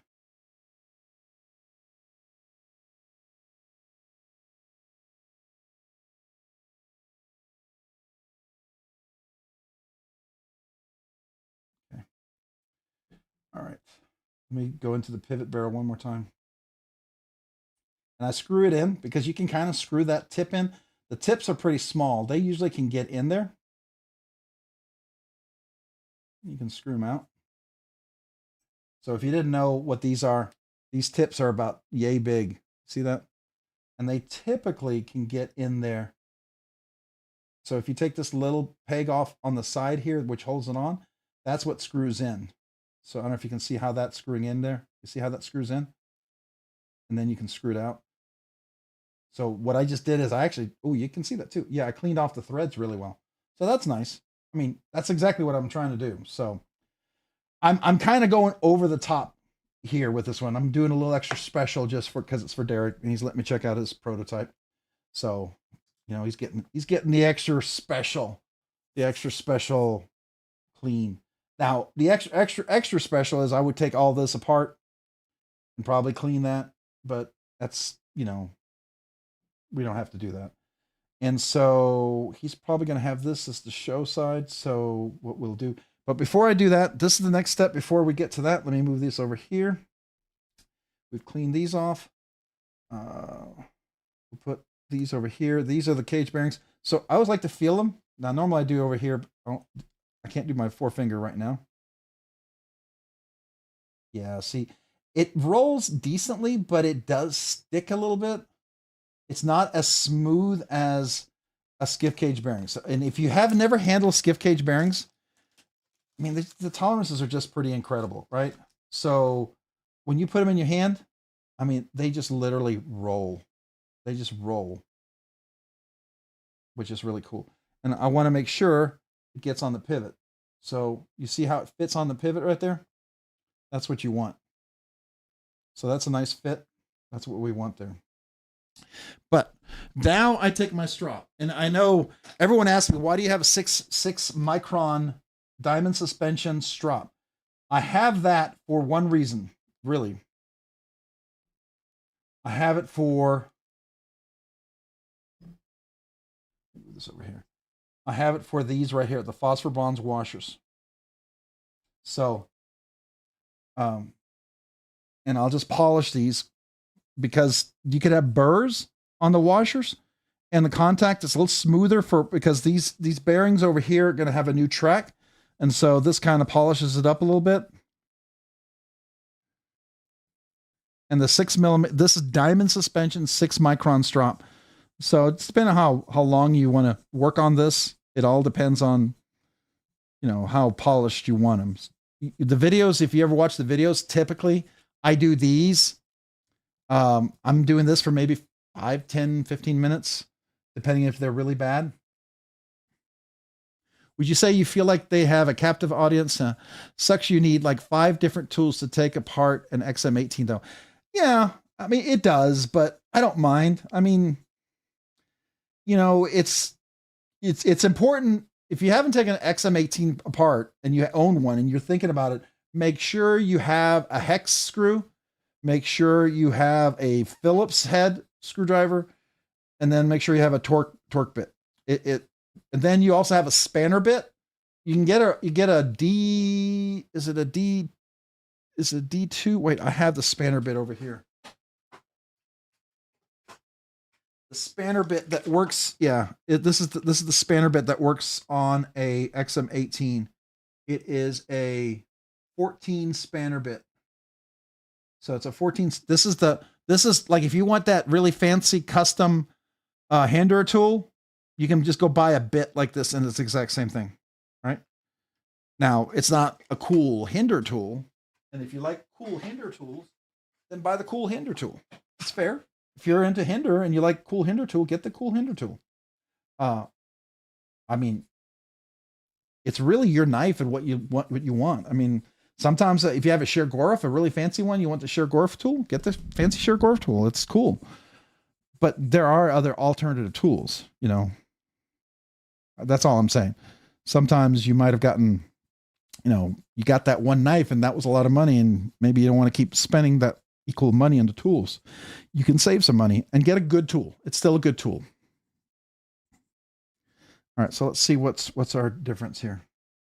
So it's not quite as polished as I'd want it to be. Let's see.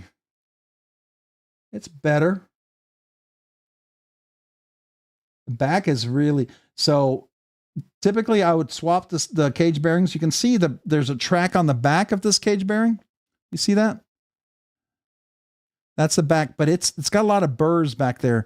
So I would prefer to use the rounded, smoother side. That's going to have better action. So I'm going to polish this just a little bit more. Now, sometimes I have to just make sure I've got a good contact on there.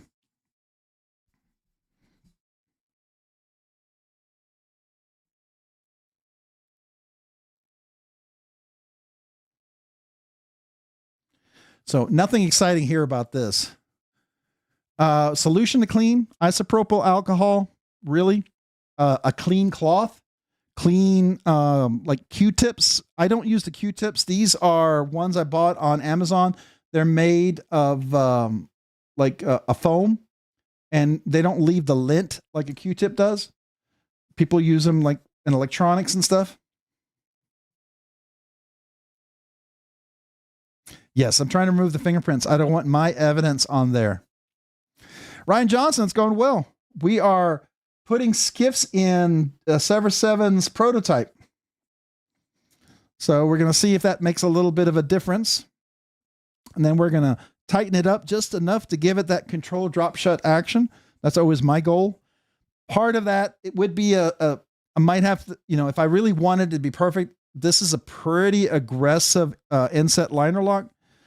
I'm going to let Derek mess with that if he wanted to change that. We'll get as close as we can, right? We'll get as close as we can as long as there's no blade rock. That's my only goal. No blade rock and as smooth action as we can without blade rock. Polishing the phosphor bronze washers should get us there a little bit better. A great tool to have if you didn't know, especially if you've had kids. Wet wipes are amazing. They clean up your fingers. They clean up stuff like this. And if you ever like file G10 or carbon fiber, they clean all that up really well too. It's really nice. So there we go. All right. So I think we're almost getting ready where we start building it back together. So let's put the captive pivot here. All right. So we're going to put, before we do that, we're going to clean the washers because there could be stuff on the outside.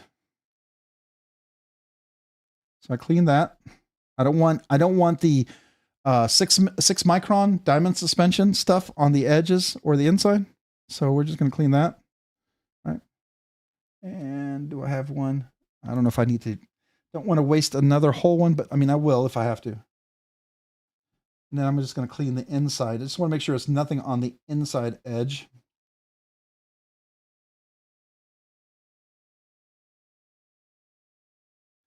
We'll clean this one over here.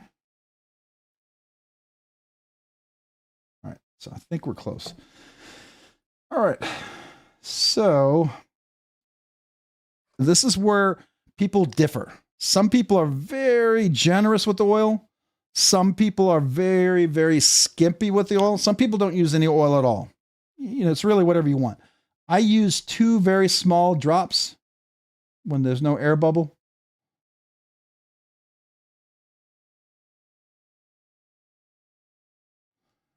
And then I'll let that work in.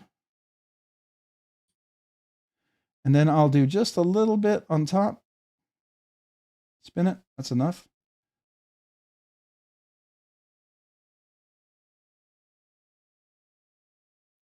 I always try to get a little bit on the inside.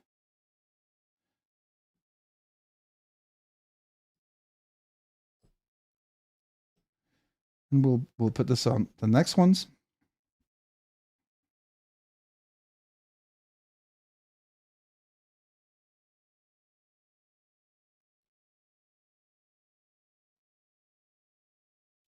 We'll put that on top.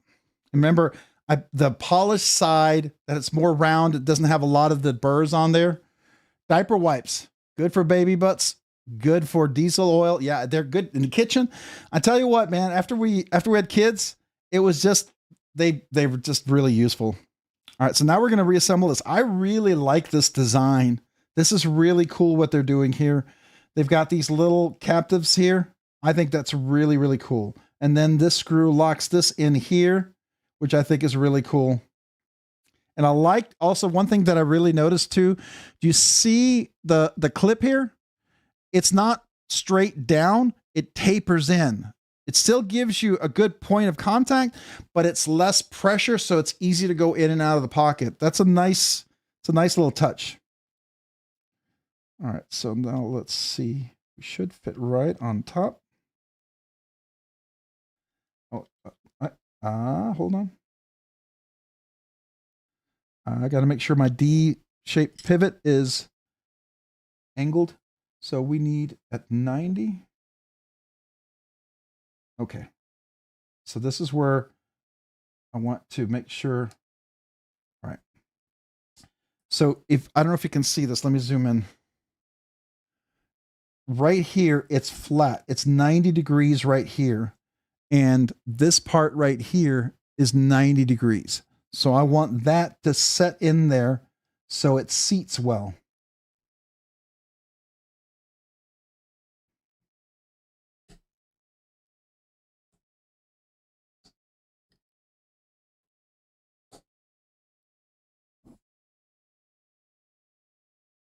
And sometimes, yeah, if you move it around a little bit, okay, it moved the other way.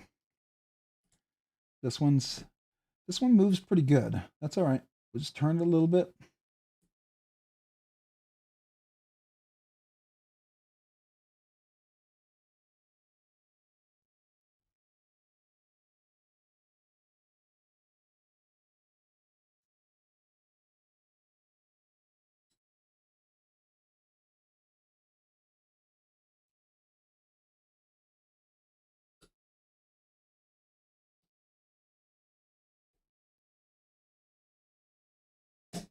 Here we go. Okay, we're in. Stay. Okay, so where's my screw?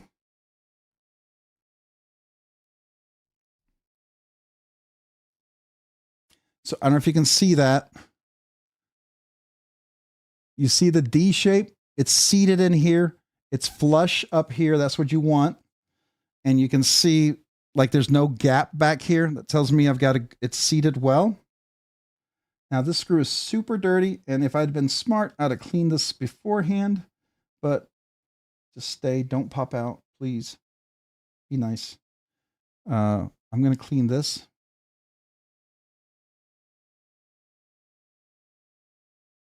And I want to make sure there's no oil on the threads, because if I'm going to put Loctite on there, is Derek here? Just want to make sure he's okay if I put just a touch of Loctite. I just don't want his blade to get scratched, right? So, but before I put Loctite on, I make sure everything's seated. Loctite is the last thing I'll put on because I want to make sure everything is centered. And I reverse thread. Reverse thread, do y'all know what reverse thread is? You listen for the click. That means your threads are lined up, and then you screw in. That way you're not going to cross thread. You have less chance of stripping the threads. And usually you'll find it's very easy to screw in. Oops. And of course, I just noticed before we even started, got to put our pivot,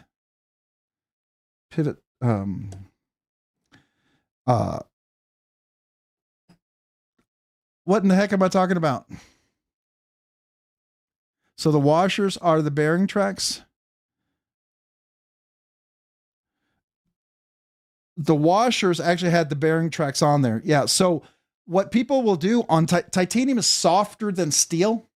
And like the Rosie, I think, does it. I know the Cerberus Knives does it. They'll put their ceramic ball bearings or their washers against the titanium. It's okay. McNeese does it too. But some people put washers in there. The danger is that if you over tighten titanium, you can easily bend the titanium, and then you've created a divot. You maybe have like little channels, and it just gets all messy. Steel washers is a lot harder. It's a lot less to damage the knife. You can replace the washers, and it's easier for that. But if you know what you're doing and you only tighten till it stops, you feel resistance, and then you check for blade play, then you're usually good. Okay. But those washers, you can see, look like they might have been tightened a little bit. I don't know. Somebody had pivot play, and they maybe some people, when they see a pivot moving, they don't think Loctite. They just tighten it down. Not the best for a knife. Not the best. Really, McNeese, the way Jonathan gets that action is he tightens just till it starts to resist. He chains for blade play. Tighten a little bit more until the blade play stops. Then, of course, the Loctite is applied. You let it dry. The Loctite will actually tighten it just a hair fraction more.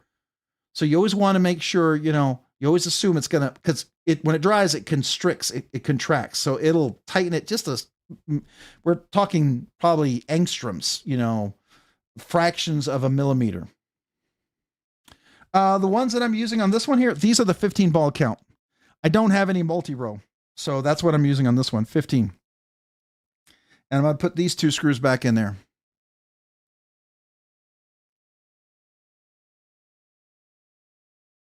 Now we're going to put these on.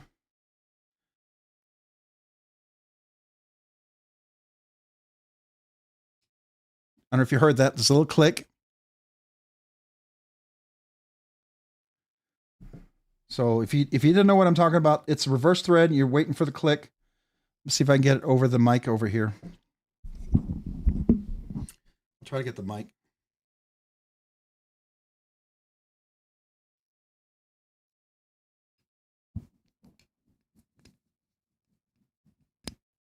You hear that?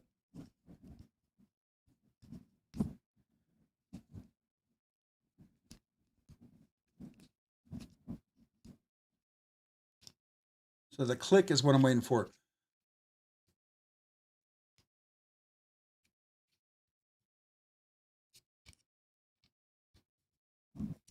All right.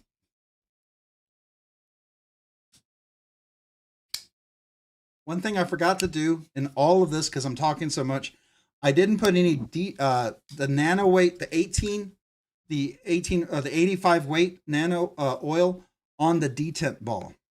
So that's right there. If you can see it, the detent ball is right. It's right there. So I'm going to put just a very small drop on top of that. This is the thicker. You don't want to put a lot of oil on there. I do what Jim from HMC Knives does. Typically, I put a very microscopic small touch on the ball, And then on the track, I would put 2 very, very, very, very small drops. And that's why I always do this really slow, because I don't want it to come out fast. Because my finger's actually warming up the bottle, and then it starts to come out just from the heat. Come on.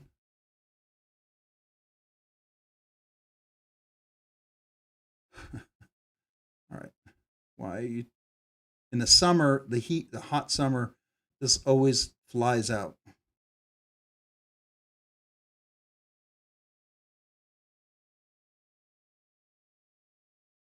Oh, here we go. Here's the drop. Okay. Now I'll work that.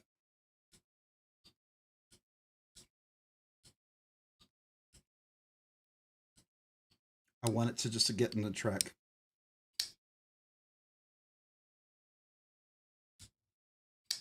So next thing we'll do, I don't have pivot play. Yeah, it's pretty tight in there. So what I can now do is we can see how tight do we want to pivot.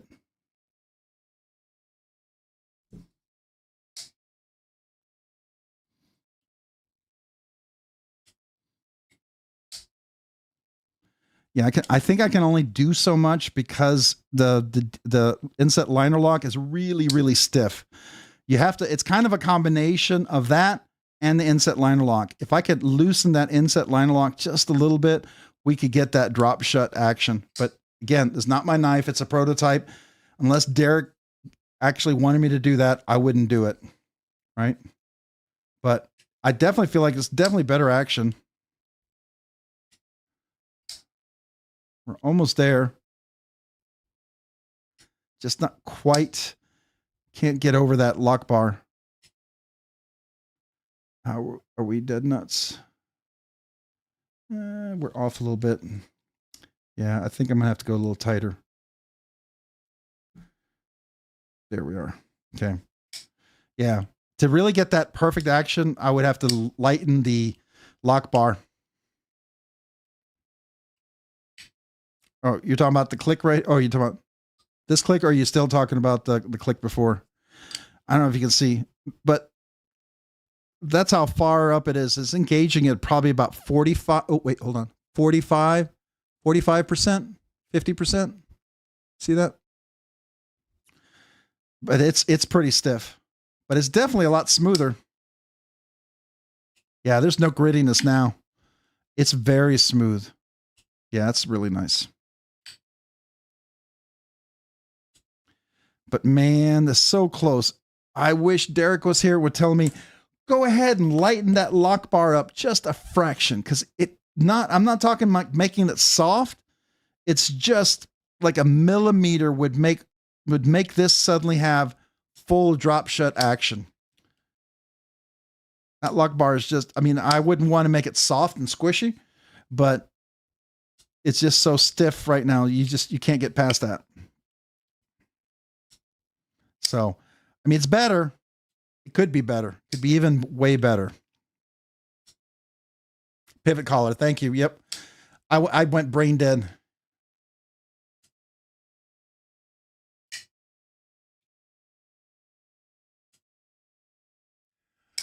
Nebsig, he polished the bronze washers.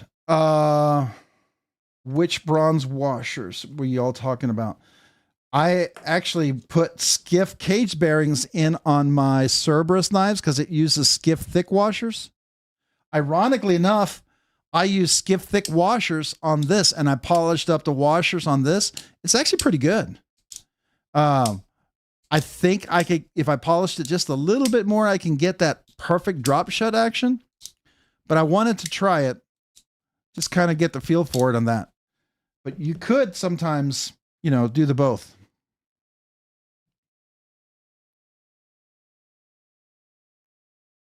Hey, Meredith, have a great evening. Appreciate you being here.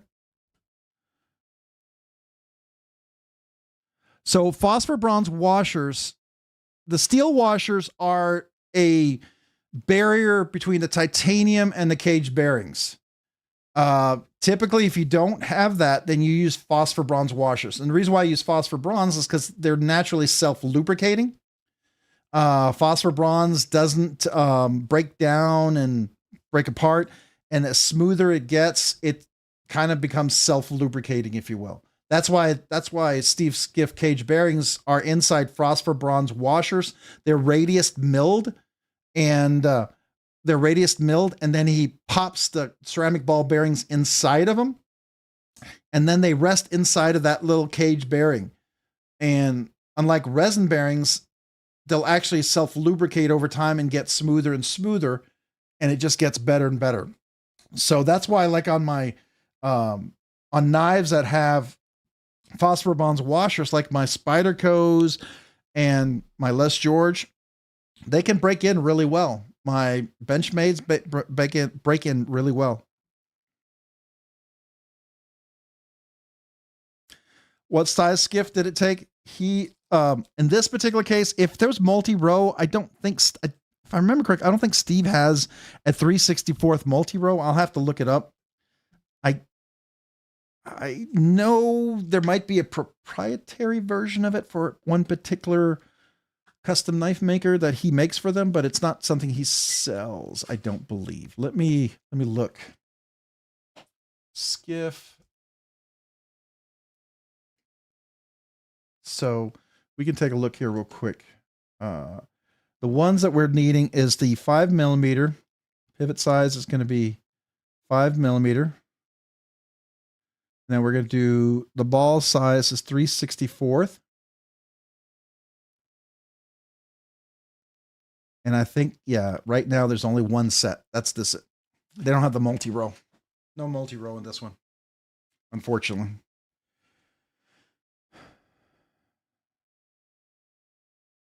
I've used gun cleaner. Yeah, I've used that. But the problem with gun cleaner and those things, Kodiak, is it does work. But if you're dealing with micarta, you're dealing with carbon fiber, you're dealing with G10, you're dealing with plastics. Some of those gun cleaners can dissolve that, right? There's some additives that can start to deteriorate and break that down. So, and especially if you've got a really fancy custom knife or something.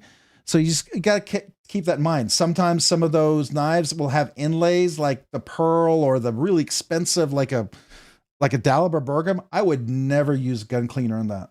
Never, ever, ever, ever, ever, ever, ever. Because, I mean, unless they're just screwed in and you can screw them back out. But I'm just saying, there's, you know, you got to keep that in mind. Now, if it's steel on steel, titanium, probably. But some of that stuff can also dissolve some of the coatings that are on there. No, if it's true Cerakote, it should be fine. If it's true DLC, it should be fine. The reality is sometimes they're not always true Cerakote, true DLC. You know, we've come to figure that out or learn that. Ideally, I do like what you say here, by the way, Levi Weaver. I think that's hilarious. So I think we're almost there. I wish Sever would pop back on because part of me really wants to tune that lock bar, because he talks about having that 3, 6, and 9. I could get that for him. This knife wants to do it. And that front flipper is just, it's so stiff. But I'm thinking if it's going to other people, they're going to really like a super crispy, crunchy detent. And so I get it. Maybe he's going to leave it as the original OEM. That's fair. But for me, I would so prioritize the front flipper. And it would be, you would have that nice natural drop. It's definitely smoother. But at this point, since he's not dropping back in, I'm going to go ahead and put just a tad of Loctite on there. This is where less is best.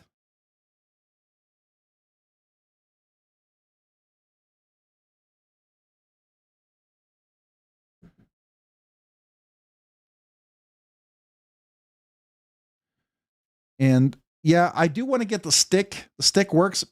This will work fine if you really know how to shake it and apply it and then not overindulge it, and make sure your pivot is dry. There's no oil on there. That's the worst thing in the world. You'll never get the Loctite to set if it's trying to set on top of oil. It's basically a barrier for it to tighten on. So.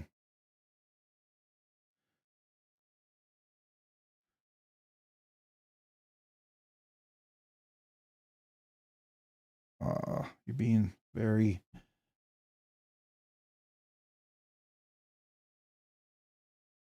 Typically, I can balance the screw on here pretty well. Okay. Let's do that again.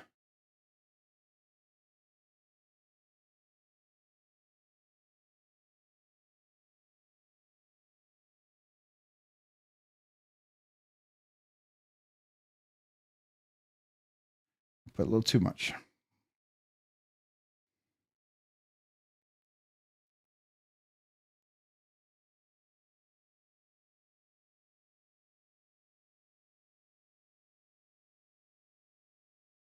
I just want it in the threads. That's it.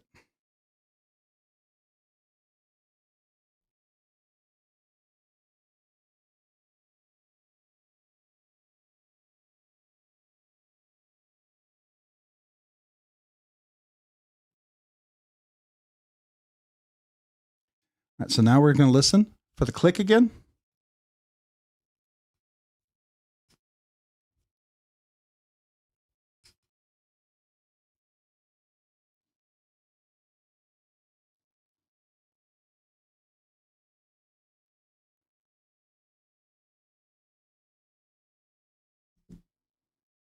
We dead nuts? No blade play?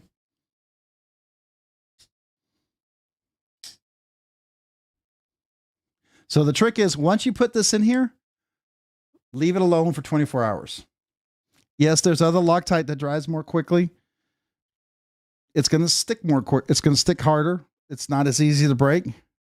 I'm sure there's better Loctites out there, but this, I leave it like this so the oil doesn't run into the pivot, into the threads, even when there's some on the cage bearings, and I let it sit for 24 hours so it can dry. But at this point, we're dead nut centered. The only thing I wish I could have done is tune the insert liner lock. I think that would have made this really, really sweet.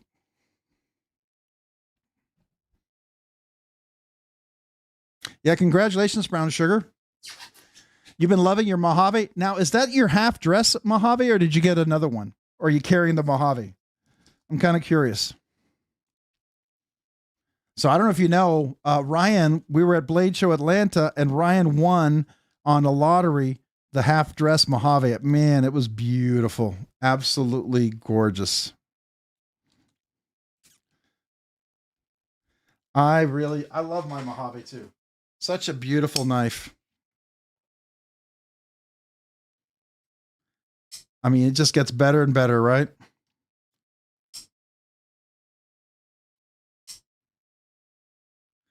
Electric motor cleaning using on bearings. I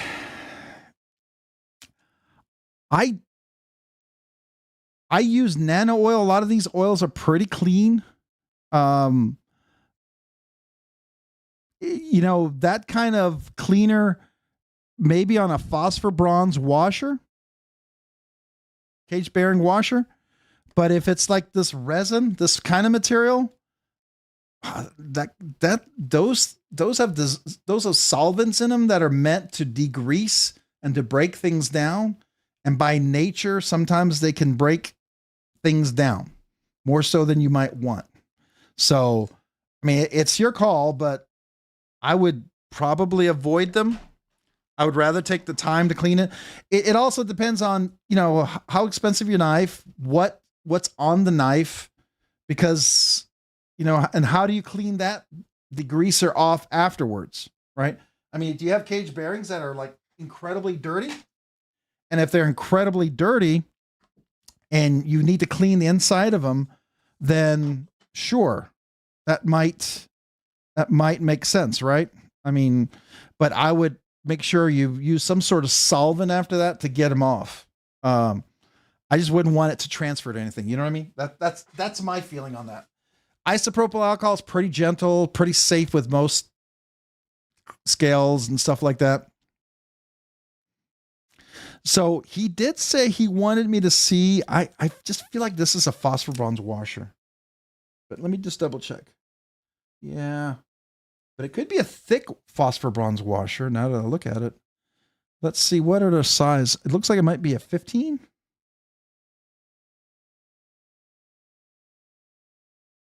Nope, maybe a 10.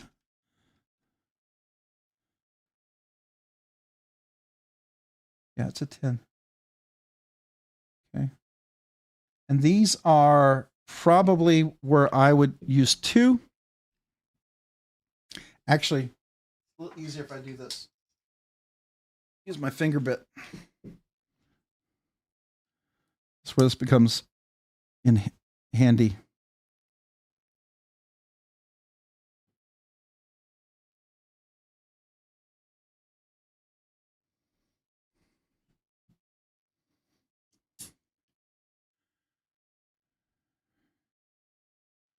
Wyvern Kodiak, are you heading? Oh, level on up. Hey Rob, hey everybody, hey level on up. What's up? How are you doing? Welcome.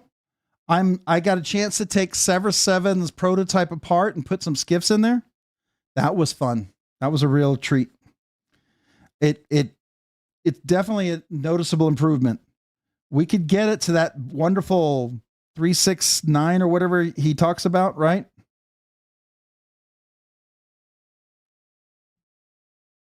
Let me see.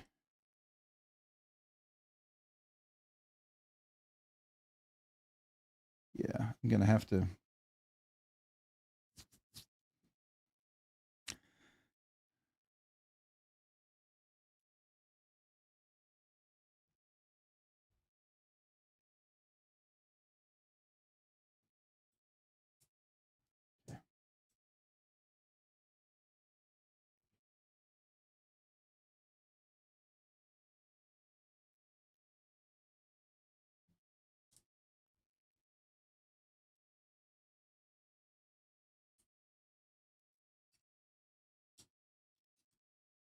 Oh, it is caged bearings.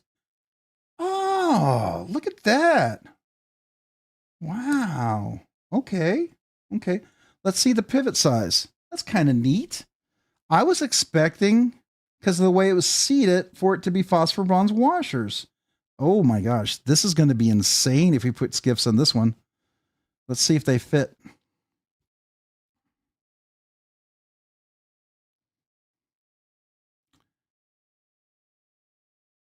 Wow. I got to take a look. Bet these are 5mm, 1/16th. What do we say? All right.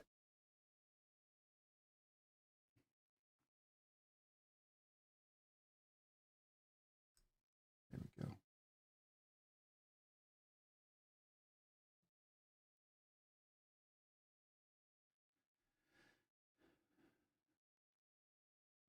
Ooh. Does he have steel liners in there? He does. Look at that. Okay. He's got steel washers. Now, the reason why he does that is so that you're not these cage bearings on top of the titanium. Because these right here, if you didn't know, these are titanium scales, right? So we'll clean that off. Let me take this off. Oh, there's the cage bearing. This is Zerkitai also. Beautiful Zerkitai standoff. Really, really quite gorgeous. So let's take this off. Wait, I think I can just pop that out. Yeah. It's just a pivot barrel. Look at that beautiful milling there and that kind of etching. I think that's really cool. That's really nice. Gorgeous. Needs that little cutaway there.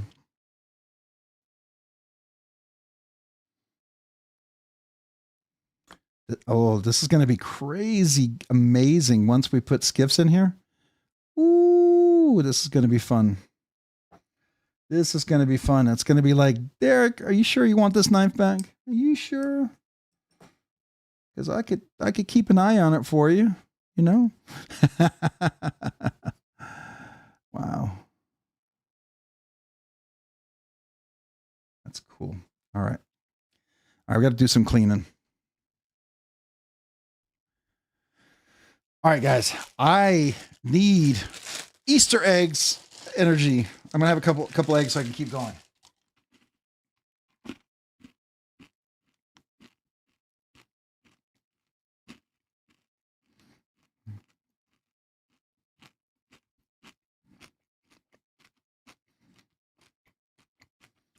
It's got a ramp on here too.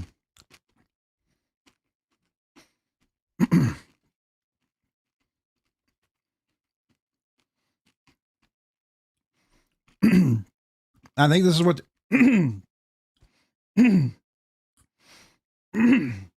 Don't talk and swallow.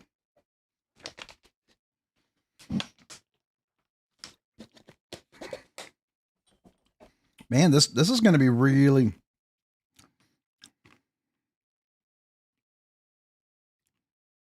It's going to be really nice.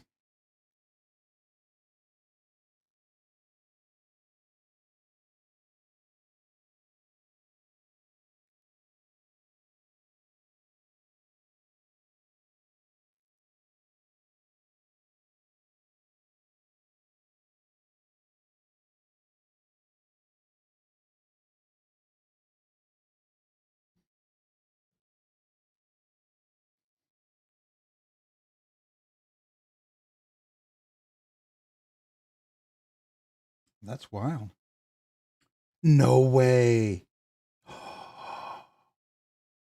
That's cool. I think that's a steel insert. You know how Chris Reeve Knives puts the ceramic ball into his lock bar? No freaking way. It is.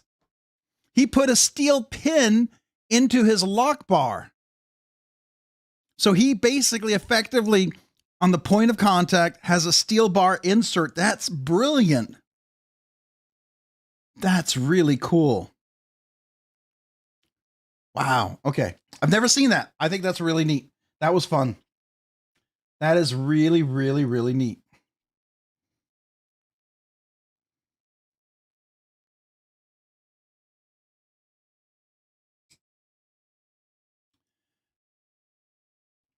And the way I know that is if anybody's curious, titanium, right?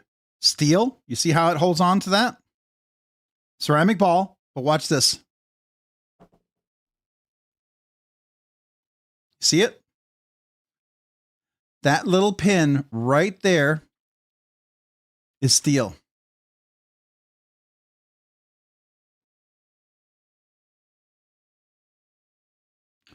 That is really, really freaking cool. Man, this milling on this side is really nice. All right. Sorry. Got a little distracted there. All right. Let's move the pieces out of the way.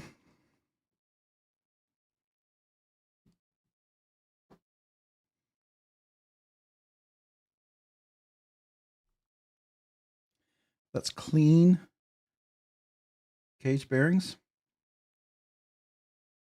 So these are very similar to the cage bearings that's inside a XM18, a hinderer. This is actually what Jonathan McNeese used to use all the time. He actually went to cage bearings recently, which I'm glad. I think it's better. I think you better get more consistency. It's a better material. It's harder, less chance of denting and all sorts of stuff. I think it's a better ball bearing system. Can I zoom in? Yes. May not be able to see me. Let's see here. See it?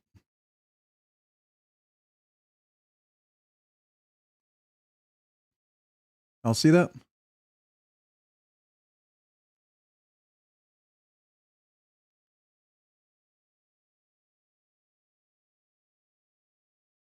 I think it's pretty brilliant. Pretty brilliant. That's really nice. And I will say, let me feel these. Oh, this is going to be nice. Yeah. Yeah, I'm going to make Derek very happy here, I think.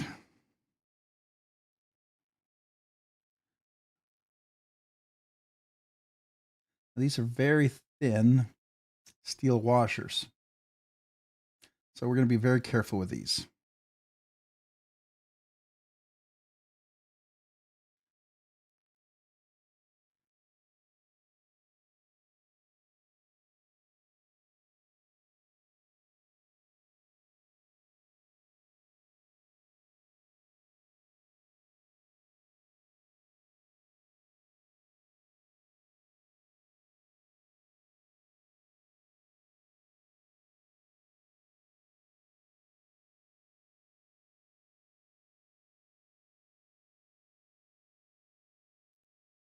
So I wonder if that's like 15 microns or what.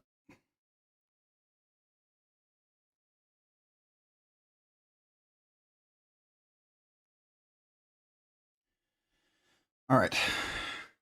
Let's polish these guys up just ever so slightly.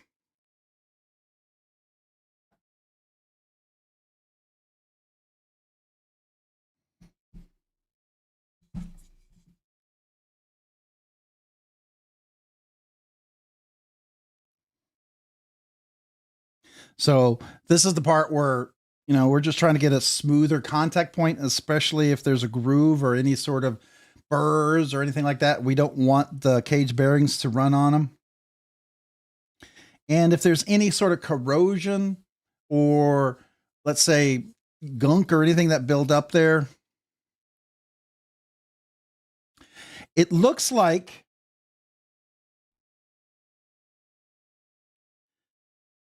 so. Do you see right there? Let me get the pin. You see that little part right here? Looks like the pin goes in and then he presses this to hold it in place. If you know on a Chris Reeve knife, you'll see the ceramic ball goes in and there's 2 pin pushes on each side. It basically pushes in and it locks the ball in. So he's effectively pushing this in to lock the pin in there.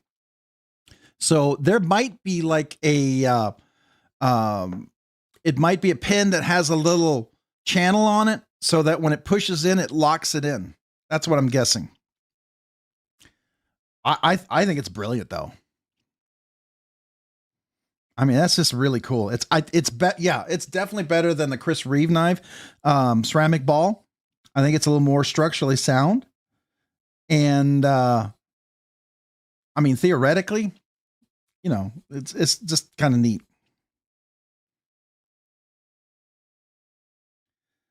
So I just want to make sure I don't have anything build up here. Let's see. Now I want to see what is these black spots. So let me get my little scope out real quick.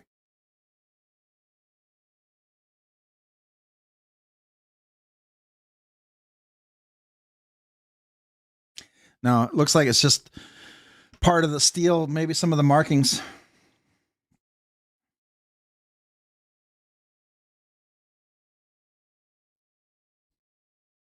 So I just really want to just polish this side.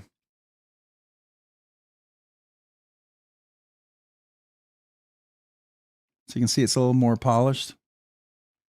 Compare that to,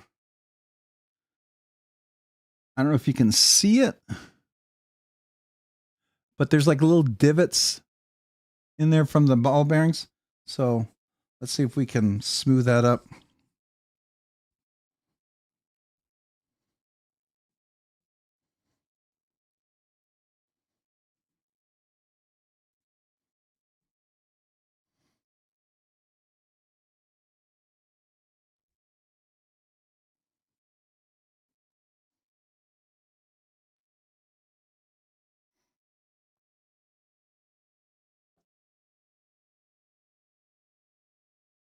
Yeah, it's much better.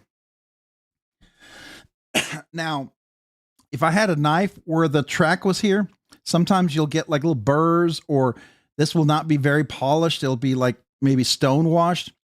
I'm not going to do it on this one, but I would come in here and I would polish that up, and that also makes it a little smoother. I did that with the Prince Custom, but with the Prince Custom, where there was a track, I used flits and I would go inside the track and to polish it.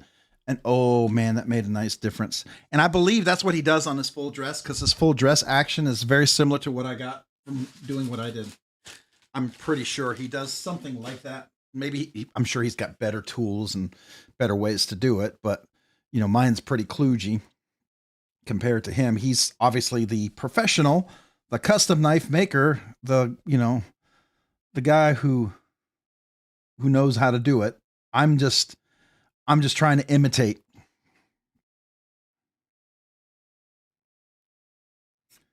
But this is very cool though. This is a really neat one to take apart. Hey, Derek, if you're still listening, you're working and listening, man, thank you for letting me take this one apart. This one was fun. This was, this was neat. I've never seen the internals of an Unkoski like this before. I think this is really brilliant. I wish I could have done a full video of this, because yeah, this was fun.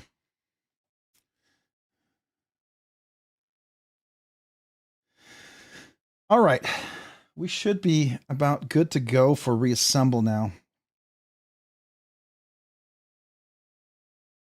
I'll make sure everything's off.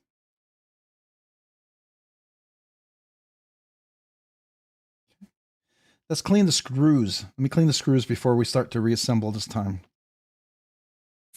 So sometimes if there's Loctite on there, I'll put it between here and then I'll thread it in here.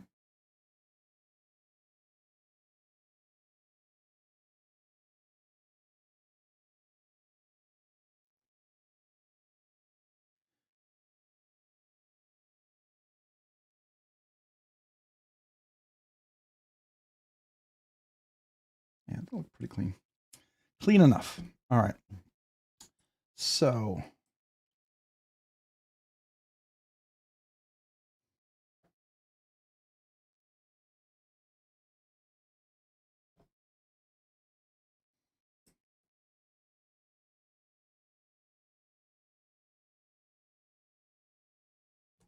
all right. I'm gonna put this here.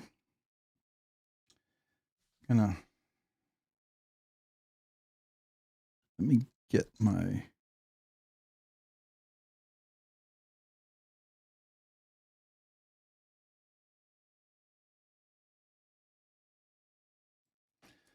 and we're gonna get oh, I never measured it, did I? Hold on. Yeah, 1/16, 5 millimeter. So it's going to be these guys right here.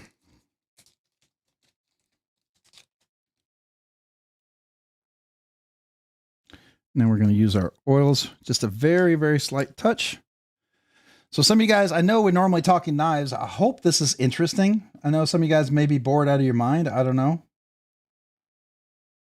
I mean, if this is too boring, we'll skip doing this in the future, I guess. But this was fun for me, at least to be able to check this out. This was really cool. All right, let's get the blade. Now, because this is where the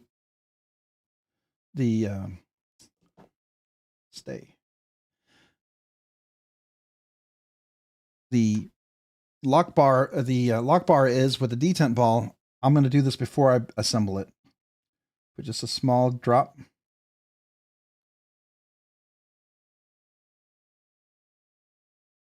Just a touch. That's a bubble. Okay. And then what Jim from HMC Knives does, he will do 2 drops, very, very small.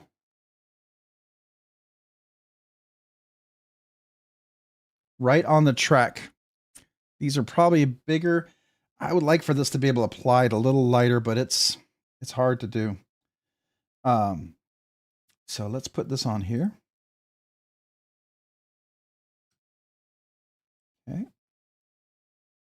Now we're going to put a little bit over here.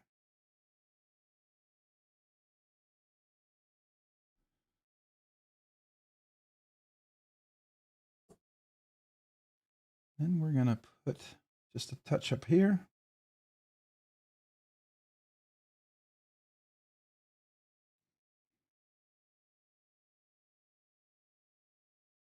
These are very, very thin, so you want to be really careful with them.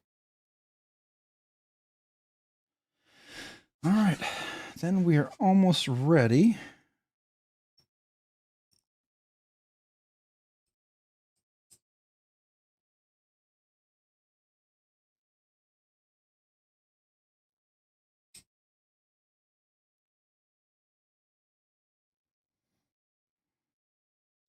And this beautiful Damascus standoff. Well, it's actually, yeah, it's a standoff, technically, really what it is. All right, now we're going to reassemble.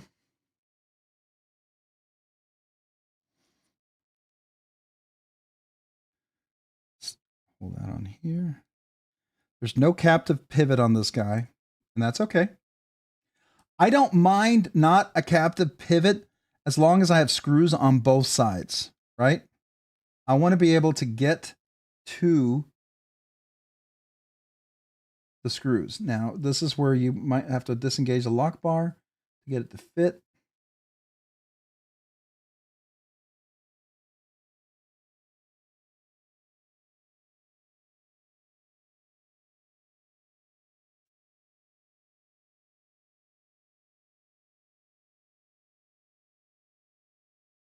There we go. And before I put Loctite on, I'm going to just assemble this.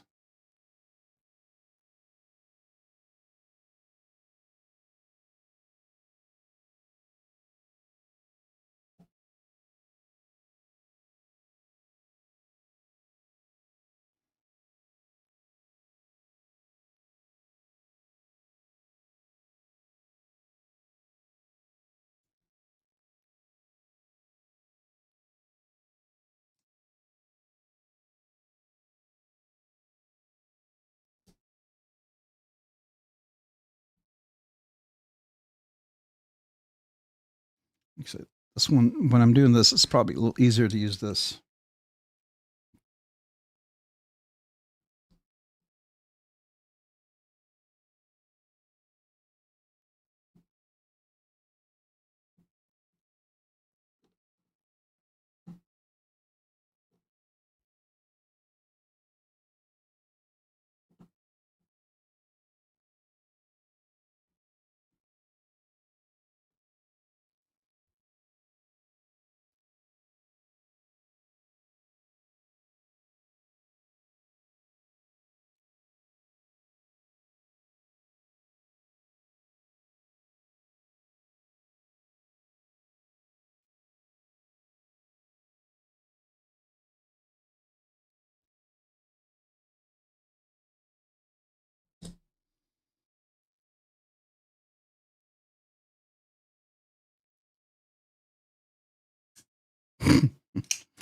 Now we're guillotine.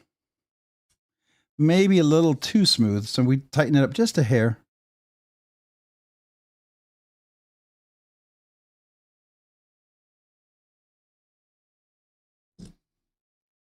Dead nut centered. Okay, maybe just a hair lighter.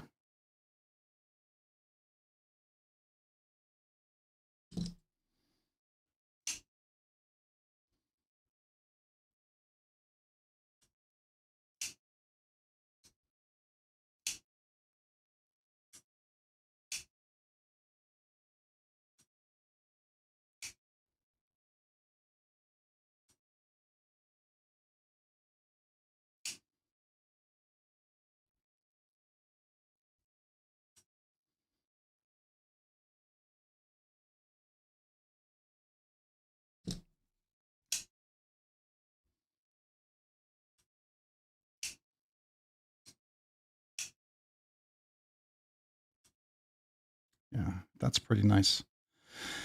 Yeah. All right.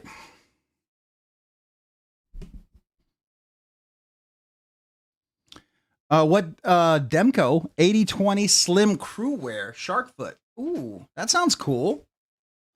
Nice. Yeah, I like this one. So I will tell you something I got really excited about. Sever 7 Derek, he said he asked him if he could do a Silver Surfer. And I was like, what? You know me, I love the idea of a Silver Surfer. I would be all over that. So if he does a Silver Surfer, I'm like, yeah, sure. I mean, the reality is a Silver Surfer is really, in some ways, it can be easier. It can be harder because you have to polish, but in some ways it can be easier. There's a lot less to do. And I know some people find it boring. I don't. I like it. But we're going to put just a hair of Loctite on here because I don't want that pivot to go. I'm going to use even less on this. Yeah, I think the Silver Surfer would be cool. What's the going rate for slightly used knives? It all depends on what knife. Some knives slightly used, it doesn't matter. They still, I mean, reality, they still sell for full price, right? Some knives slightly used, you know, if they're like new, you can get close to the regular price. Some you can't. It's all a matter of who are the buyers, right? So, oh, for the Unkovsky, what shape is it in? Is it excellent? Like new in the box, brand new in the box, good? Okay, so that's plenty, all I want to put on there, right? That's going to diffuse all the way around.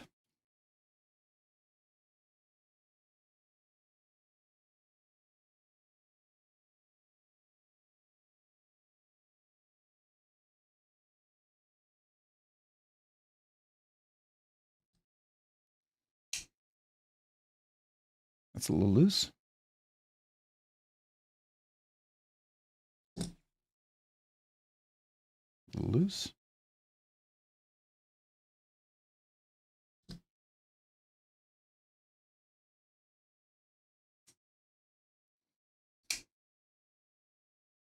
Still a little loose. There you go.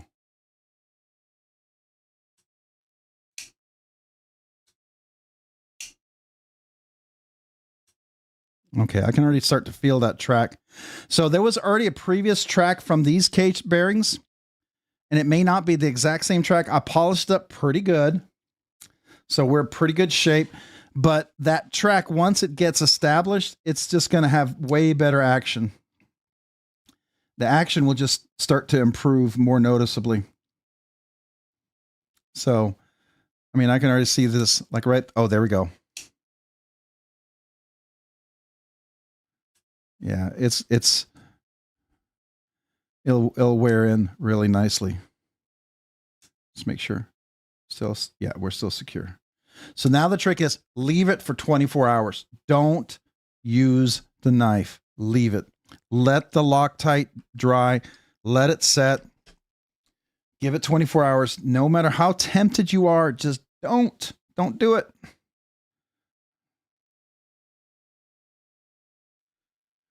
And that's it. The new drop in DLT. Which one? Oh, we should go look. Well, I'll put it up on screen while I start to clean up here because you don't want to see the cleanup part. That's boring. Let's put the DLT up here. What do we got? Knife stores, DLT. I thought DLT was at the top.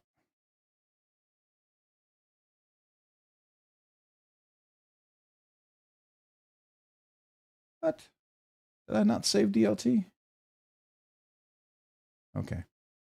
That's weird. DLT trading. There we go. So you said new knife drops? Brand DLT drops. Is it this one? The drop? Hey, Nebsig, have a great evening. I will tell you, I'm pretty impressed with the Unkovsky. I don't know about you guys. I Had no idea he was doing some voodoo magic with that lock bar. That's kind of pretty stinking cool. Oh, yeah, the Demco sold out. Is it sold out because it hasn't dropped yet, or is it already dropped and sold out?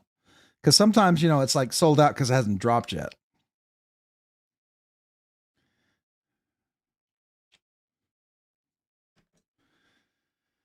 All right, let's see. Oh, did anybody get a Sweeney? Any of you guys get a Sweeney? I like the idea of the new Sweeney. I think that's kind of cool.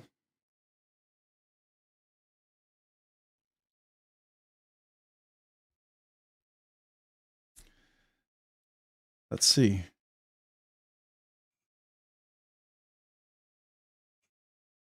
Anyways. That would be the Sweeney I'd get right there. Anyways, let's go back. We're looking at the Demcos.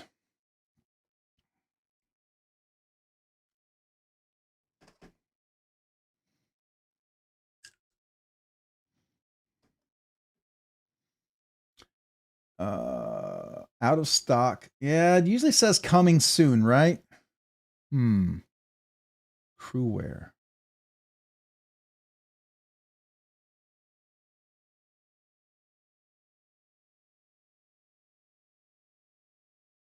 I have the S90V version of the Slim, but I have the clip point, which I kind of prefer personally for like everyday use. I prefer the clip point, but that's just me. I don't know about you guys. Some of you guys prefer the other one.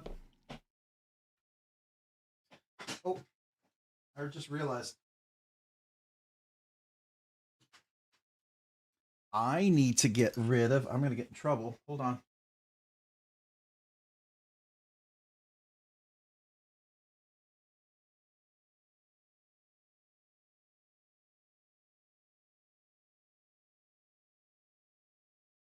Do I still have the link? I do. Hold on.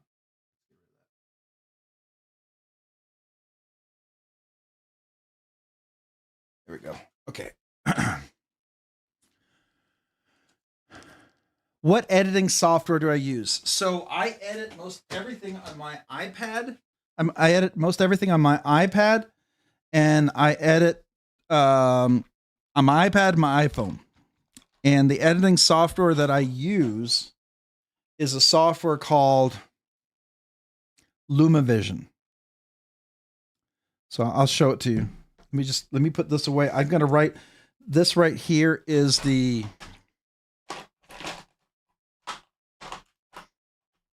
Let me just write this. This one's the Unkowski. Let's just do this. Unkowski. And then this one here is Usurper.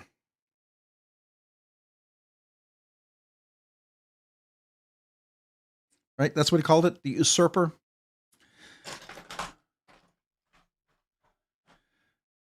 I think these are cool. I mean, Crewwear is a good steel.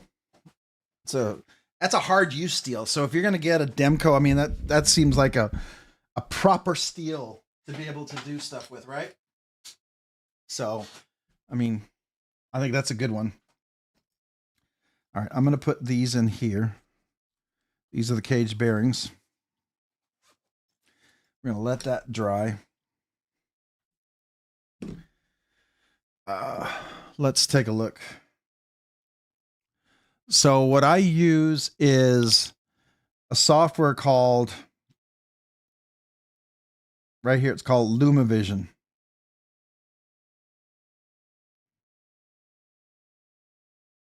Got way too many windows. LumaVision. And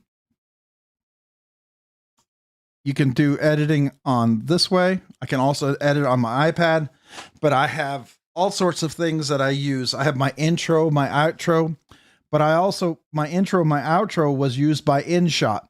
So InShot will create that too. You could do stuff with InShot.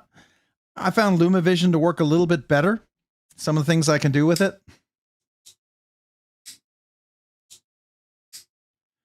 LumaVision on my iPad gives me full studio editing capability. It's pretty nice. You can do multi-camera angles. So if I were to capture, like if I did a video here and I captured video with my face here, and then I captured video with here, and there were two separate video feeds, I could edit both of those back and forth. And then I could do picture in picture and all sorts of stuff with it. So it'll do full support of all of that. It's pretty cool. So like this is my, this was my intro.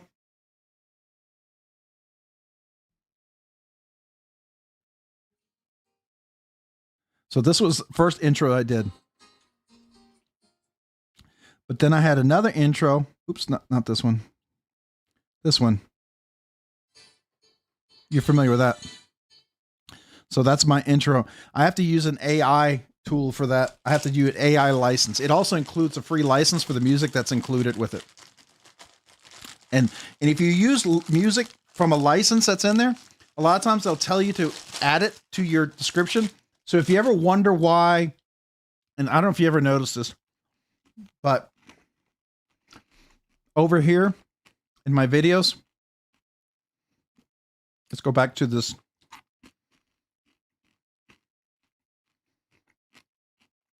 You open this.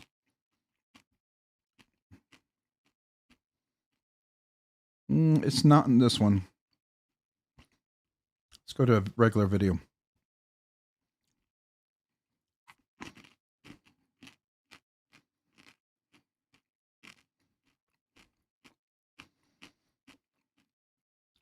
So like if I go to this video,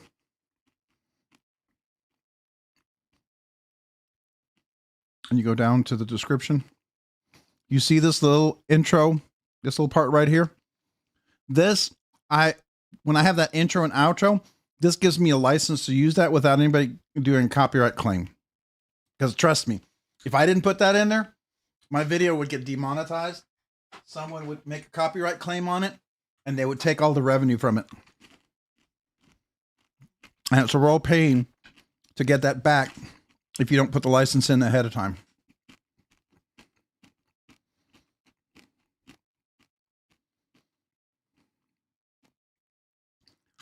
But this is one software. I find it pretty easy. So like, let's say I were to create a new one. Let's have a new project.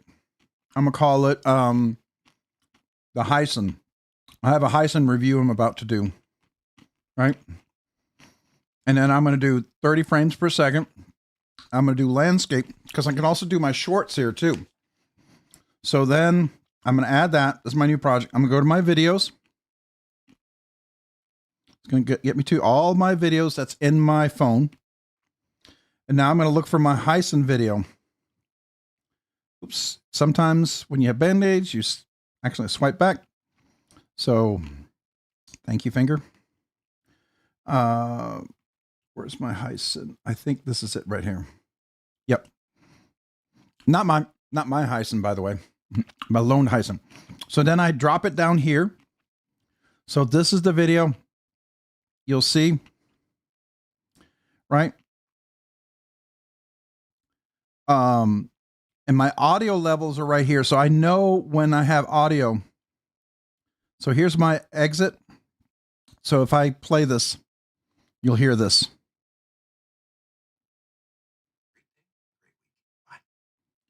So then I'll stop and I'll go down here and I'll clip that. Oops. I'll clip this. All this stuff I don't want. This is extras. Now I have this in the video, maybe sometimes for a thumbnail, but then I'll go and add in my outro and intro. So here's my outro. I'll add that. I'll do a transition. So it's pretty quick. Add a transition. So now you see that whole music. Then I'll go to the beginning of the video, and I usually have a little space in the front, but I want to clip that out because you don't want dead air. So you want to get rid of that. So I delete that quickly. And it goes right into the video. And so then it says hello. And then there's this part where I'll go here.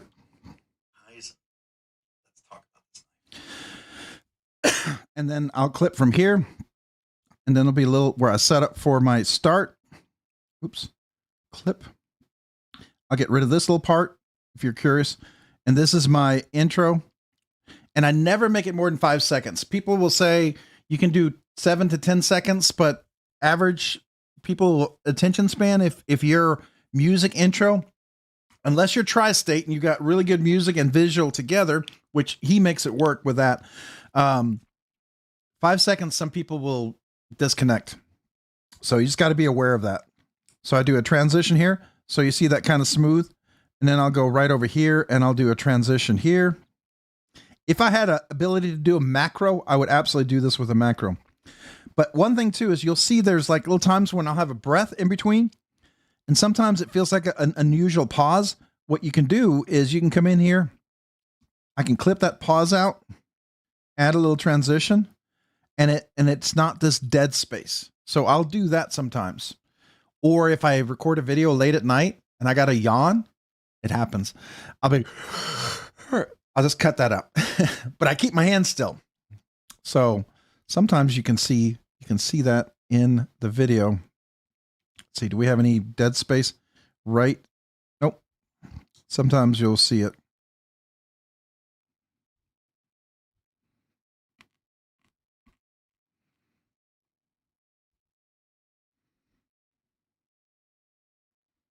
Might be a pause right here.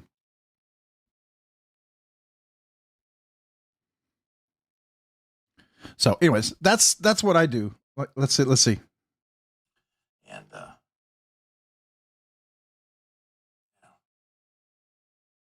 nope, not a pause, not a yawn. Usually oh wait, this might be a yawn. Nope, not a yawn. It's funny when there's a yawn in there. Some nights I'm recording a video and I'm really tired. And I've got like 7 or 8 yawns. And then sometimes people will comment, you had a long yawn in there. And little do they know that I had already edited out maybe 7 yawns. And that was the one yawn I missed. And they're like surprised they heard a yawn. It's like, oh, there were a lot more. So, but that's the software I use. Matter of fact, this will probably be the video I'll drop tomorrow since I'm sort of halfway through it already. But then the next part of this, like if I'm talking about something, I can also add, so there's this little add button. I can add an overlay. And then you can add like, hey, I'm dumb or something, right? Then I can add that and I can close it and I can do this, or I can have like a different font. These are my predefined fonts if I want to use them, right? You can do this. I can also add, where is it? Oh, I can bring in like a pictures. Maybe I have to go to here. But you can bring overlay pictures and stuff like that. So there's just the different things you can do with it. I don't know. I like it. I got used to it. It took a while to learn. I mean, it wasn't hard, but it took a while to learn the advanced features, and they're worth it because it really does save a lot of time. And I like that. And I can do it on my phone. I can do it on my iPad. So if I was at the hospital with my wife, I could finish editing a video for a lot of the content I recorded and I could publish it. Right? So, and since I have a terabyte of memory on my phone, I have most of all of my videos on there.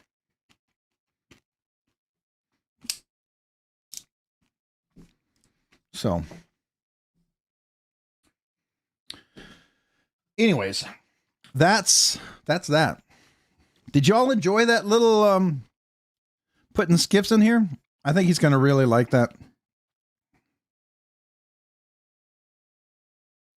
I don't do this. Oh, okay. I'm good. The action is beautiful. It's happening. I'm really excited. Yeah, once that dries, it's going to be pretty amazing.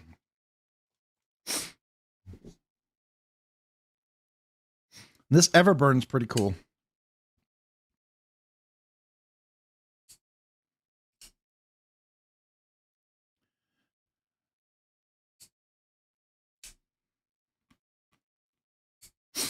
Yeah, I mean, it was already dropping. Man, I could get this thing to have the same action if I could tune that lock bar. This boy is so stiff. This is made for like a flipper, but for a front flipper is so strong. So strong. But the action's much smoother now on this guy than it was before. But yeah. And it's clean. It's not gritty.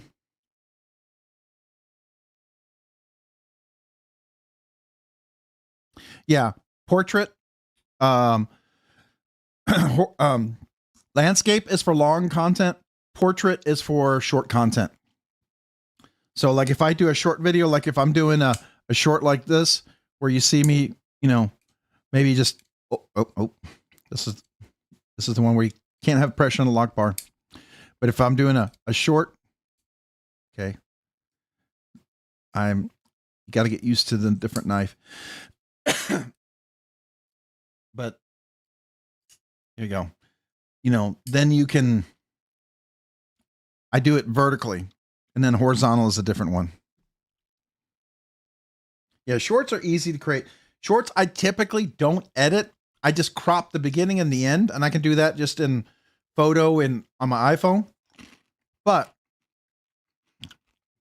if you ever see me have multiple cuts, multiple angles coming in, that will be because of that. So, like if we go over here in the shorts, what's one that I did recently that we had? Like this one right here. This was like about a 2-minute. Come on. This was a 2-minute video, but then I edited it down to about 30, 40 seconds. And you see the transitions? That's little clips. Try to bring symmetry. So kind of just gauge the two. Now, sometimes you're depending on how much time you have, usually I have lunch breaks, bathroom breaks. So I have only so much time to edit my shorts. I can't sit there for half an hour to do a short. So sometimes shorts can take a long time to edit.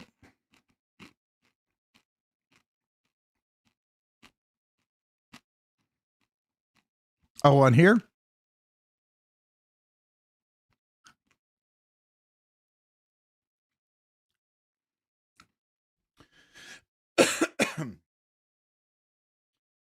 Which OEM?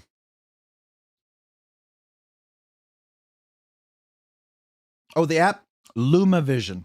Let me see if I can find it. I believe it worked. It's for Android too, if I'm not mistaken. I don't know. Maybe not. Let me see.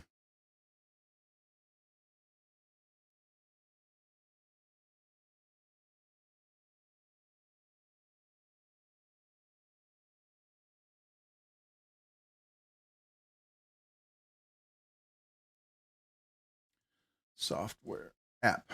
Oops. App. I'm trying to find it.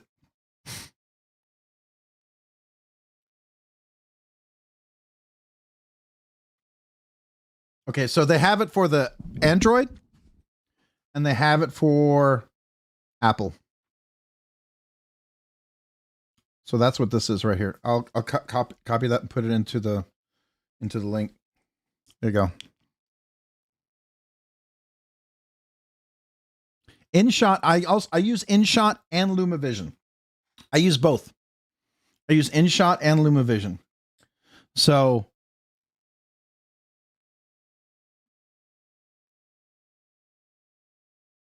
here's my InShot, and I use that for all my like this is how I created my thumbnail. Right? And I need to update this right here. Need to update this to the 12th. Oops.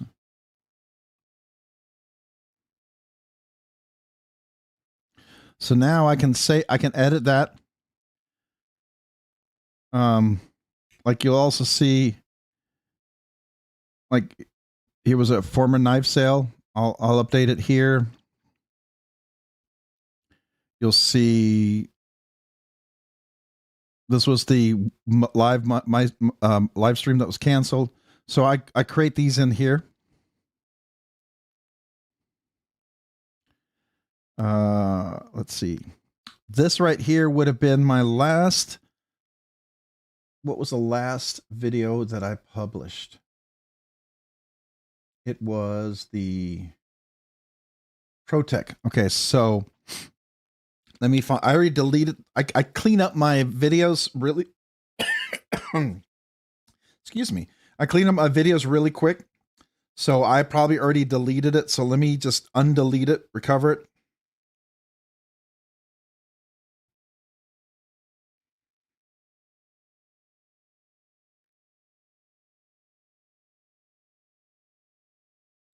So now that I undeleted it, there it is. So that's the one I did. You can see I had Sean Ashmore in there. This is the Avalon, whoa, it's big and beautiful, right? So Peace Neighbor is his knife company. So that's how I create my thumbnails. Hey, Anthony, what's up? How are you doing? But I also use it for my intro and outros. I really like InShot too. Could you do videos in here? Yes, I could do like this right here. I can import it in here and I can do stuff. I just didn't find the transitions and some of the tools as easy as I found LumaVision. LumaVision allowed me to splice and edit a little easier, and I can do multiple, I can layer on top of the shots. I found InShot tend to be a little flatter. You had one line of editing and everything had to fit in there. So, and that's where I like LumaVision because it's more like pro video editing. It's kind of like what you would get in Adobe Premiere and stuff like that. But it's still pretty simple. So that's what I appreciated about it personally.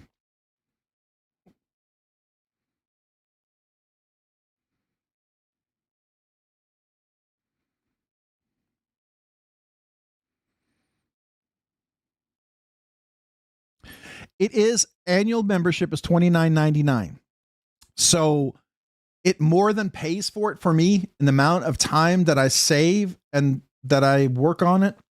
For me, I found it to be incredibly helpful, especially in editing, clipping, especially doing audio.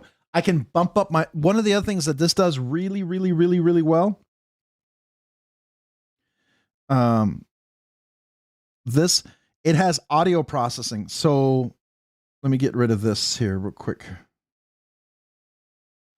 So when I don't do that. Here's my audio. I have these mixes in here, like 10% volume.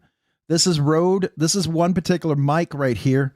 This is a Rode mic cleanup. So when I use my mic at the desk, this is what I use when I'm at like blade shows. This is my filter. So when I click on this, it adds everything from. Why is everything in German? Okay. It adds all this different gains over here. That's weird. Every once in a while it does German for me. I don't know why, but that's weird.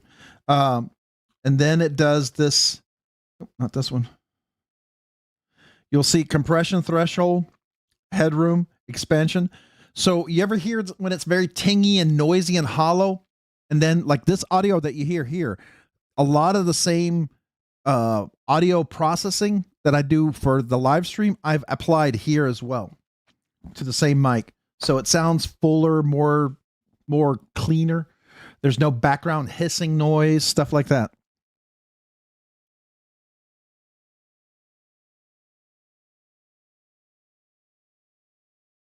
You got a Divo Binge, and it's been great. What knife are you enjoying, Rob? Whew. Well, I've been loaning some really cool knives lately, like this Unkovsky from Sever 7. I've got to finish up with, and his prototype. That's been a lot of fun. I just put skiffs in there, so I'm not going to flip them. And then I was loaned this right here. This is from Nathan Knives. This is Nathan Knives knife that he bought from Mo Patty. So this beautiful one. Leon Moss sent me his KUF, his kitchen utility folder. It's a little 3.0 one. This was a lot of fun. I got this to check out and review. I really like it. He asked me, was there any knife I wanted to check out? And I was like, this one is absolutely one I've been very interested in. So that, and then he sent this along. He sent another Eutectic Field Duty. These, I mean, I love, every time I get these, I give them away, but they're usually a color, black or purple. This one's JG10. I'm going to hold on to it for just a second, especially since I've been doing a lot of knife sales. I really like this. This is my favorite Eutectic. So I've been enjoying that. Molsec sent this one. This was really cool.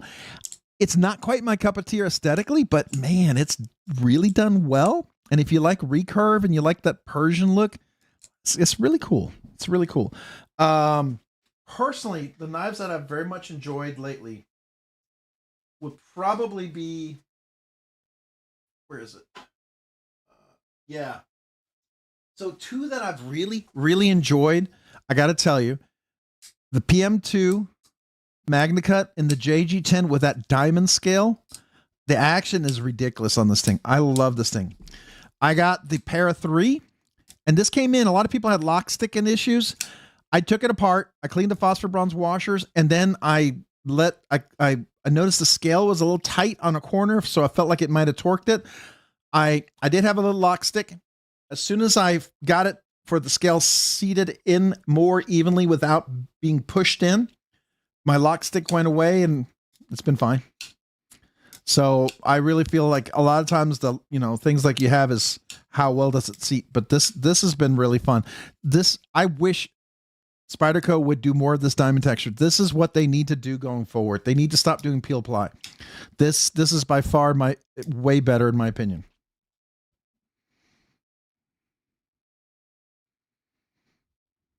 Yeah, most likely, probably at like 15K, I suspect I'll be giving this away at a 15K giveaway. But I'll get to enjoy it for a little bit, right? Get to enjoy it and experience it and do some videos and reviews. I'll tell you, my unboxing was very positive. I really like it. I think it's a great knife. It's super comfortable, super ergonomic. Action's really nice. It is a fuller flipper, like a fuller only. I don't mind that. You can slow roll it, right? It's just nice, small, and compact. Full flat grind. I really enjoy that.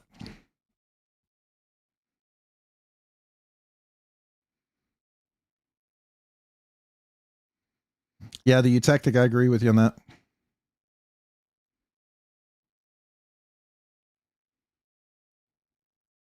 What did Anthony pick up? Oh, you got the Divo Binge. Yeah, the Divo Binge is nice. I got a chance to check that one out.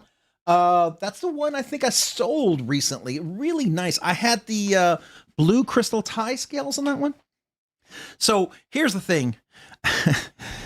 I borrow a lot of knives, or I buy knives and then I sell them. And I realize that's okay, because that way I get a chance to check out knives. I could never check out as many knives unless I was really independently wealthy, which I'm not. So, you have to do what you have to do. Oh, you got the 20 CV.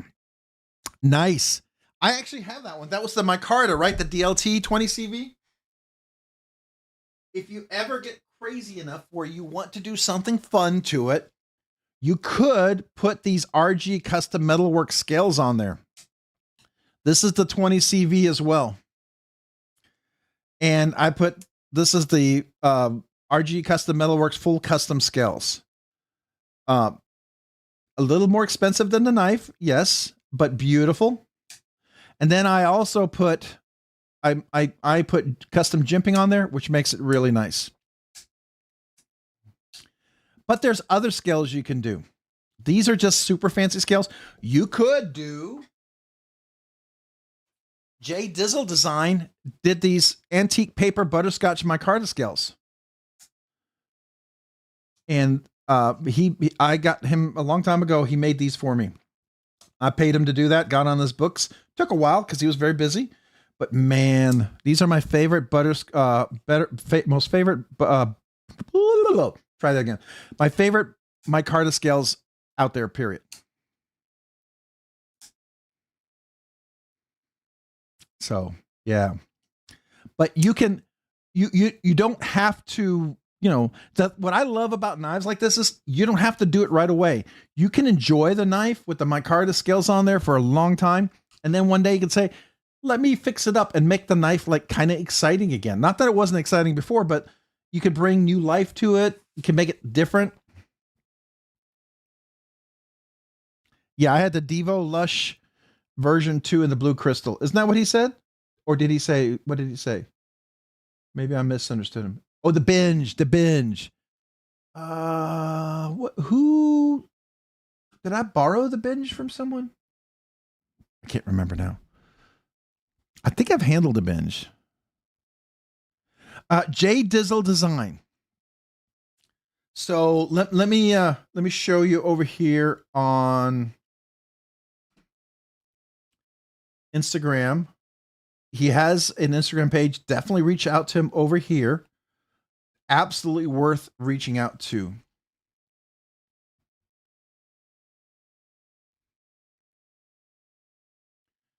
JD. I'm going to copy this.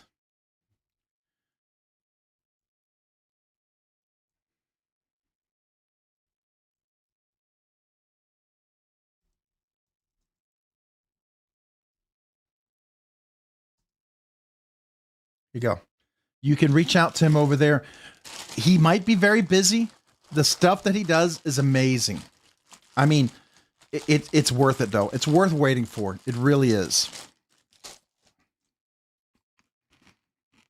Like, I think these are Stellar.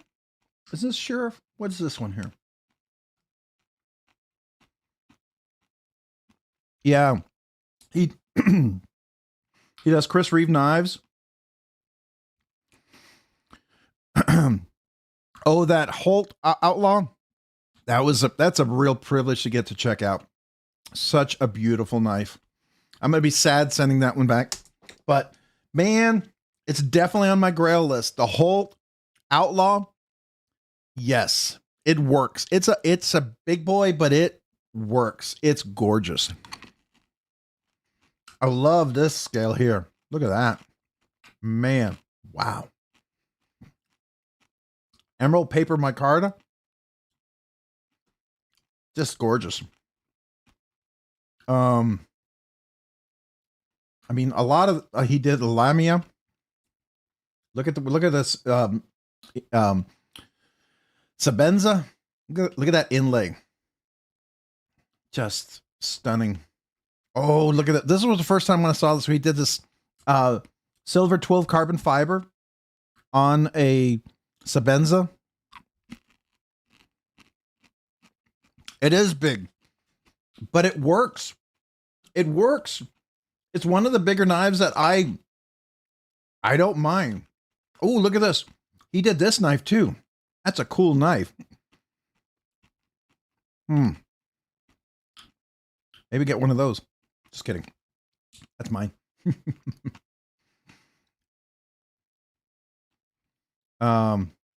He does a lot of work. Just beautiful work. Highly recommend him.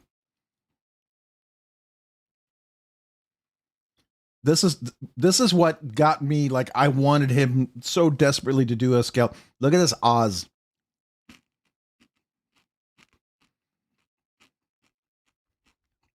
Wow. Anyways, that's who I'd recommend. Go check him out. There's lots of other people that do stuff, but he's somebody I worked with and I love his work. So I'm going to recommend him. Oh, this is beautiful too, by the way. I like this. That's really, yeah, that's nice.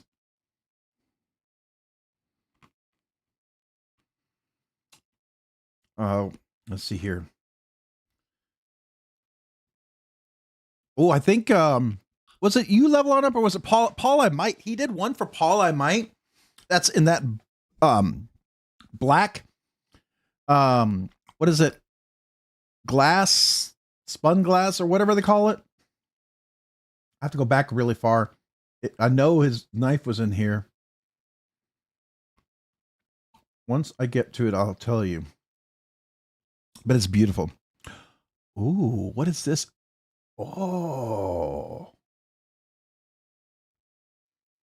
Wonder how you do that.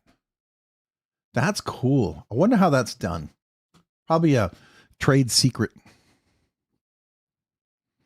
Hey, Just Nate, what's up? How are you? Good to see you. Hopefully having a good evening. If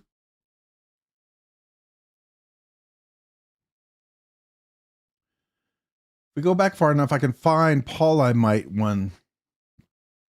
Well, maybe it's not. Maybe it's oh, wait, is this it? Nope. It's a cool one. Anyways. We were just looking at Jay Dizzle. They asked me about the butterscotch micarta one that I had. And so I was just telling him who it was. Yeah, this is a real joy to experience. Beautiful knife. Definitely on my grail list. This is absolutely on my grail list. This size works really, really, really well. Yeah. So very, very cool. I also polished my Lamy a little bit to give it kind of a similar look to the clip. And I really like the way this looks too, by the way. So anyways, I know I do things to my knives. People like literally go, what? So like this is a Dixon first run. This was all atomic wash, everything. The blade was atomic wash. I polished the blade. I polished the scales. I milled the sharp edges. I increased the cutout to the lock bar. I got rid of the radius milling. I put satin finished hardware on it. I hand satin finished the edges on the outside of the scale and the clip. I kind of went nuts on it, but I really like the way it is. I love the way it's set up now. I enjoy it. And this is back before he ever did any satin finishes. And I mentioned to Jonathan, he probably was already thinking of doing this, but I said to him, I said, man, you really need to consider doing satin or stone washed. I'm telling you, your knives would do so well if you did that. And they have. And I'm sure I didn't convince him to do it, but I'm sure it was good to affirm, if he was thinking about it, that he was going in the right direction. So it's always good to hear people affirm something. Hey, Deadhead, what's up? I don't think I said hello to you. I think I've seen you, but I didn't say hello.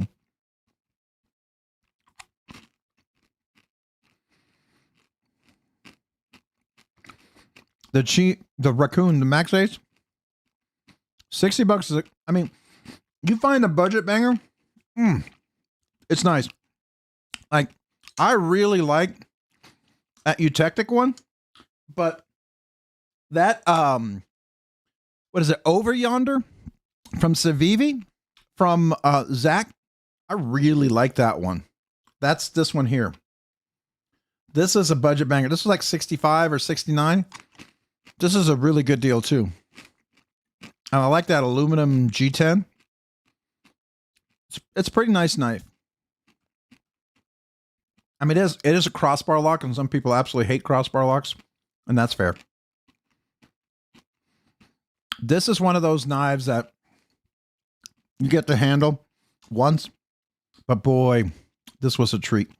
This was an absolute treat to get to experience. I don't think I ever spent $4,500 on a knife, but wow, that was fun.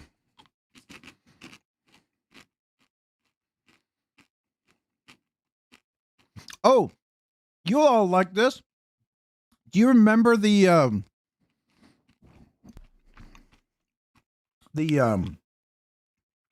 electrode that got lost? It got found 3 months later. It got sent back to Aaron. So he has it. Yeah, very, very cool. I'm so glad.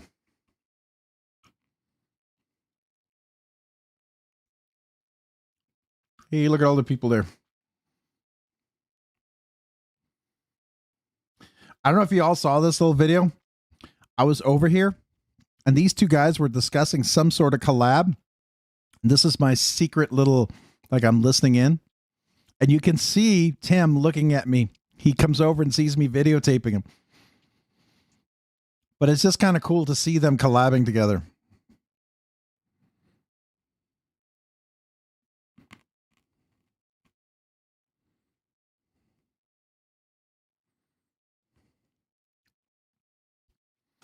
That was fun. All right. What time is it? How late are we? Are we late? Oh, it's 12:45. I'm going to have to probably wrap it up here in about 15 minutes. What are the big what are y'all looking forward to? What are your big expectations? I have a couple of things that I did order this. I don't know if you saw this. I got this as a BOGO. I did take some of the money I did for my live sales. I bought 2 of these. You buy one, get one free, because I wanted this to be one of the giveaways for the big 12K. And I'm going to be getting some Rockscale Design scales for this. So we're going to do a build out of one of these guys. Hopefully in time for the 12K. I don't know if we'll have to wait till 13K if it doesn't come in time. But I think that would be really cool to do another. This is an 80-20 and 20 CV. So I think that would be fun. Yeah, $250 for 2 of these. I figured I might have to sell my 80-20 Slim. I don't know. I'm preparing myself for that fact. So I figured this would be, I get something for the channel for the giveaway, especially as awesome. And I don't know if you can see, I polished the blade a little bit. Kind of like the way it looks with a polished stone wash. I think it looks a little nicer than the standard. So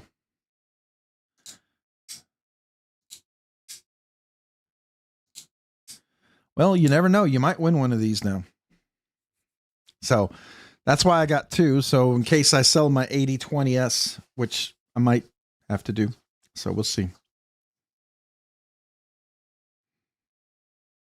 Oh, are you looking at BladeBinge? Let's just go look for the fun of it.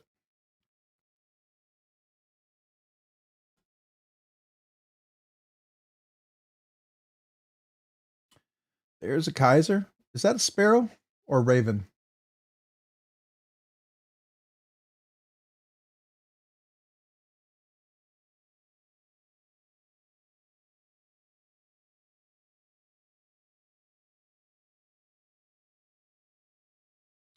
Bastide. Which one are you looking at? A Strix Bantam. Oh, did you all see Blade HQ, what they're got coming out? I never thought this would happen. This, oh, wrong one. You may already know what I'm about to show you. It blew me away. Since you're talking about the Strix. Is it here?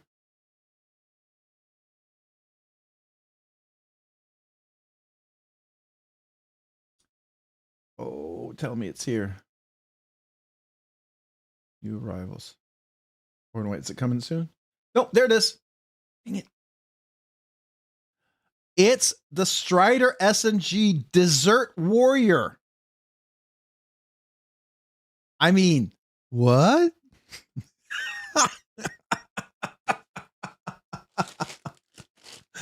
What do you think of that? I would never expect that Strider, of all people, to do one of these. That blew me away.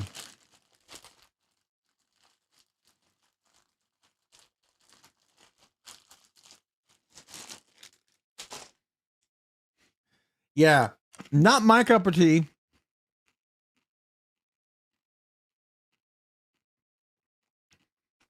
So, if you want to see, hold on. I'll show you. You see this right here? What do you think of that?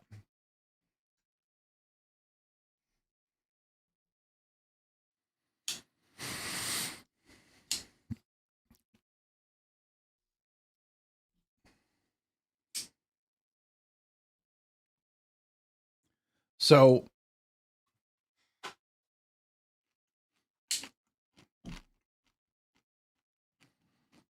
I know, right? All right. So if you want to see what is the size of the 80-20?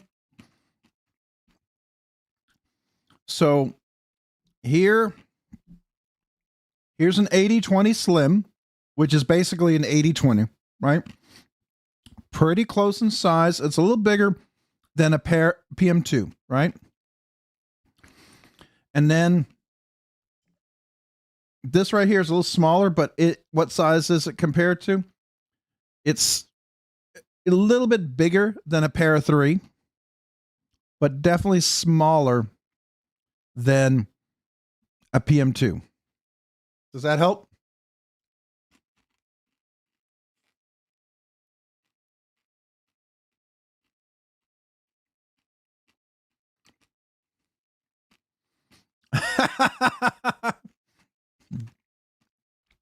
So here's the thing. Every time I've been to any blade show, the top first 10 or 20 people, I've yet to see anybody who's not a Strider person. Almost every blade show, the first people in line, they're all Strider fans. They're there to buy their Strider. Strider fans are hardcore. They are hardcore. And here it is next to a smock. If you want to get a little comparison.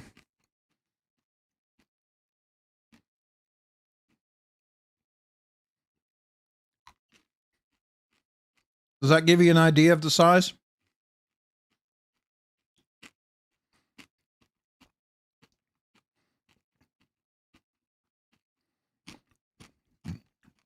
And you know, that's how I feel about my Spydercos. There are some people who absolutely despise Spydercos. And that's fair. It doesn't make me not enjoy my Spyderco anymore. It's not going to stop me from enjoying my Spyderco at all.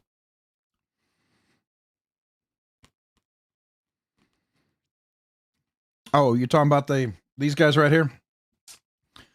Yeah. One's RG Custom Metalworks and the other one's the J Dizzle Design.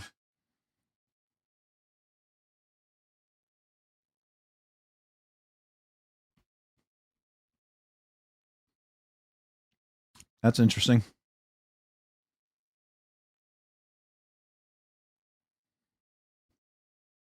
Oh, on Strider, they drop every Friday at 2 p.m. That's like every Saturday is Machine Wise. Hey, that's fair. Buy what you love and love what you buy. Just like I will never buy an Emerson. I'll never buy a Strider. It's just not my cup of tea. But I know people who would never buy Spyderco, never buy a Demco. I mean, Cole, Tri-State EDC, he absolutely despises Demco. He does not love their action. For him, it brings him no joy whatsoever. And that's fair. Oh, McNeese. Yeah. McNeese. I can't wait till some of the new stuff comes out that he's hinted at on his podcast. I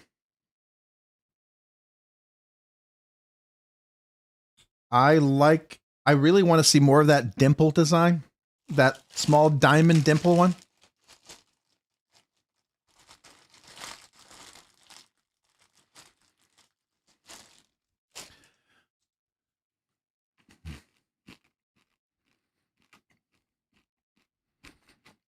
I personally like the Dixon more. The Dixon's kind of big. I think if you ever considered making a smaller one, it might be nicer. Oh, I must have something in my eye.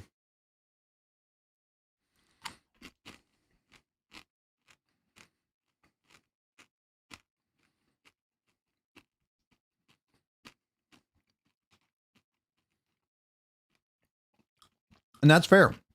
Just like I love the mini MSI, love that size. Doesn't take away from the people who love the regular MSI, but I love the mini MSI. just like the Dixon. The Dixon works great in my hand. I love the Dixon, but I like the idea of maybe a smaller Dixon. I saw some at Blade Show at Texas. I know there's the ProTech ones, but there's some other ones that they were coming out with too. I haven't handled them, but I've definitely seen them. I have a box of something somebody loaned me. I might have something I've not seen from Chavez that might be a collaboration that I've not handled yet. So we'll see. I didn't get a chance to open it before the live stream. See, I love this right here. The satin finish and this plain tie scale. Gorgeous. And if you didn't notice, you see the hollow grind on that? He definitely increased the hollow grind. That's a nice, bigger, fuller hollow grind. So look at here. Look at the hollow grind. You see that? The hollow grind that he has now are deeper and bigger. I like that. I mean, I do not hate mine at all. I love it. But I love the fact that he continued improving.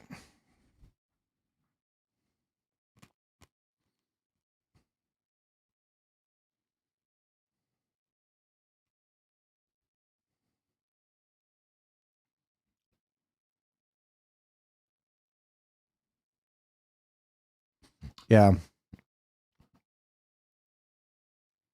Oh yeah, 100%. I mean, it's like, here's the thing. You can love Emerson, but if you're going to try to think, if I've already told you I don't like Emerson, you're not going to probably convince me. But if you get upset at me and really like jump on top of me because I don't like Emerson, that's not cool.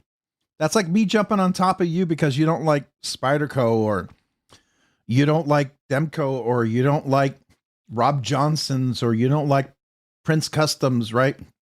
I mean, that's not cool, right? Everyone has their own unique aesthetics, and that's totally fair. Derek and I, when we talk about knives, I see knives all the time, and I go, that's a Derek knife. That's a Sever 7 knife. And then he looks at the knife and he sends it to me. He goes, that's a Rob's Nerdy Knives knife. He goes, Rob, what do you think of this one? I go, oh, I love that one. And I send him something and he goes, what do you think of this one? He goes, oh, I love that one. And it's like, so it's hilarious. Oh yeah. Taylor's doing a great job. I don't know if I told you, I spoke to him for 45 minutes at Blade Show Texas. Really nice guy. Really had a good conversation with him. He's absolutely passionate and very, very focused on that. He knows that the HRC test doesn't test for how a heat treat if it's done properly. Something can have an HRC that meets a number, but if you don't do the heat treat properly, the carbides and austenites aren't going to form like you want. You may have the HRC test number. It may not be the quality you expect. And he realizes that. But to get to some of those numbers, you still have to do certain things that, why not do it the right way? Because you're going to use the same amount of energy, the same amount of cost in doing it. Might as well have a better product.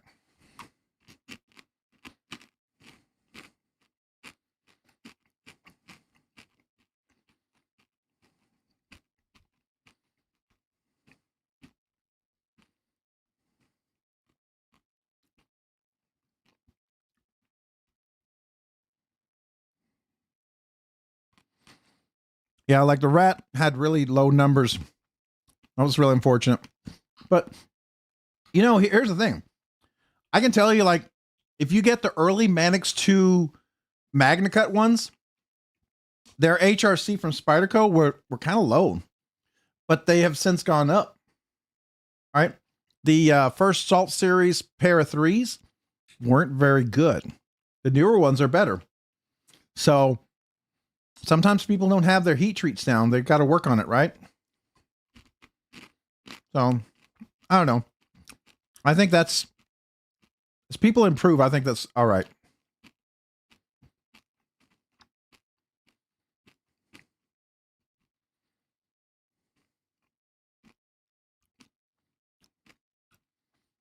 So I'm just trying to see, is there something interesting out there?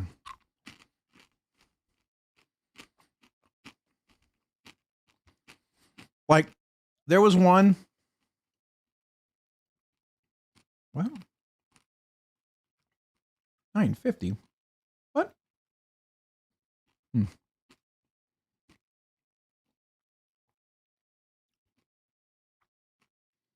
What in the world is that? That's different. If you love it, you love it. I do know Love Them Knives he had some people that could do mass spectroscopy on some of the steels.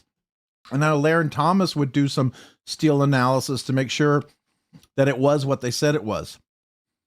You know? Like he would test it and see if it truly was, you know, D2 or whatever. Like some of these really, really cheap knives that you get off of Amazon and stuff, and they say they're D2 or 14. It turns out that they're like 7 MOV or 7CR MOV or something like that. They're like basically Chinese stainless steel. They're like not even better than 420. And you're like, what? And that to me that's not cool. Now, I will say if someone like Vosteed or Kaiser or Concept or, you know, Civivi or somebody did that, that would be not good.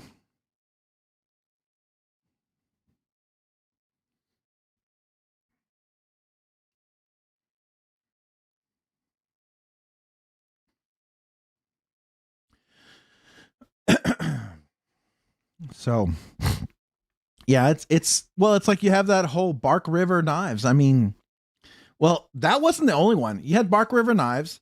Then you had, what was it? What was that other company? They were supposed to be USA made, but they're all from overseas. Something Tactical. And then you also had, what was it? To start with an H. That was another USA maker. They made the Samurai, the Sumo or whatever. Was it Tecto? I thought it was another one. Just really sad. You know what I mean? Holt. Not Holt Blade Works. You're thinking it starts with an H.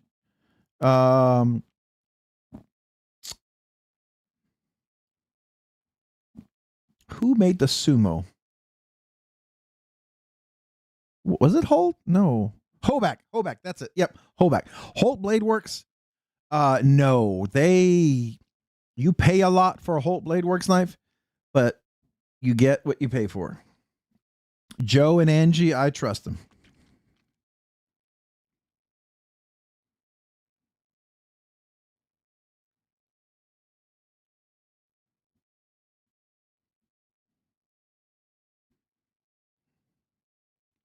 You went a deep dive with Bark River about a month before the closure and learned that was a feedback loop with community that pulled that off, not that I endorse it.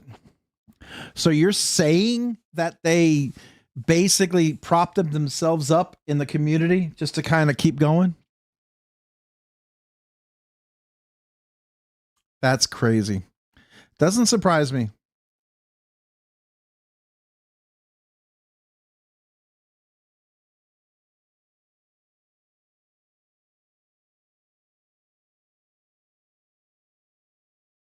Doesn't surprise me. Here's another one. I've very much wanted to get a Rask at some point. It's on my list. I actually learned how you can tune it to have control drop shut action and not do that guillotine. Somebody who is very close to that design showed me, and let me know how to do that. So I thought that was interesting because I know Chef Rocky. He has a Trask, a Rask, and his is more controlled drop shut. It's not the guillotine. And that's why I knew, like, you can do that. I believe it's possible. Oh.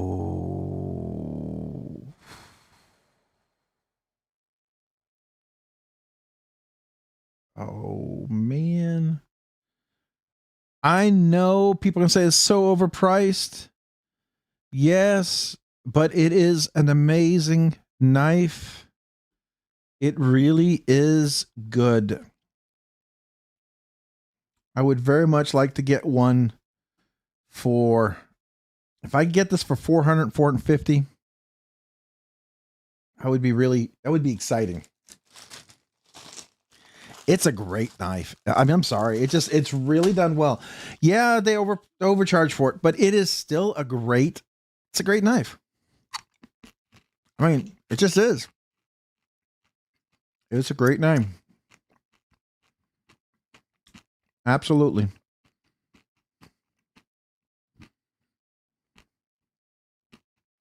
Is that the Wilson Combat? No.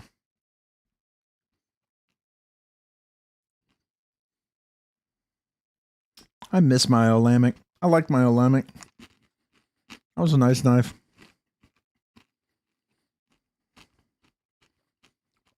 I mean, there's several knives I would love to get back in my collection if I could.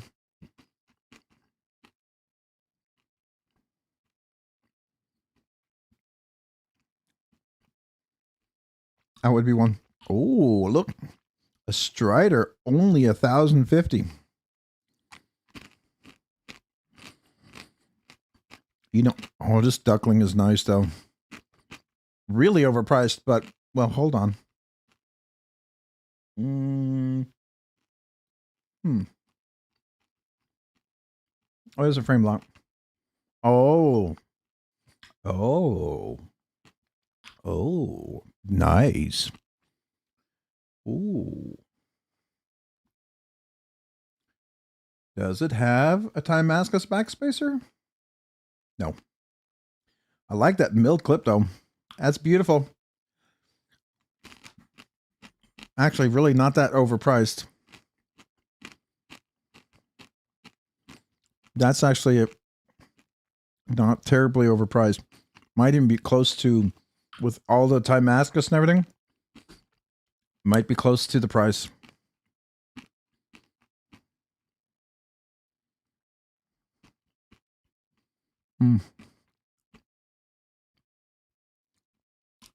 The duck's too big for me. I like the duck, but it's too, it doesn't work for my hands. Is this DLC? Wait, what do we got here? Oh, it's blasted.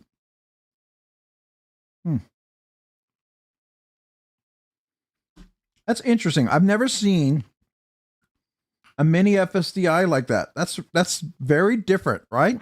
Have y'all seen a black, like, I've not seen a mini FSD like that. That's the first time I've ever seen it all black. It's kind of interesting.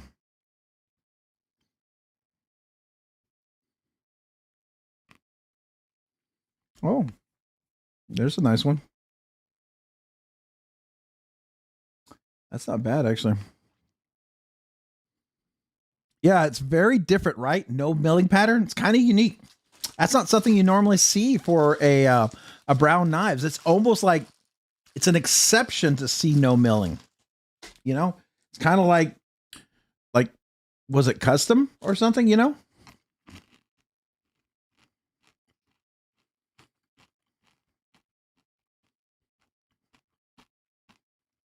That's not bad. That's a Silver Surfer. This is the kind of Grimsmo Rask I'd go for. You know? I like it. I don't like, see, the Grimsmo Rask, when you take a picture with a blade away, it always makes the blade look really, really small. As soon as you get the blade facing you, it looks much more proportionate. It's one of those unique shapes that looks weird when it's far away.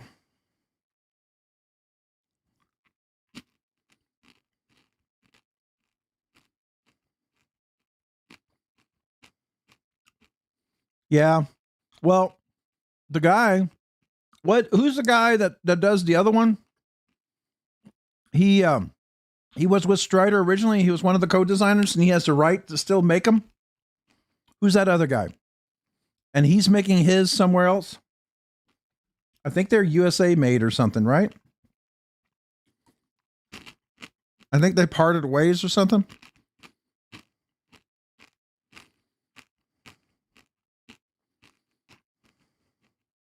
Doer. Yep, Doer.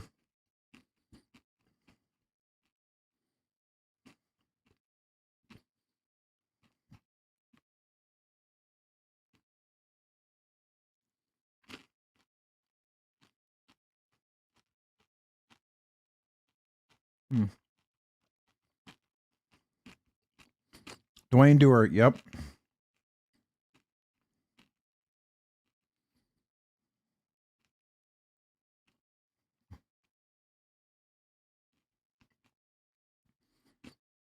That's interesting.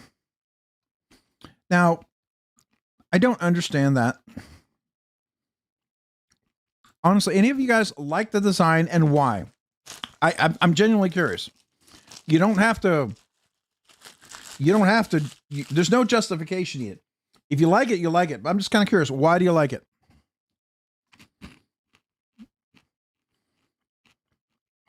This just seems so,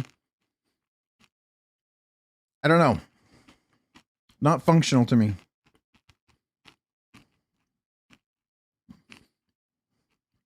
But just tell me, what do you like about it? I'm just generally trying to understand, where's the aesthetic appeal? No wrong answer. Not judging. I can't quite connect with this, so I'm just kind of curious how people connect with it.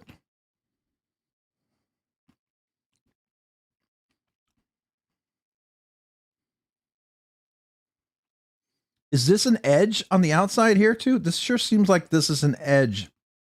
Like it could cut you.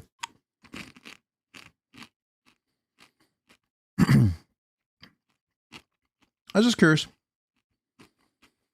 It's different. It's not my cup either, but I'm always curious why some things appeal to people, right?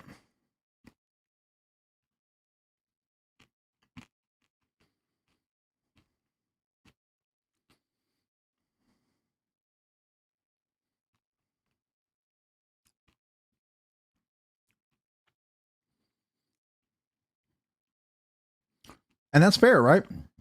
Now, I very much would like to get my hands on a wear knife one of these days, but I just can't buy it from Addicted to Blades 2, who took Addicted to Blades' name.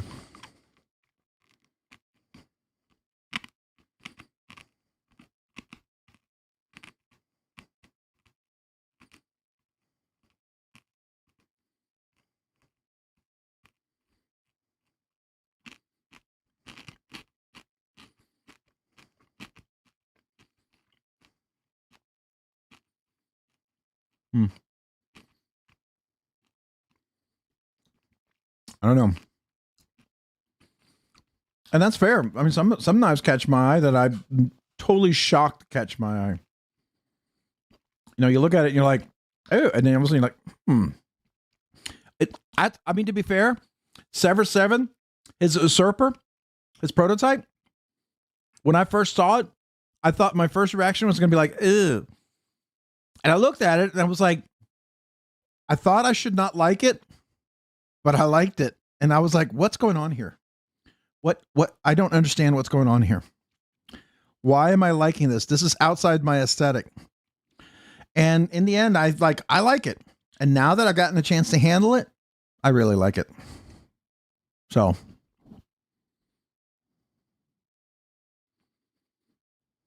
Oh yeah. I hate Spyderco when they first came out.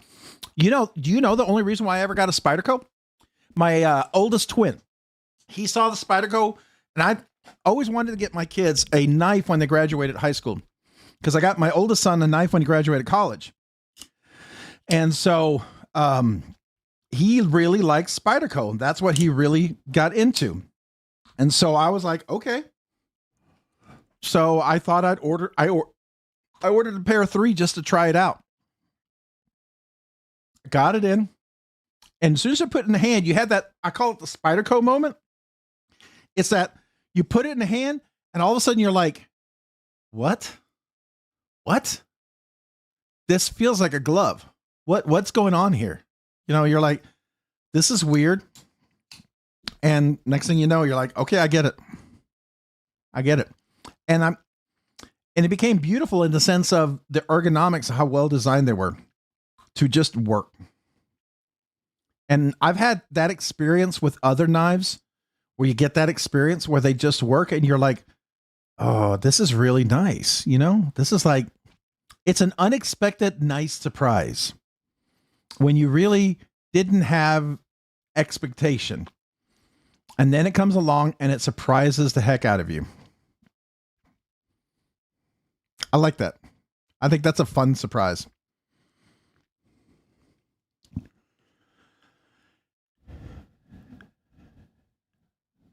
Yeah, I think that's a fair point. Oh my gosh, especially you guys talking about this. The chamois. It's a lefty, but it's still a chamois. Man, beautiful. Dead Reckon is definitely a little bit out there. Yeah, I agree.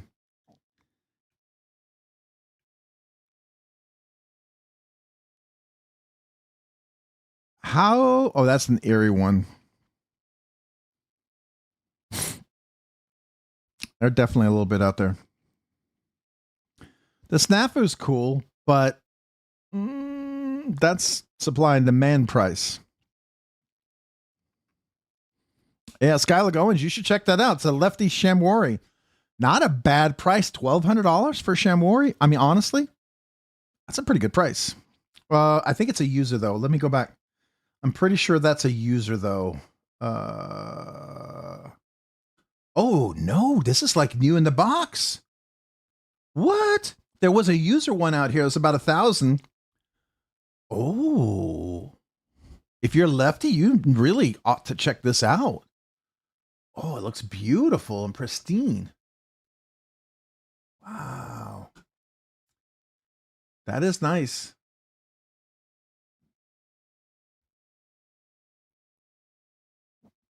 Might be worth checking out if you're, you know. Wow. That's pretty.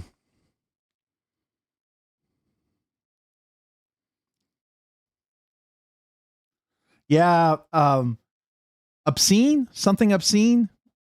They have like they make some Chinese ones, but then they have their USA customs and they're really out there. Really nice, but the design is way out there.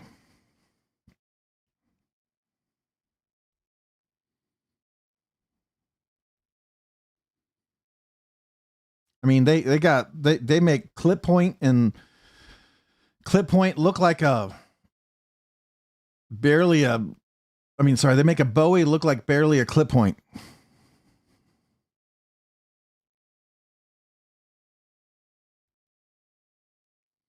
They're definitely interesting. So here's another one. Heretic knives. Every experience I've ever had has been really bad. I'm not a fan. I wish I could be. I'm just not a fan. Look at this copper inlays. That's more into the price. Oh, here we are. Something obscene. Look at that. There you go. Those sharp edges, for me personally, some people, they love it. Absolutely love it. It's just like they're all in. Those sharp edges are an absolute no for me. Alec. A hypercut? Which one are you talking about?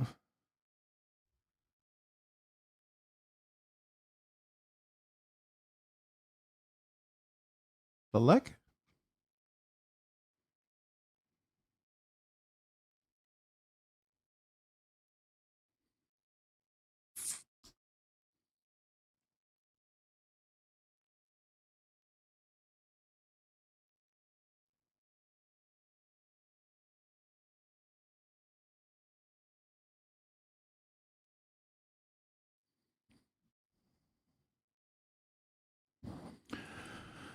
Oh.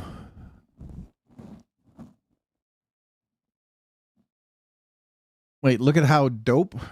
I had one and was an idiot and sold it. You had a something obscene? Or are you talking about Lek? Are you talking about the one Lek? I'm thinking Trevor Berger.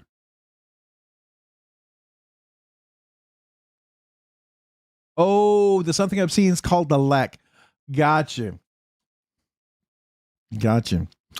I know they're popular. I know at Blade Show Atlanta they sold out, and I saw them and I thought, oh, good luck moving those. Came back and I'm like, okay, well, they're gone. I was like, all right. So always nice to be wrong. But here's the thing. Obviously, it's not for me. This is something that I'm super excited about. The Ragnarok is back on my radar. You all know I bought a Ragnarok at was it Blade Show Atlanta? And when I got it, the milling, I talked to Nick about this. The milling right here was really sharp in mine, and it was anodized, so I couldn't fix it. And I was really disappointed. I was ripping up my jeans really bad. So I sold it. I knew people would love it. A lot of people carry it and love it, and that's fine. But the way I carried and pulled it in, took it out, because I would carry it, I'd pull it out of my pocket when I'm sitting. Most people might take a knife out like that when standing up, and that's probably not an issue, right? But if you're sitting like me and you're always taking the pocket out, pulling it out, it was ripping up my jeans. And so I mentioned it to Nick that this was super sharp, and he's like, no, we milled that. And so it turns out that based on the milling pattern, sometimes he doesn't chamfer it all the way back. So he published something recently where he said he's working on that to make sure that's milled all the way back. I was so freaking excited to see that. So excited to see that. This is back on my radar now. I want one of these now again. I really like the knife a lot, but I was sad to let it go.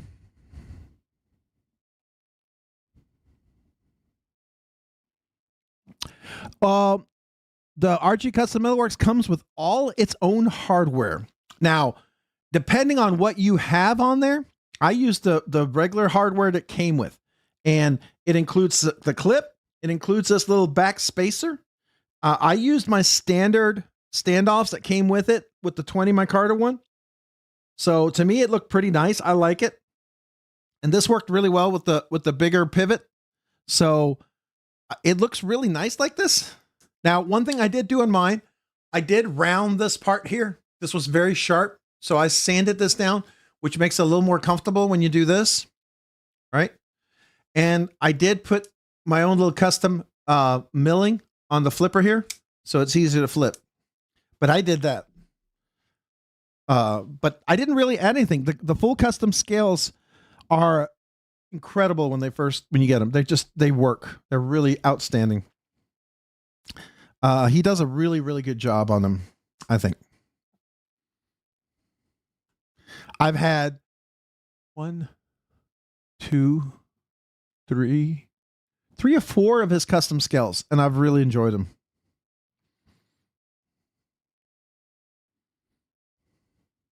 The stovepipe, again, that is one of those, you love it, you love it. You don't, you don't. I don't, but I know people who do, and they absolutely love it. Here's something that will be worth a lot more down the road.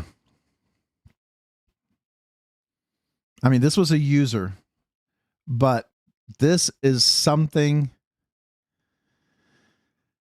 a full custom Bob Terzola. I mean, that's going to be something really special to own. I don't know. That's where I might, I don't want to say this. That's where I could see myself buying something like that and holding on to it just because of knowing the people. I don't know. Oh, yeah. I love the fact he and his wife still do videos on Instagram and she's like his camerawoman. I love that. I absolutely love that. I don't know. That just makes me happy to watch those videos.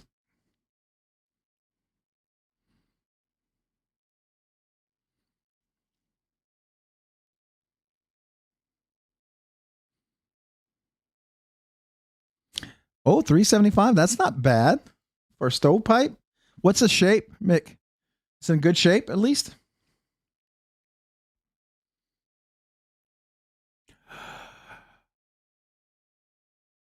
What?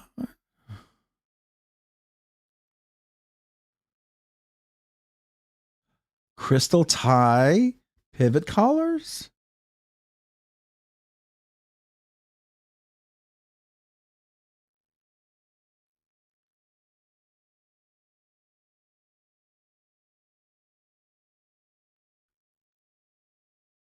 Man, I wish I had the money for this. I wish I had the money for this. Oh, gosh. Man. Oh. Wow. That is nice. What's the color? Is that purple? Can't tell if that's a purple or is that blurple.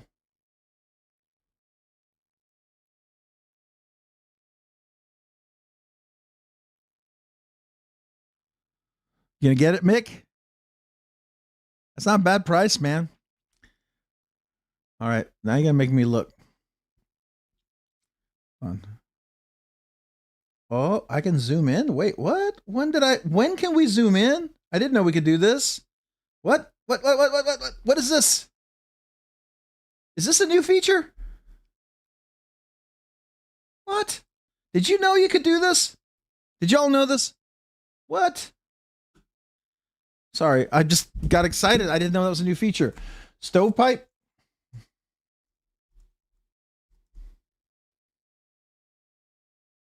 There's a 540, 435, 400. Oh, like new in the box? Hold on, man.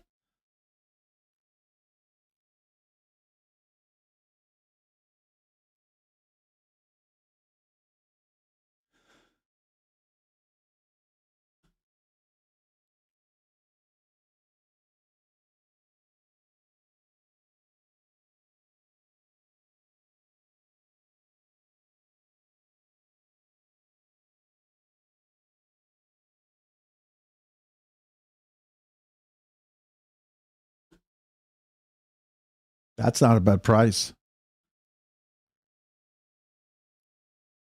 That's not a bad price, dude, man.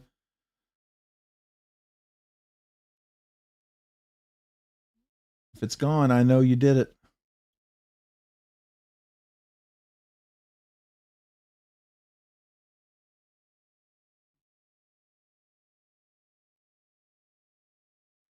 Look at this. Same stovepipe, $540.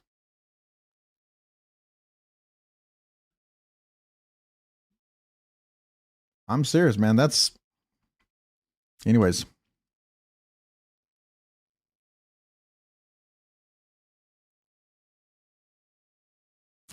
Oh, level on up. It's anodized 15V and 17V on the Holt Outlaw, so it's sort of purple. Is that like between purple and what's the next color? It's the shade past purple, right? It's like the shade past purple.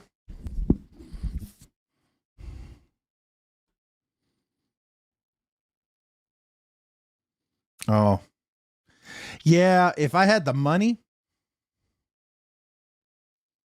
If I had the money. Money in a rich man's world. Sorry. I don't know what I'm saying. Oh, okay. Here we are. 17V, 15V. Okay. Huh. What about the blade? Does it say if it's titanium burnished in the nude, clip in the nude, blade, near mirror? Oh. Wow.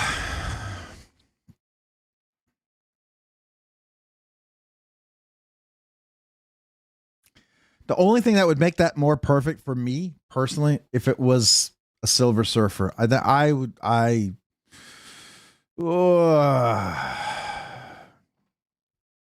tempting. I don't have the money. I can't do that. But boy, would I like to. Boy, would I like to. Yeah. It's definitely on my grail list.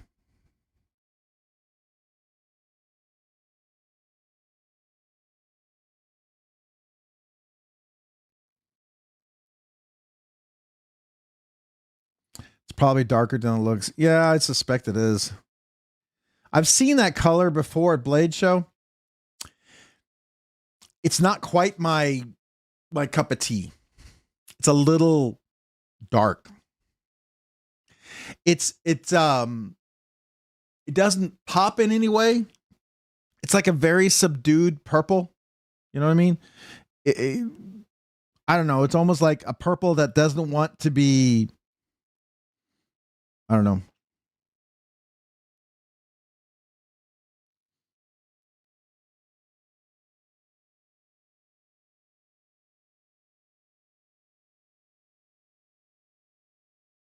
Hmm.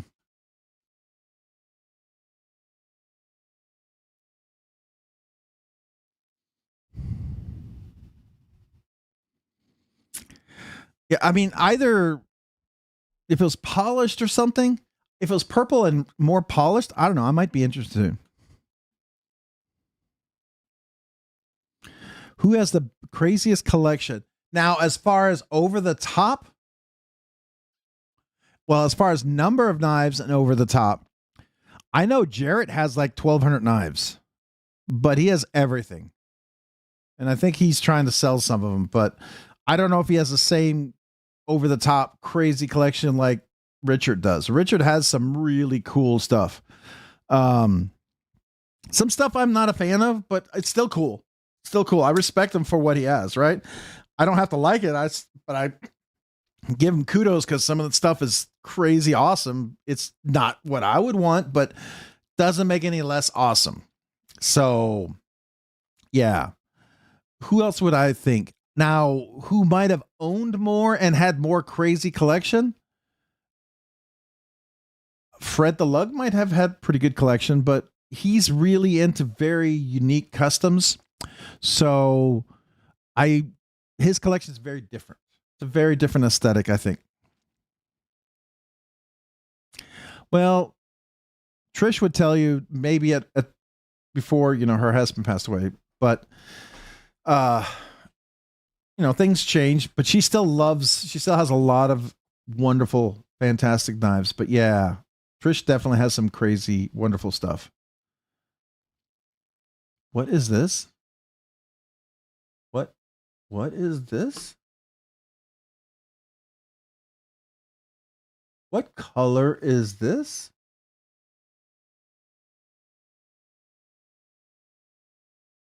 I don't know how I feel about this color. This is a mantis. Please don't be a sting. It's a sting. Dang it. Yeah, Billy really was. Billy lent me several knives to look at. The last knife I got to check out was that Les George. Man, and that's just such a wonderful memory now. That's why that one will not leave my collection.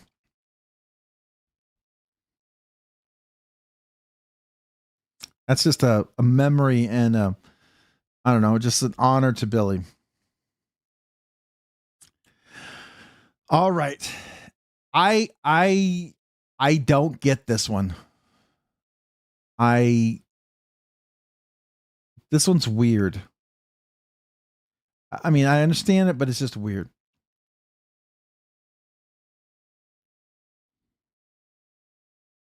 Yeah, that's cool. And he was a CNC. He was a machinist. He really knew his stuff. He had a huge machine shop and everything. I mean, sadly, Trish had to sell all of that, which I'm sure that broke her heart. I know. But she's recovering. She's never going to be fully recovered, right? I mean, none of us, if we lose loved ones, will always miss them. There'll always be a hole there for them. There was always a special place. It's just how it is, right? But that was hard on her.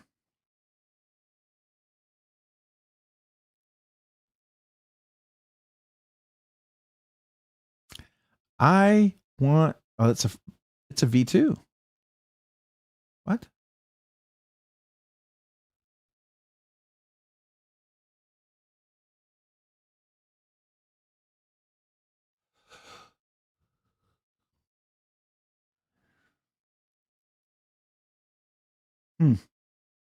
I so wanted to handle the Strix.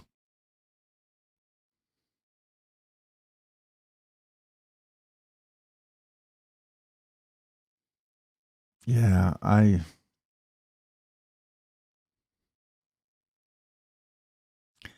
surprisingly, this is a user, but I mean, if it wasn't a user, it'd be a good price.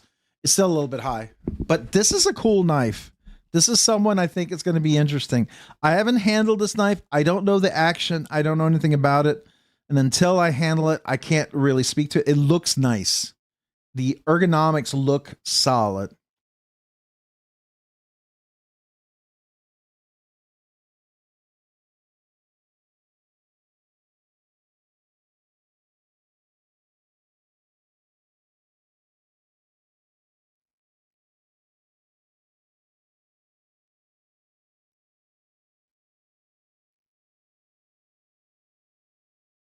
All right. I think I need to wrap it up, Morpheus. We just don't need to see any.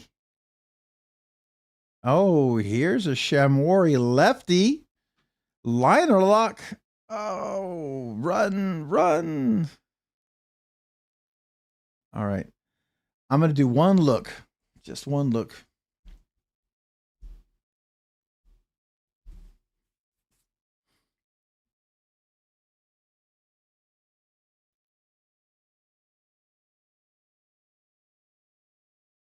That's the only outlaw. Okay.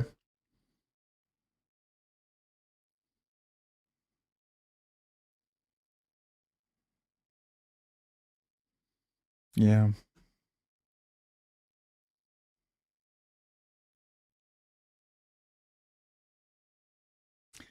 All right. I got new grails on my list for sure.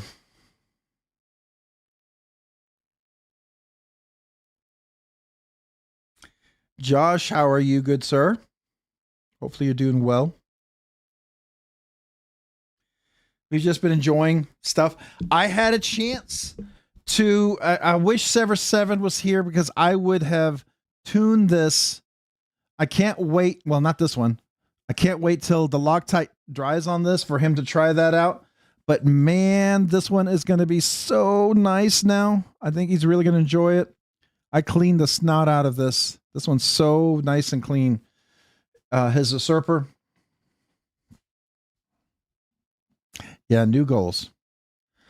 But I got to make sure all the insurance clears first because I am not happy. My wife was like, hey, I got some news for you. I'm like, good or bad? And she goes, well, the first consultation with one of the doctors got denied. And I'm like, what? When you're in ICU, they said, you need to talk to a specialist. Yeah, she's fine. Just let her sit in the room, plug her in. And if she makes it, good. If not, it saves us some money. That's what I feel like. They feel like they would be totally okay with.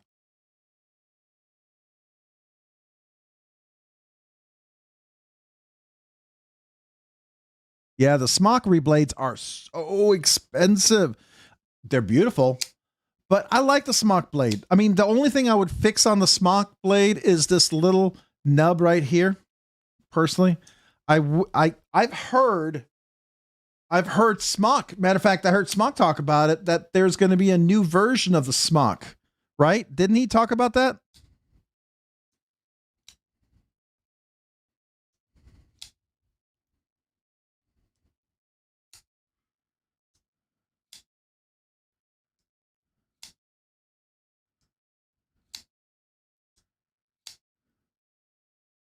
Yeah, I'm honestly the realistic. I do think I do think her Life Flight is going to be a out of network. I don't think it's in network, and so that's going to be the big one. I'll have to ask for. Can I pay that off over in 10 years? Anyways. All right, guys, this has been fun. I've enjoyed it. Lots of good stuff that we looked at. I really like the truffles. By the way, the crazy column creation. This will be a future probably milestone giveaway. Can't wait for that. So, very cool knife indeed. Got this one tuned in really, really nicely. Whoever's going to win this is going to really love it. I am going to enjoy it for a little bit until it's given away. But I will obviously take good care of it. So anyways, you guys have a great evening. Appreciate you guys. Hopefully, thanks for being here in the live stream. It's been a blast. We will see you next week. I'm assuming in 2 weeks, it's going to be the 12th. I'm going to confirm. She said the 11th at first, but her last email said the 12th. So if it's a Tuesday, that would be great for me, because then I can go and we can still have our live stream. So I'm excited. I can't wait to give that award to Ashley. So appreciate you guys. Love you guys. Thank you for being here. Have a great week. And if we hit, how close are we? Let's see. Do you think we'll do it this week? Let's see. We are 16 away from 12K. So we'll see if we hit that maybe this week. It's weird. Closer I get, the slower it gets. So we'll see. All right. You guys have a great week. Appreciate you guys. Love you guys. Thank you so much for your continued support, for my wife, prayers. I really do appreciate that.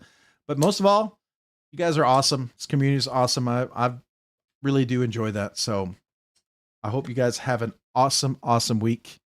Let's go out with a little dance. What do you say?